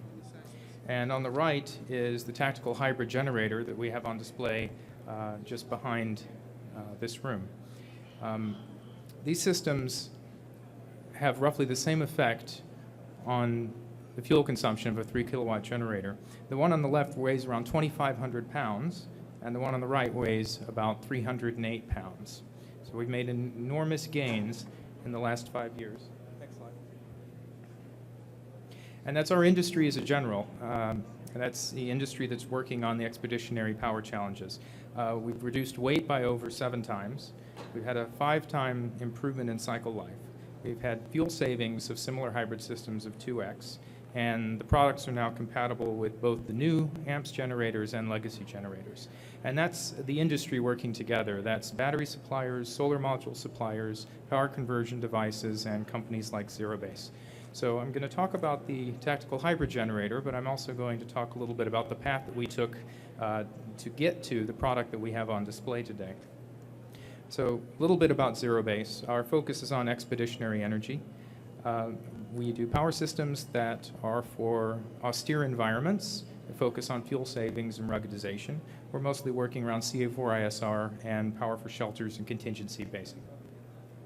And we're doing this in support of the Department of Defense's various missions, E2S2 inside of the Army, the Rapid Equipping Force and their customers, the U.S. Marine Corps, and the Office of the Secretary of Defense all have mandates and targets for reducing the overall consumption of fuels. And that gives companies like ours in industry targets to hit. But there are also markets in the commercial space that have similar needs. This is a vodka distillery in Maui that's running off of a microgrid that's using very much the same battery technology as our tactical hybrid generator. And then in the energy access world, which is mostly focused on aid and development, there's a different set of challenges that require some of the same technologies. In this case, is a project we did for USAID and EarthSpark International in Haiti that's focused more on effect and the ability to sustain these systems in very remote environments where the level of competency of the operators is going to be much less than those inside of the Department of Defense and U.S. Army. So our largest customer inside the Army has been the Rapid Equipping Force. We're part of the Energy to the Tactical Edge program, and their methodology benefited us a great deal. In identifying and understanding requirements, they showed us where the needs were that we could apply our technology to. In establishing partnerships, we understood what the path forward was. In selecting solutions, they introduced competition between the different vendors as to who had the best technologies and solutions. And then they equipped the units and assessed the impact, which gave us valuable data, which has informed the broader community of what the benefits of hybrid power are. And I don't need to show this audience pictures of burning fuel convoys or talk a bit about the benefits of renewable energy and its capabilities. I think others have done that before me. But there were some challenges in adopting these technologies. Customers were really unwilling to rely on solar alone initially. Hybridization was necessary because a lot of the operations weren't going to run off of just solar. There were advanced battery technologies, but a lot of the operators, and particularly the log folks, were concerned about their transport and their survivability in the field because there had been so many visible failures of lithium-ion batteries. Most of the equipment that was introduced to enable hybrid systems, particularly power conversion devices, were designed for first world environments or for vehicles and required a lot of hardening in order to survive in an expeditionary environment. There was really no baseline for operator training. The average soldier or Marine isn't familiar with the language of energy and how to manage their energy the way that they are familiar with how to operate generators. There are sustainment challenges, which the Rapid Equipping Force spoke a little bit about earlier today. The line that I heard repeatedly was, "There's no Home Depot in Afghanistan." Something goes wrong, it's a long way from having a supply of COTS equipment. And from our end, the test protocols weren't especially designed. We understood generally how the equipment was going to be tested and qualified, but that changed depending on how it was being deployed, because the hybrid systems were neither a generator nor a battery system. However, the REF deployed quite a few of them successfully. This is one of our small hybrids running a mortar pit.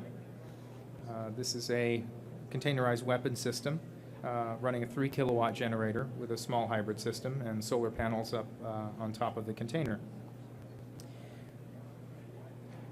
So these were fairly small loads.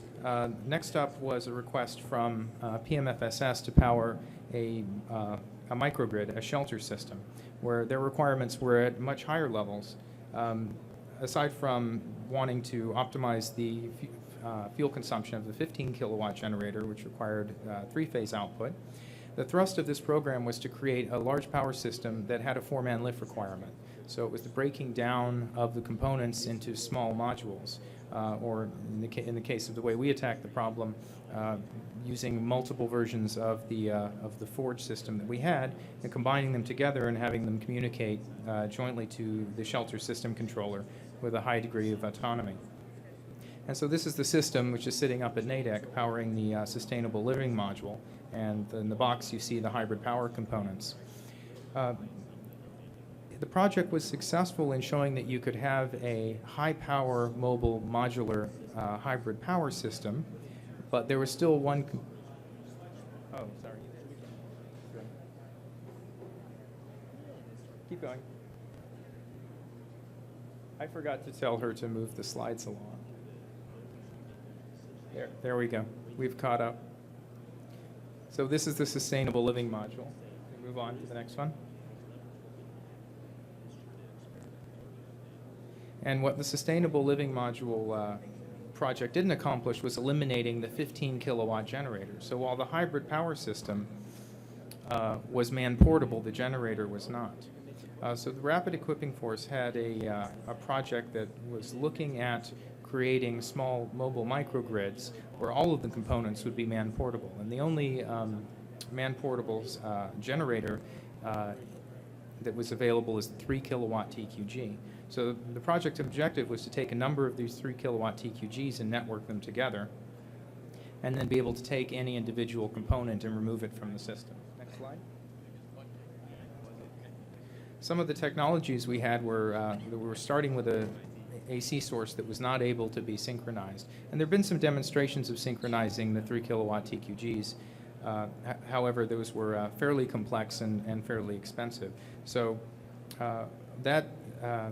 our approach was to take the AC, convert it to DC, and then bring it into a three-phase 12 kilowatt pure sine wave inverter. We also needed a very high level of energy density in order to stay under the thresholds for man portability. So we're using lithium power batteries that were tested at the Marine Corps Z2C that had a charge and discharge rate of over 2C, so they would be able to keep up with the 12 kilowatt requirement. Next slide, please.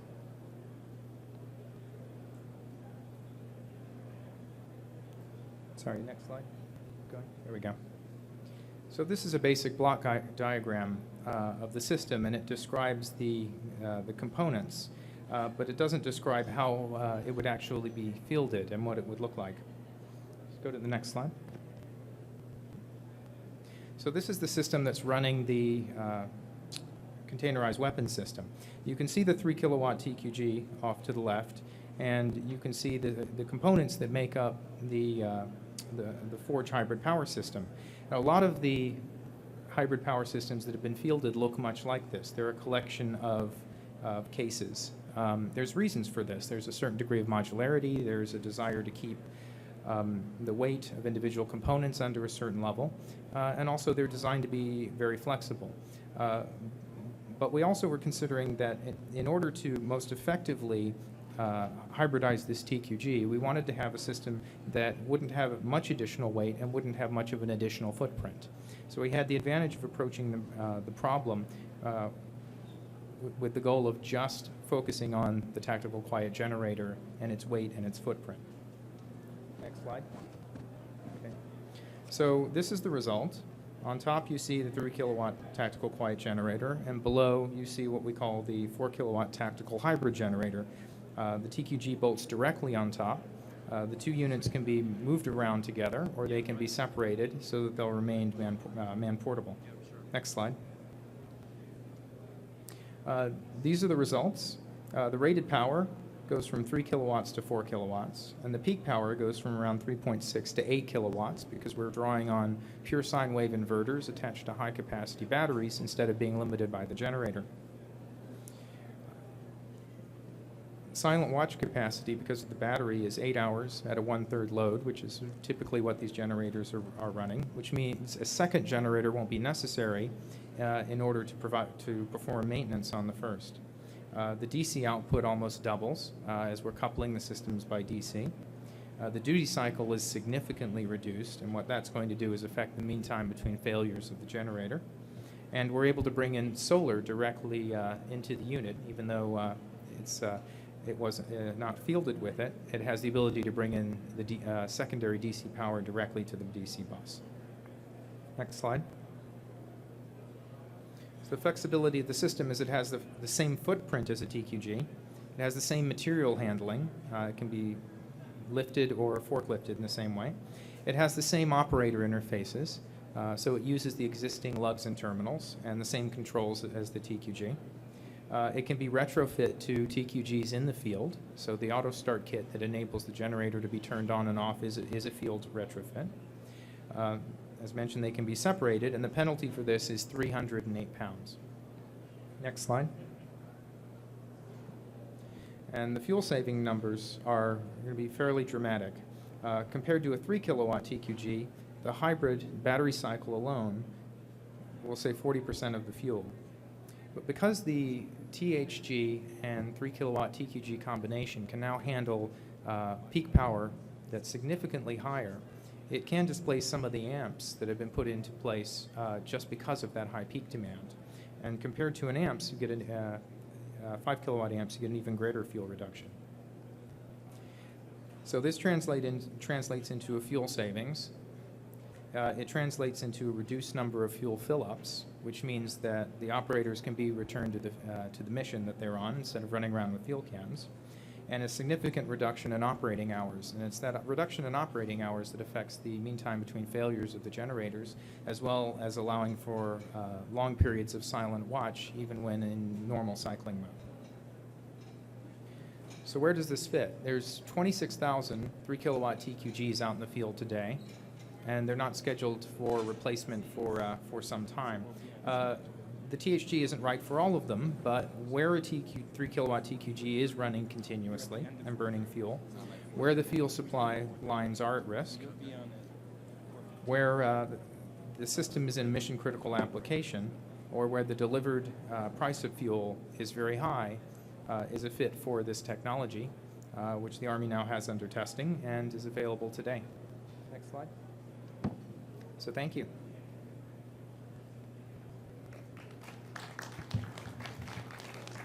Does anybody have any questions for Jaron?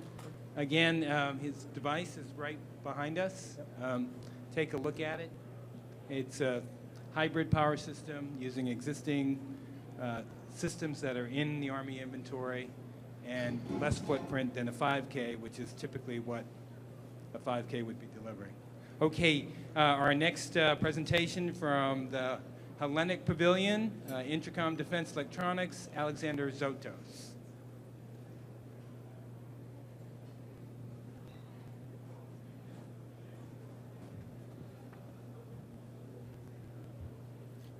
Thank you very much, Bill. Good evening to all of you. At first, let me tell you a little words about our company. We are Intercom Defense Electronics, specialized for over 25 years in telecommunication products. In the last 10 years, we entered the hybrid systems, the energy era, where we build hybrid station, hybridization kits and genericons, special mix of air conditioning generator.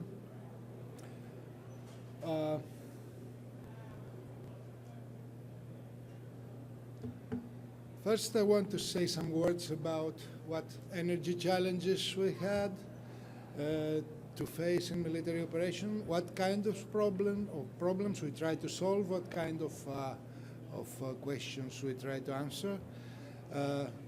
Actually,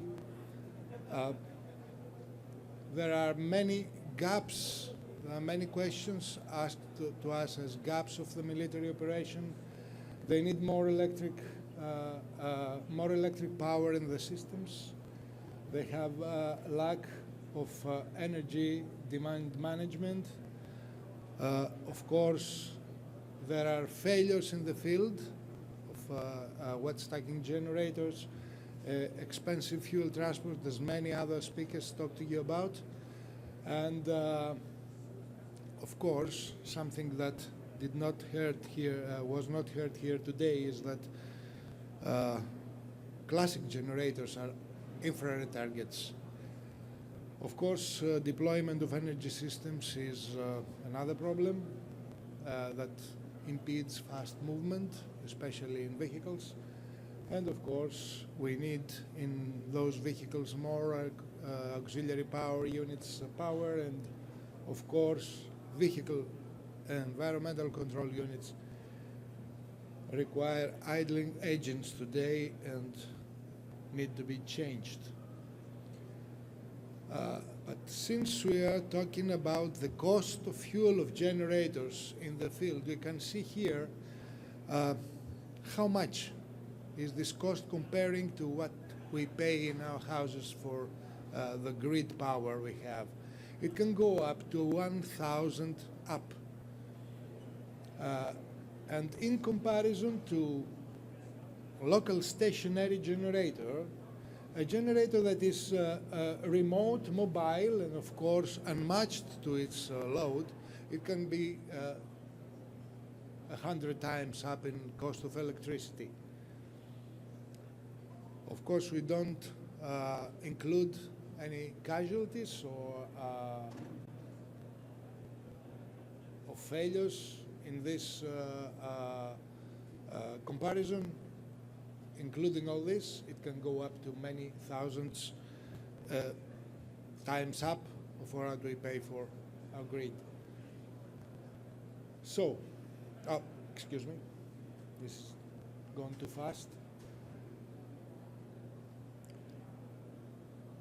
Under this situation, there is plenty of innovation that we have to do, because it seems the money we are going to save under these conditions are creating the opportunity. But what we are going to do to make a lot out of it, what we have to do is listen carefully to what the military operators, the customer, is asking about. Of course, they're used of sustainable systems, of ruggedized and performance and interoperability capabilities, and they want to sustain this. Of course, they want to reduce the logistic footprint, the environmental impact, fuel dependency, life cycle cost, and so increase energy efficiency, reliability, transportability, and energy availability and security in the field. But the new words that has arisen from all this procedure were to make, give extra scalable energy storage, capability to integrate renewable energy sources, and of course, be more efficient for the fighter, being automatic and plug and play and paralleling in the field, giving the ability to the fighter or the military operator to play with the new electric systems, like building Lego things in the field. The two new words after the word hybrid were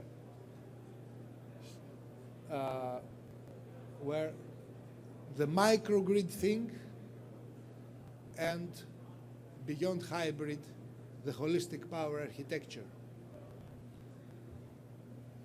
These two words, if you search the internet to find the definition about them, you will find more than 100 definitions about microgrids, and more than 100 not very good definitions about holistic power architecture. And so we are called to innovate even on the definition. Different demands and different customers face the definition as a definition of their own.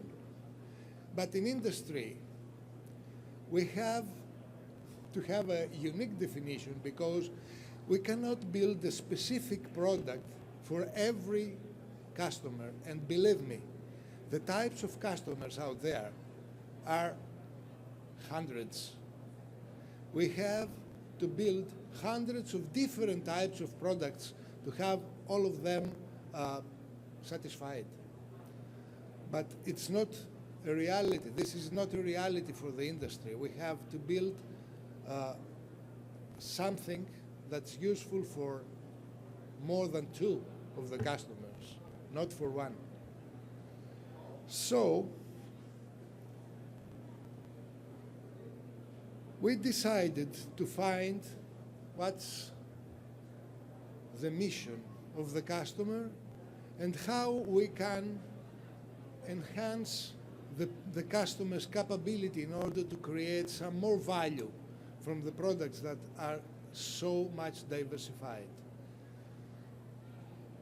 And especially for the military customer, where we are specialized to,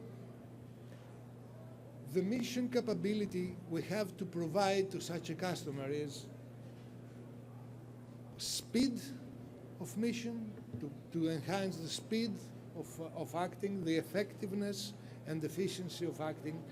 And these three capabilities are represented by those specifications written in the field. We have, if the customer wants to be rapid, then we have to provide him with transportable equipment, portable equipment.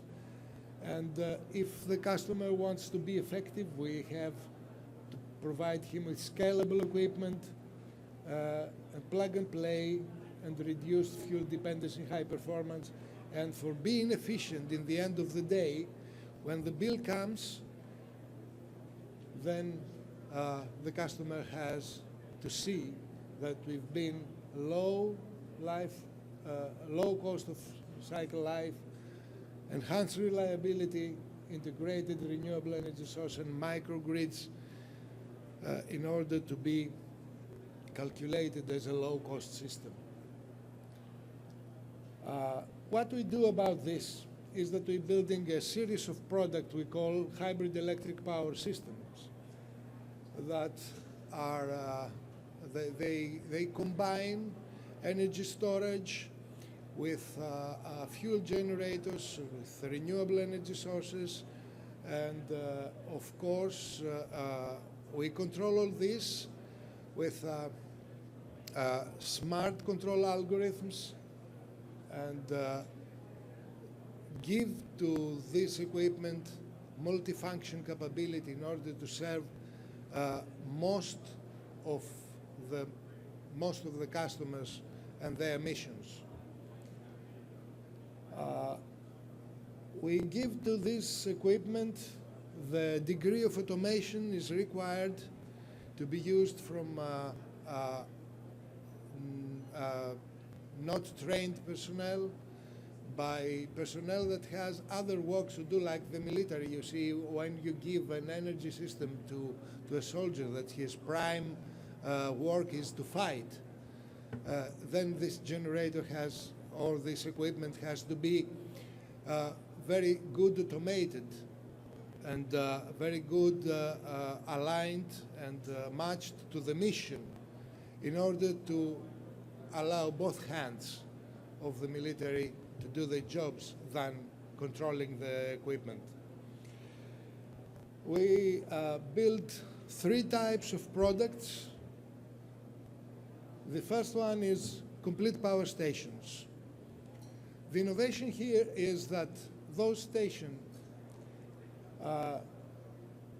give more energy than their nameplate capability,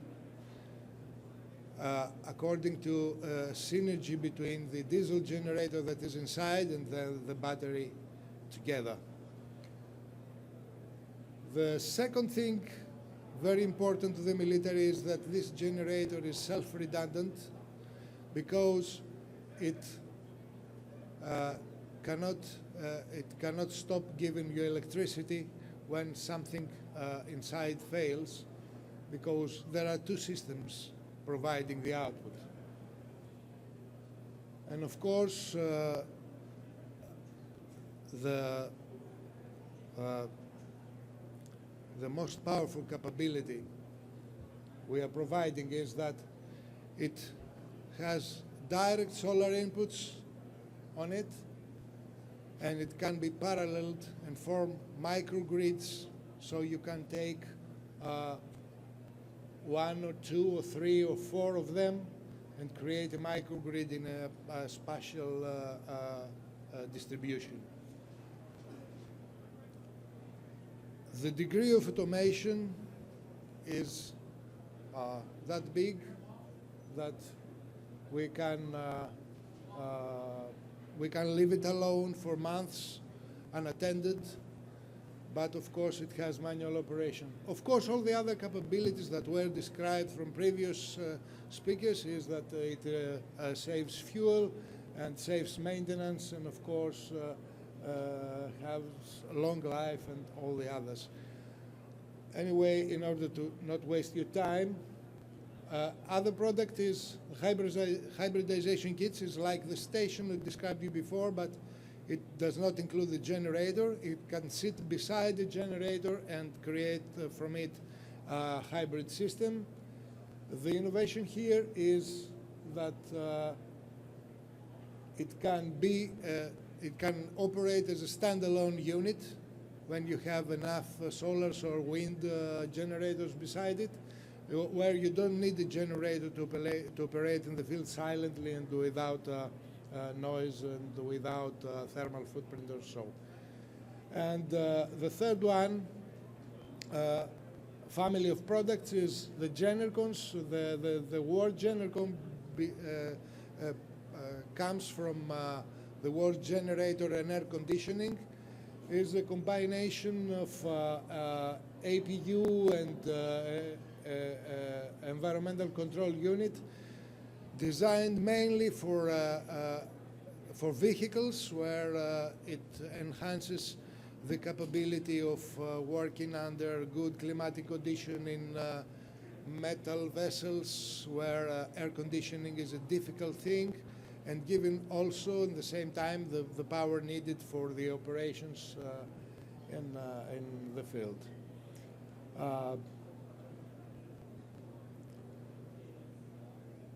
All we do with this equipment is to lower the cost of energy in the field, and beside of enhancing the capability of the military operator. And there you can see where the hybrid electric power system reduced the cost of electricity. Thank you very much. Any questions? Questions? Okay, we're saved the best for last. Thank you, sir. Thank you very much. World Housing Solution, Ron Ben Z, and he's been very patient and he's very excited. And then after this, I think we've got free beer and wine and beverages.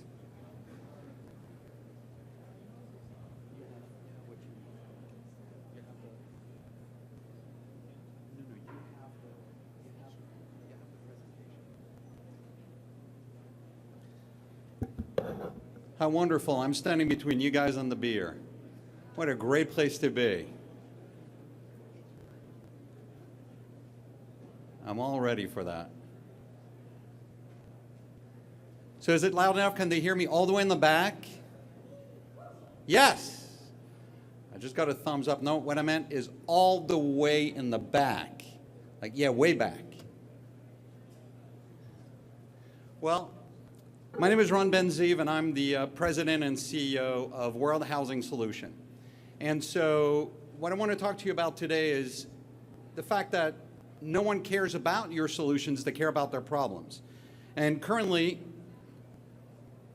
the current solutions that the U.S. military is using is really a 10,000-year-old solution. Think about this. When we go on expeditions, we are deploying a cloth and a stick, a tent. This has been going on for thousands of years and hasn't really been improved upon all this entire time.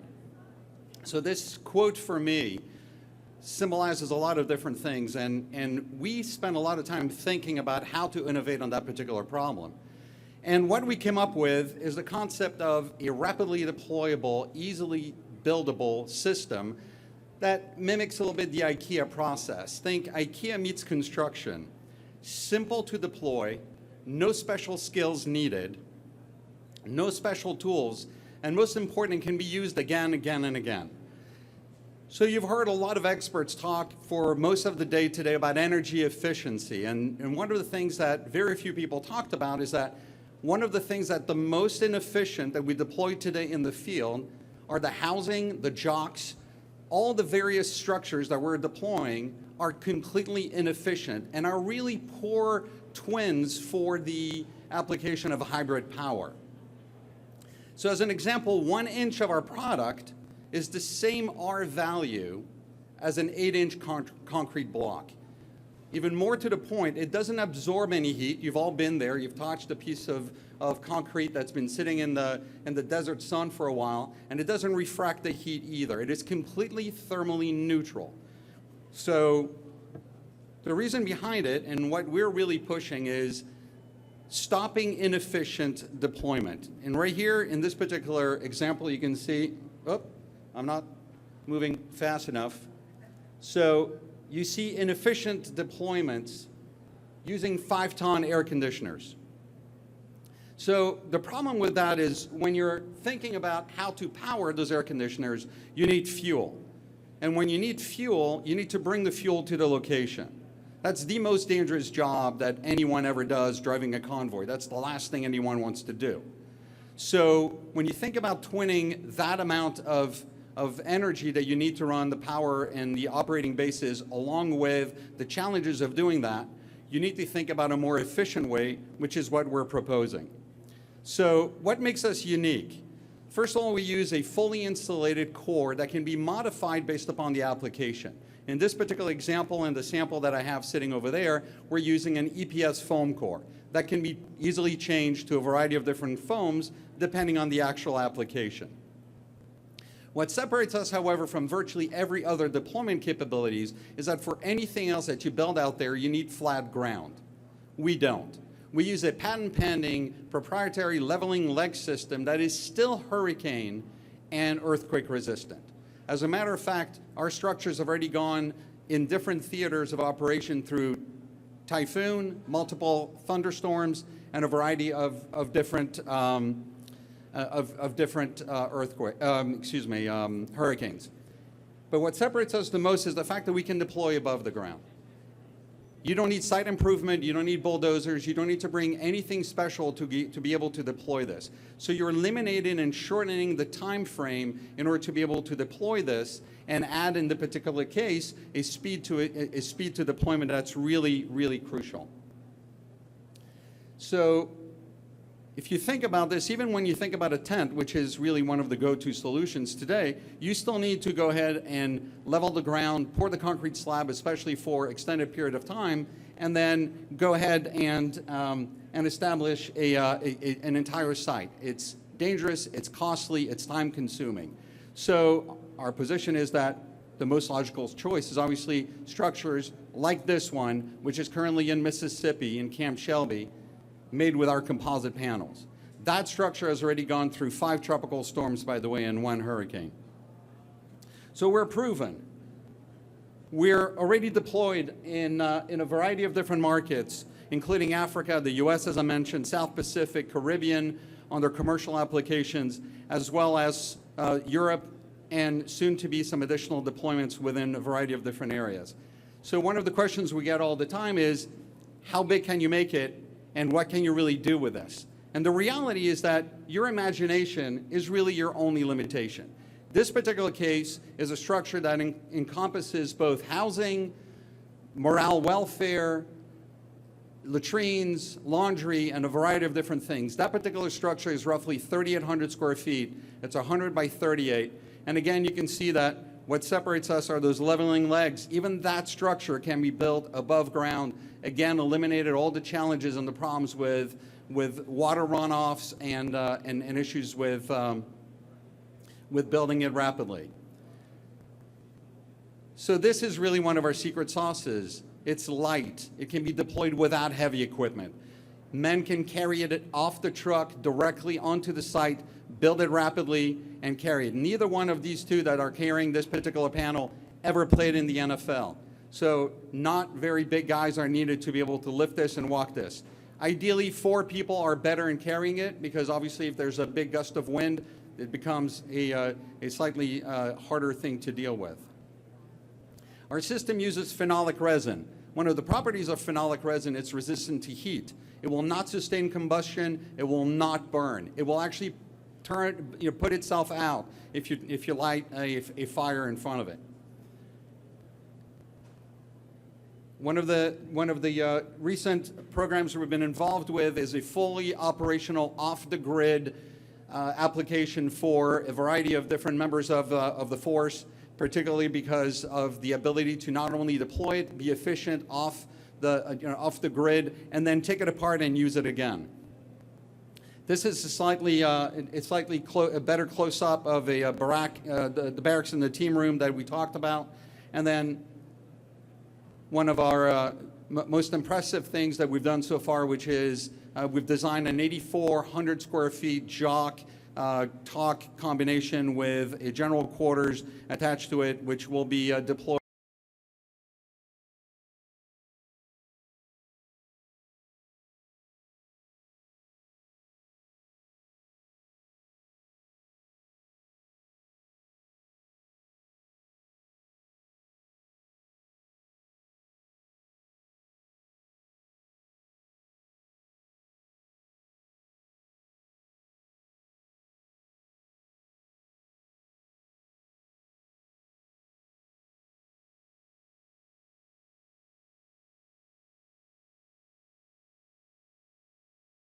Then go ahead and develop that. But we're not just doing structures, we're not just doing shelters, we are also involved in developing off-the-grid water and sewer solutions. So we currently have C-130 ready all the way up to an 8x20 containerized approach that provides you everything from desalination plants, water and oil separators, water filtration, down back again to black water to gray water filtration, and groundwater back to potable. So our approach is really to find what is the problem, what keeps our customers up at night, and try to come up with solutions that are both efficient and also cost effective.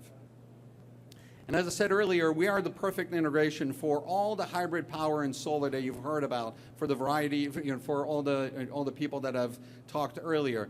This is the go-to solution. If you really want to maximize the impact of hybrid power, battery, solar, and wind, the only way to do it is with a highly efficient, well-insulated structure, and really that's what we're providing.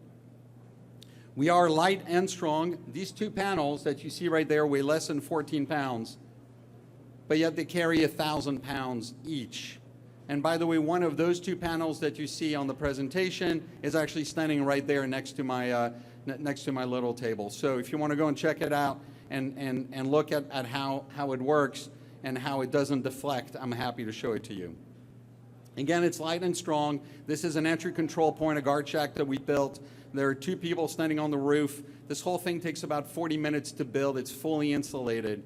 And then I want to revisit with you real quickly is the fact that, again, those are the same two units. That particular structure was built, taken apart, and rebuilt 4 times until it sits currently in Camp Shelby and used as an office. We're developing products all the time. We're currently working on a fairly unique thing, which is a field deployable skiff that can be towable and built by hand with simple tools in the middle of nowhere and provide our warfighters with a secured environment for communications.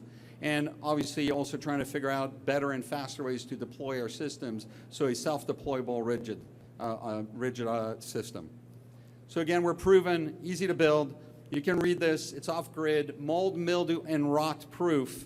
You can bleach this and clean it off, no termites, and it can be made ballistic resistant and still movable by hand. So a lot of ways to address a lot of issues along the way. Again, my name is Ron Benziv. My information is going to be on the screen, and I'm there. If you have any questions, happy to answer them. Thank you, Ron. That was excellent and perfect timing. So right now, just an admin note reminder that all the presentations will be posted, but they'll only be posted on the public site when you give us permission. So at the end of this workshop, I will send everybody a note asking for permission, and then once you say yes, we'll post the briefings. The video, I'm sorry, that's going to be posted, but your presentations you can control. So you can always send me a new presentation if you weren't happy with what you have. So right now, ADS, if you're here, ADS has sponsored the free beverages, and it's a mingling. It's a logistics theme, but you don't have to be in logistics to hang out with the group, and hopefully we'll get some folks who just want free beverages, and we'll be able to have some open discussion. Thank you.